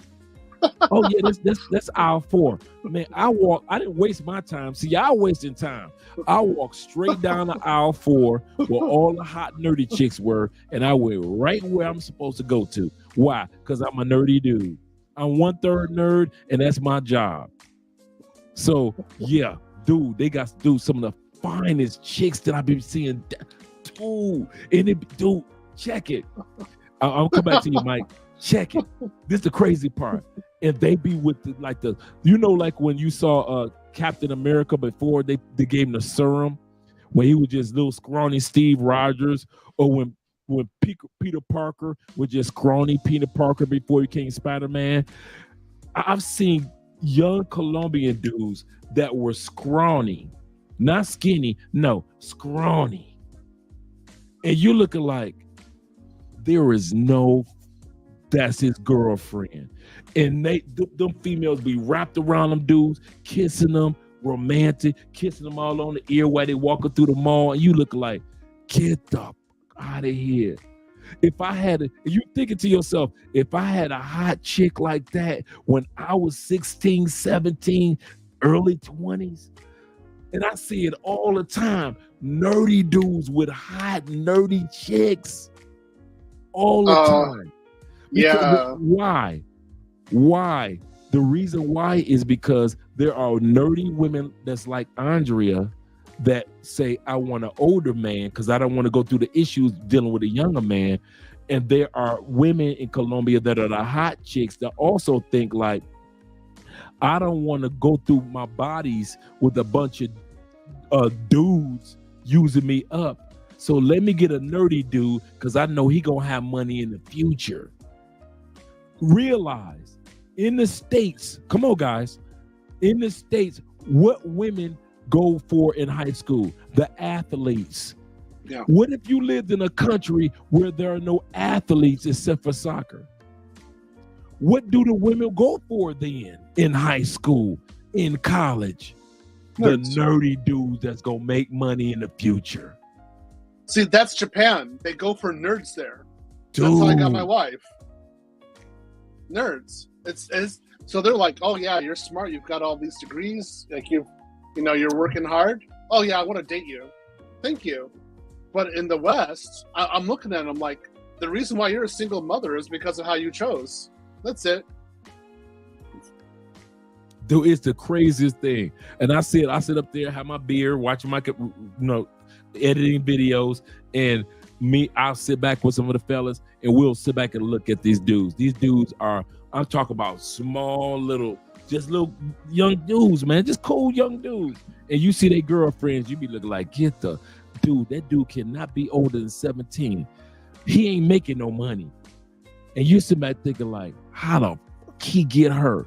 Usually the females that be nerdy chicks be taller than the dudes. The dude will be sitting up there like 5'6", 5'7". He's a young teenage dude. His girlfriend all of 5'9", and you think like, how the? And he just be just a regular nerdy kid. And dude, there's a lot of nerdy chicks here in Colombia, dude. A lot of nerdy chicks. I got a friend, an Afro-Colombian friend down here. She's a nerd chick. She owns like 3 apartments. No, she owns 3 apartments in one storefront building. 29 years old, 5'9" and fine sister. Nerdy as she want to be. Graduating with her master's in next month. Graduating her master's next month. Dude, y'all keep on going with your little pay-for-play chicks. Go on, keep on messing with your little party girls and the little scammers that's gonna drug y'all. Go ahead. Leave all the nerdy chicks for all the dudes that want nerdy chicks. I kid you not, man. It's the craziest thing, man. They be so fine, so innocent, the sweetest things. He said, I missed the beginning of the live stream. He said, man, a nerdy feminine lady. He said, I know exactly what y'all, I know exactly what y'all talking about. Let me put that in there. Talking about. Yeah, because when they're talking, the guys are talking about Colombia and getting drugged. The first thing I think of is, why was she over at your place, or why were you at her place? Yep. I'm like, weren't you at a cafe or a gym or like some sort of public area just chilling out? And I was like, what were you trying to do? And that's how I think, because if I'm with, again, the girls I usually date are nerds. They're attractive. I date attractive women, but they tend to be nerds. And so we're not going back to each other's places, but we're in parks. We're doing stupid stuff, right? But we're having fun. We're having picnics. We're doing stuff outside. But she knows I'm not trying to touch her booty. I'm not trying to get any. That's how I am. But I want to say, guys who are listening to this is the easiest way abroad to get a high-quality woman. You get a wife that way. I mean, you can actually, she makes children for you. And then she comes into your house and she like takes care of you and stuff. It's like, wow. Like, why are you in a position to get drugged? What were you thinking? Well, I don't worry about that. Dude, shout out to EMB in the building. He says always the bar and the discoteca, true, before going to their Airbnb and hotel, so these dudes can get drugged. He's right. He 100%. That's exactly how it works. Exactly how it works. St. Cyr, he said, Andre, you missed Barry Hamilton's super chat. Thanks No, for you letting me talked know about it. No, you did it. You Oh, did we it. talked about it? Yeah, yeah. I'm gonna go back to it. I mean, it was. I Let remember me, you let me talking. go. Let me go back. Definitely. Yep. Unless he did it again, maybe he did it twice. Yeah, I didn't get a chance to see, but I want to make sure I hit all the super chats. Thank you guys for supporting the channel this evening as well. Yeah, I already thought I hit Barry's as well. Yeah, it looks like he did it twice. Yeah. It does? Okay, cool. Yeah. While I was doing this, guys who have written me, I got your emails. I can't respond until this live stream is over. So I will respond tonight before I go to sleep. You got a process to go through. There's a certain ones of you get a special message at the end telling you exactly what to do because I need to process you differently than the other guys. All right. Thanks for letting us know that. Definitely. I'm down to the last ones. Yeah, I thought I hit. Yeah. How to become a millionaire. I hit that one. My man, Richard, not Richard. Richard. Mr. Grey Poupon himself. Shout out to you. Oh, Barry. I didn't hit Barry. I did not hit Barry. Shout out to my man, Barry Hamilton. Ah, Barry. Let me see, is that wait a minute. Yeah, with the pounds. With the UK pounds in the building. Because I was about to say euro, but I'm like, the euro is different. Andre and Theo, he said inspirational convo. I appreciate you, Barry. And thanks for letting me know that I missed out on Barry, man. I don't want to miss that with the pounds, man. Just the fact that it's in the pounds. I'm excited, man. I appreciate that, man. Andre will be in Europe in November day. We'll be there in November. We're actually going for Andre's birthday, celebrating my birthday, which is October 13th, but we'll be celebrating our birthday and then our wedding anniversary, which is December 13th, which is my sister's birthday, ironically. That'll be our fourth year of marriage on December 13th. So we'll be celebrating that. And so we're going to be celebrating a lot of stuff while we are in Europe. So we're going to have a lot of footage going on. I'm doing all the footage for all of our other channels now, so I don't have to worry about any other footage and just focus on Love Crossing Borders. So you guys are going to see us do a live streams walking down the street in the communities throughout Europe. And so we're excited. The only thing that I found out, I was talking to a YouTuber friend of mine, that they are still battling COVID in Europe. Yeah, they're still, he says not major. It's just like a little cough when you get it now. He said, but there are still people that are getting COVID in Portugal.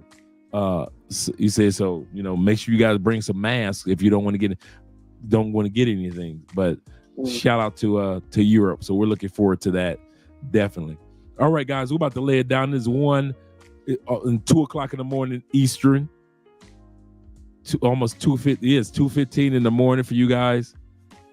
Happy birthday. Congratulations, Andre and Andre. Love Crossing Borders. Yes. Yeah. And then April is our time period. We'll be officially 5 years doing YouTube. 5 years. And all we had was a 5-year plan. Our dream, this is the crazy part, Theo. Our dream was 10,000 subscribers in 5 years. That was our dream. If we could make someday, somehow, some way, $500 a month, we'd be happy. We'd have our other investments, and then we could make $500, maybe $700 a month on YouTube. And it's kind of funny now, but that was our dream. 10,000 subscribers, maybe like $500, $700 a month. And then when we sit back, and now I realize that over 90% of all YouTube videos don't get 1,000 subscribers. 90%, that's crazy. And then 85% of YouTubers don't make it to 10,000 subscribers. And then there's 0.007% of YouTubers make it to 100,000 subscribers.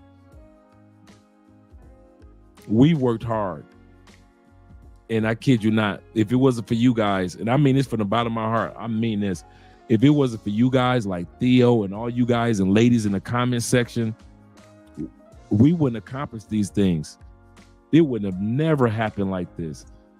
Never in our wildest dreams. When we first, like I said, when we first got our first check for $9,000 that month, we thought we hit the lottery in regards to YouTube. Not as far as business, but just in regards to YouTube. And then the next month, we hit $33,000. We went and bought our truck. And then the next month after that was like $25,000. Next month after that was like $17,000. Next month, by month, some people don't even make $33,000 in a year. And to make $33,000 in a month, and we only had 2,000 subscribers. One of our videos went viral. And we woke up the next morning with 31,000 subscribers. We were like, what are we supposed to do? That's how we were. And so now we're used to having large numbers in 4 different channels. But we wouldn't have 4 channels if it wasn't for you guys in the chat. We wouldn't be accomplishing. And that's why we try to share information like Theo, because we want to see all of us accomplishing that 6-figure life. And it is accomplishable. I'm your dog from the east side of Detroit. And so we all can do this. And I'm about to let you guys go to have a good evening. Subscribe to Mostly Money TV, Mostly Money. We are right now at 120, almost at 122,000 subscribers. We're 400 away from 122,000 subscribers on that particular channel. So when you guys hear me talk about how we got the award, the plaque, and all that, Mostly Money TV, our other YouTube channels. And so that's why we can really bring you guys some great information from Theo. Any closing remarks or comments that will give them inspiration or encouragement, Theo? I would say, guys, believe in yourself, participate in the class, and recognize that you do have a place in IT if you do the work. And it's not going to be that hard. It's actually living with less. Something I learned when I was homeless. It was more difficult, more stressful being homeless than it was actually working. So it's not that hard, guys. You can do it. And I just want to say a shout out to you, Andre. You in the manosphere, you are so valuable. I cannot describe how valuable you are. And the fact that you show your face and you show your wife's face together and you show this image of marriage that everybody needs to see. I'm just want to say shout out to you. Thank you for doing this. We need you, and just keep on making content, because even me, like every once in a while, like usually not at night because I'm doing something else, but during the day or some other time, I'm watching your material, or if I'm on the elliptical, I'm watching it. So again, you're totally invaluable. Stay in Cali. I think it's great. Tell us more about Cali. Give us something we can aspire to. Give us a life, like an actual personal life, something that we can do, because we need to hear it here in the trenches in the States, because it's hell here. So again, just thank you very much. Thank you very much, man. I appreciate everything that you said. This is what we try to do. This is how we started off the channel. Andre and I are going to be doing some reviews of our original top 10, our original first 10 videos. Oh, she's going to be mad because, yeah, we have changed quite a bit since our first 4 years ago. But at the end of the day, man, our goal really is for those that are, like I say, those that are looking for love across borders, or you are trying to fall in love with the borders that you cross. That's what our goal is. Make America your second home. I'll say that again. Our goal is to help you guys in the comments and in the videos who will watch after, to help you make America your second home. I'm going to break this video down into throughout the week. I'm going to break this video down into 1 hour segments. So it's going to be a part 1, 2, 3, 4. So you guys will be who to get a chance to see it. You don't want to sit around for 4 hours. I got you. I want to break it down into 4 segments. But at the end of the day, guys, take advantage of what Theo is offering, because it's not often offered. And when we see it successful, we usually see the success happen by way of other cultures. It is our time. It is our turn. Take advantage of it. Appreciate you guys. Yeah, shout out for the dual citizenship. I'll be eligible for my dual citizenship in March. I'll be eligible for my dual citizenship in March here in Colombia. So yeah, definitely. Multiple citizenships. In the immortal words of Jay-Z, we're going to end with that. I got 5 passports. I'm never going to jail. So at the end, yeah. Oh yeah. So shout out to Jay-Z with the 5 passports. I'm never going to jail. Diversify your citizenship. Yes. Do not just be an American. Let's diversify. Like I think you were saying that you got your at least your residency, your permanent residency in Japan, right? Yeah. I've got permanent residency in Japan, so I can go there anytime. But yeah, that's not going to happen again. I know that. I'm going on in my life, so it's probably going to be again Brazil, Colombia, or Ukraine, something like that. I couldn't do Thailand again. I go too crazy. So yeah, I need something a little stable. Get that stable in. I met a sister last year during the Afro-Colombian Festival, and she had married an Egyptian. So she has full, and she was there long enough to where she is fully 100% Egyptian citizen at the same time 100% an American citizen. So she showed me her passports from Egypt. I was like, okay, there we go, girl. Yeah. So that's too much. I just if I have permanent residency, that's all I need. There you go. As long as I have a wife who's happy with me and she's making kids, that's it. I'm good. That's all I want. That's what. And Andre and I were talking about that. We're going to be starting on focusing on having children in 2025, late 2024. Andrea is eligible to go to the United States in 2024 April, so we're going to go there for a few months, well, actually a few weeks, and then we're going to be focusing on buying our property here and everything, and then we're going to be focusing on the kids. So that's when I reversed my vasectomy in 2000. We already seemed to talk to the doctor, and he told us everything we need to do, and make sure my meal and my health is just right for as far as the sperm count is all that, and then we're going to start focusing on having at least 2 children. I think it's great. I think it's wonderful. Yeah, for me, if she's a Colombiana nerd, kind of cute, that's it. I'm making 5. That's it. That's all. I don't look for more. Hey, a Colombian 6 is always better than American 12. Oh, yeah. Oh, hands down, a 5. A Colombiana 5. Just her personality. Oh, done. Yeah, that's where do I sign? Yeah, it's good. Guys who are listening, listen to what Andre is saying right here. Don't go to the clubs. Don't do pay for play. Don't be like, I want a baddie. Get a girl who has integrity and loves you. That's all you need. You're done. Last question for the night. He said, how much longer would the virtual passes for the Black Man Conclave be on sale? He said, I moved recently. Hey, my money is a little tight. Send me an email.